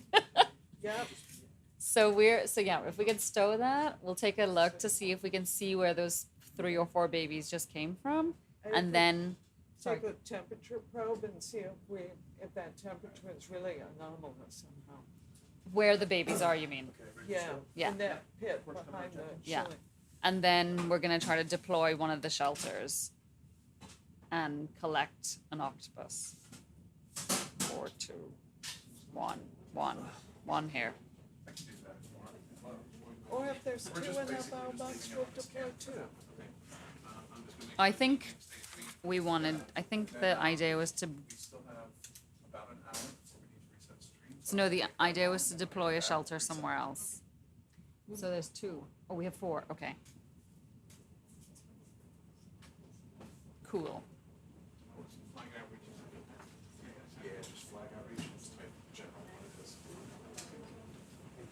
Mm-hmm. Just so we know, so we basically, no, this is not in the sample list, this is not file. Right. So we will download it on the. And then this sample one list. is taken off. There's a little double for Yeah, three. yeah. This one is, so we Yeah. not there, this is. You put it in front of the map so that they know. Yeah. It's easier, it is not fine, Yeah. Or because it's not sample. then it's still in use. Yeah. Yes, you're right. Yes. Yeah. The sequential. Yeah. Yeah, you're right. Yep, that sounds good.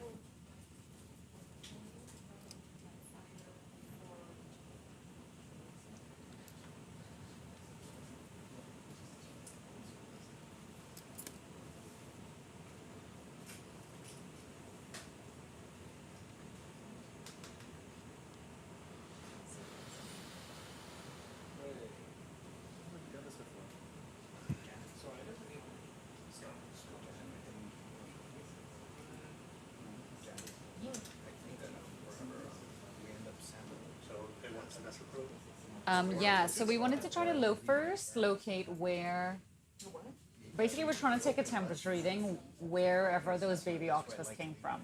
But we're not quite sure where they came from. We just know it was like somewhere down, yeah.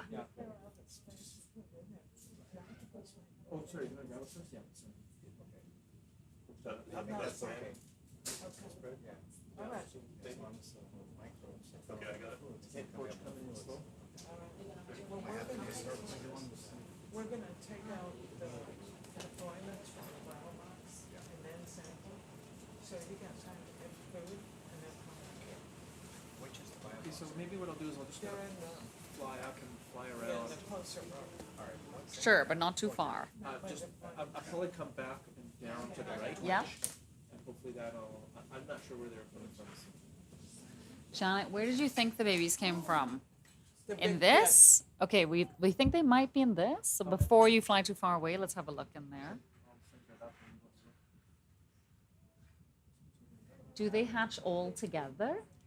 The female can stimulate early hatching by agitating the eggs, but the eggs have kind of a narcotizing agent to keep them quiet.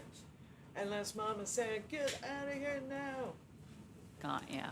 But they're spawned over a period of time, so odds are they hatch over a period of time.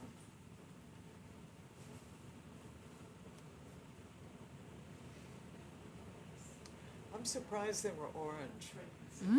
That's very interesting. Maybe the species is orange when they're I'm young. just gonna back off here a little bit. Sure. I feel like when I saw them, they came from Below. and right. So this would be kind of straight down this line.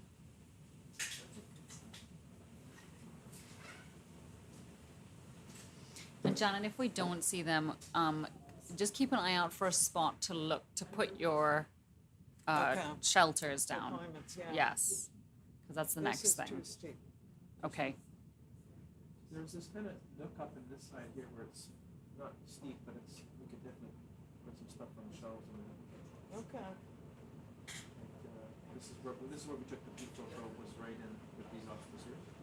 I'm not gonna be fussy, because I don't think the octopus are fussy. I think they're needy. Oh, there was a baby. Oh yeah, There's another yeah, one. coming out of here. There, Okay, and so it came he's out of there. here. Yeah. Don't squish it. Okay, so sorry, you just pointed to me where it's It at. just In came the- out of this. Okay, so you were right, I'm sorry. No, You can be proud that I was right. When I first saw it, I thought it came from down below on the right there, but. There could be You've got a more good than eye. one source. Alright, so I'm gonna undo.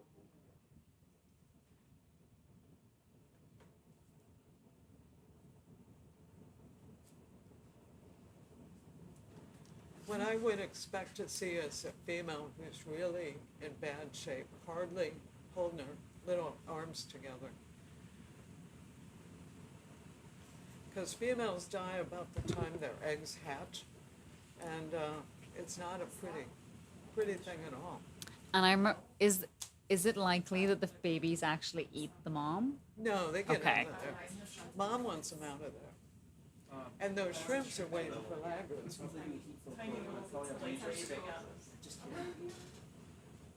If I went higher with the ram, you would be reaching way down in here. I figure if you could just let them come up and over, and I'll give you a zoom and then sit as best I can.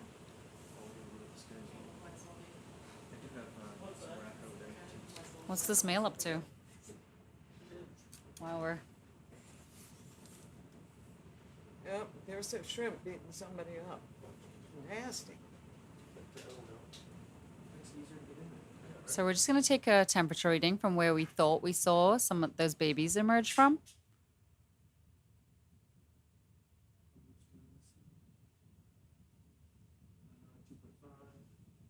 Two 2.3.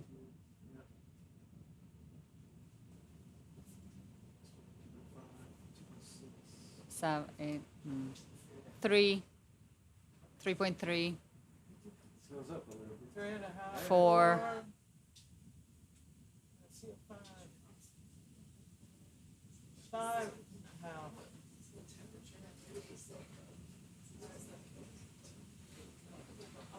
5.5 was the 5.57, 5.71, 5.86.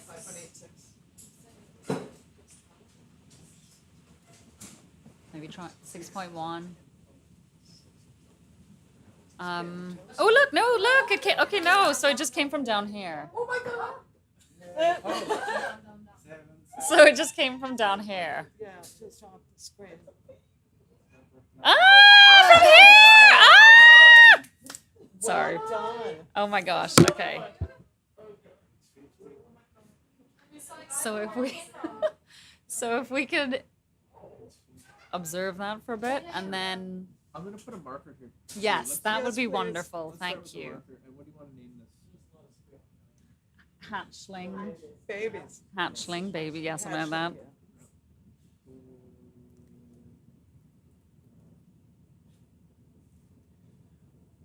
They were coming out Of here. this, yeah. Now, whether this is the mother or farther into the seamount, there's another female with eggs. We can't tell. Is there anything you'd want to do with the babies? We could try to slurp one. Holly probably would be happy to have one collected. There she is. We want to test the microbiome, and that hatchlings pick up some microbe from the fluids, and closest they're ever going to be to sterile is when they come out of the eggs. We're only getting 2.7 on the readings. We got the maximum of 8.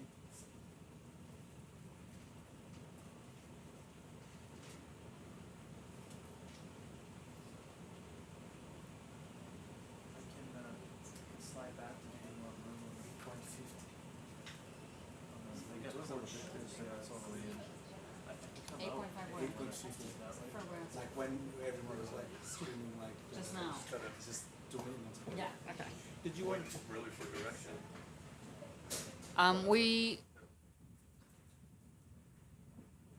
So we really wanted to see if we could see exactly where the babies were coming from, potentially try to observe hatching. It did look like it came from under this one. I'll slide back and down Yeah, and see if we can look at it on the straight on. side, yeah. And then the next, You're good, you're good. and then the next, and then the next thing is going to be deploying some of the, what do we call them? Shelters.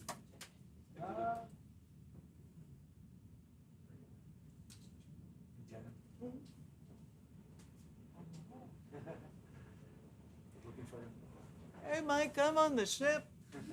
You're mowing grass. I'm here.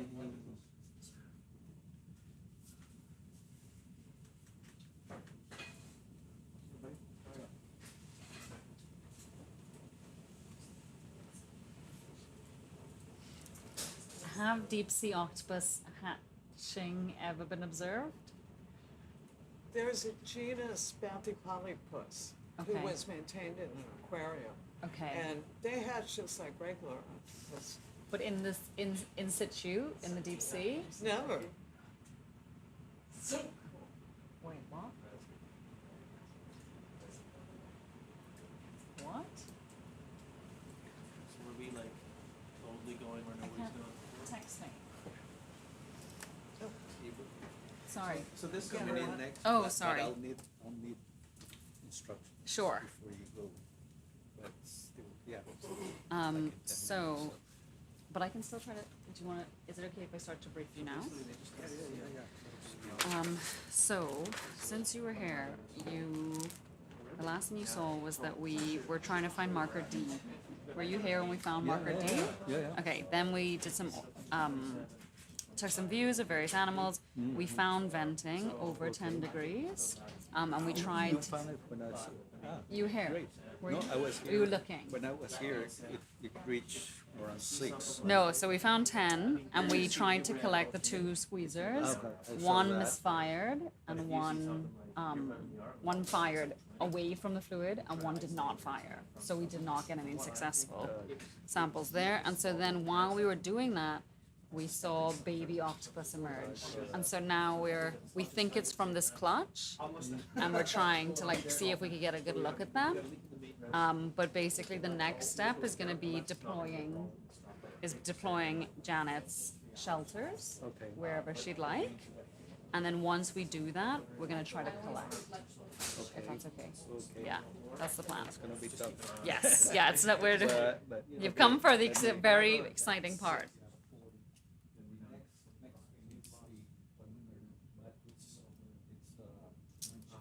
Right. Janet, we're not. No, I'll stay here and, because I'm working here and doing science. Oh, yeah, no, but I mean, if you wanna go It's lunchtime. at a quick lunch, and then we start, we work through anything. Okay, but they're taking temperature from the barn. Well, so, no, wait, I don't think, isn't lunch till 12:30? Yeah. Yeah. So I would give us a little bit more because, they're swapping. Sorry, I'm with you. So I think it'll be better. Quickly. We won't But start. super fast lunch if possible. We won't start. Deployment. Yeah. Do you know who's taking over from you? That's what I'm checking. I think it's Jen. Engineer is Jorge, And Rob, okay. Okay, well, if you don't mind, hang around till Janet comes back. It will smash into the bottom box. So just gotta be real careful. Like you can do certain things, and in fact, I haven't had a chance to test it yet. But if you porched all And the then way as you're out, going through, as you do things, just take them off so it's easy to tell the next group. And I then, was gonna ask if those that didn't work, just beware. should we try to It'd be better to get this repeat one. that? we only have 2. Instead of this one. Yeah, so we only had 2 and one. Moving the restrictions thought there were 4. a little bit more. I will double, Yeah, there was. I'll double check that. Well, we can wait. Beth should come up pretty soon. But I think she also wanted to take some at another site. Okay. So, I'd be more happy to like. I'll wait. where is it? Yeah, so I wouldn't make any calls on that. Wait, did she? Hold on. Yeah, she wanted to do it at marker K, if possible, which is where she was going to deploy the microbe exposure experiments. So here, yeah, let's just do the deploying the shelters and the collection Yeah, so I'll wait. of one if we can. for Janet to And I come know back. Janet said that if we did see any more Right now, I've babies just got and we were Kinda auto trims able on, to just porched in, slurp kinda sitting one, on this guy. that could be good. Whoa. Yeah. This Oh, yeah, one the other here, is rough. And then the other. your rock is off. Okay. Janet and Rose. Oh, Rob's there. And the other thing was. Okay, so And I'm pretty sure I get the instructions. No, that's Soccer is a whole different. Actually, move to start. Yeah. So so Jorge, and one more thing, while we're here at around waypoint marker D, right? We're gonna continue in this area after we do the collection and deployment. Go to K, there's a list of things there, and then E, and then Beth said that when we're transiting from here to here, like feel free to do as many collections as you'd like.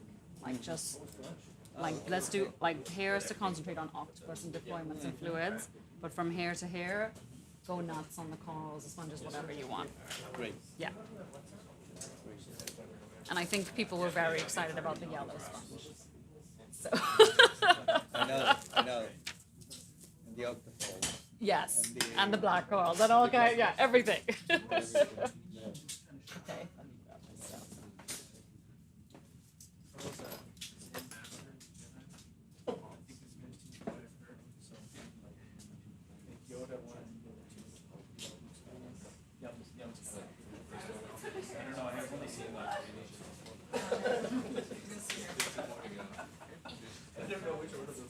Oh, yeah, yeah.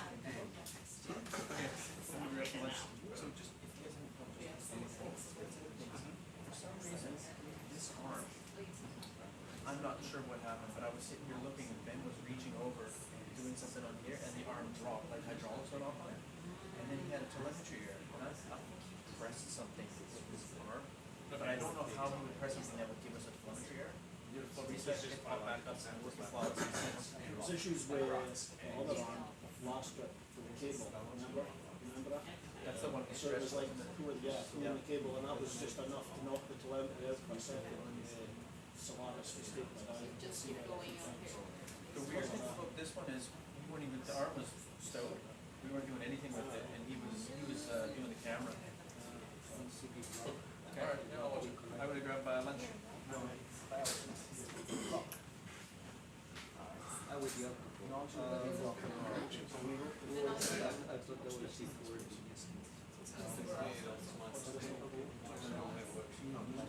I guess for the purpose of this, There's no. it's never been.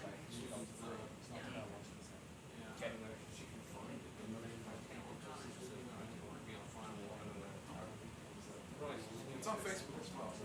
I did cite it. Oh, okay.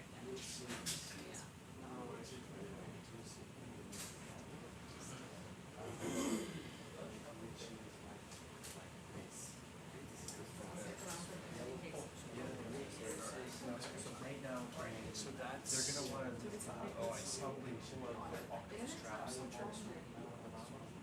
Right. So that's fast. Okay, biobox. So it's this orientation. This is the front. Yes. This is the forehead. Whoever has a little clay. So we can collect samples, just try to check what happened. One of those boxes, and you'll see the lenses, and these will be remarkable because they wonder if it's fall. They move the tray out. Okay. So,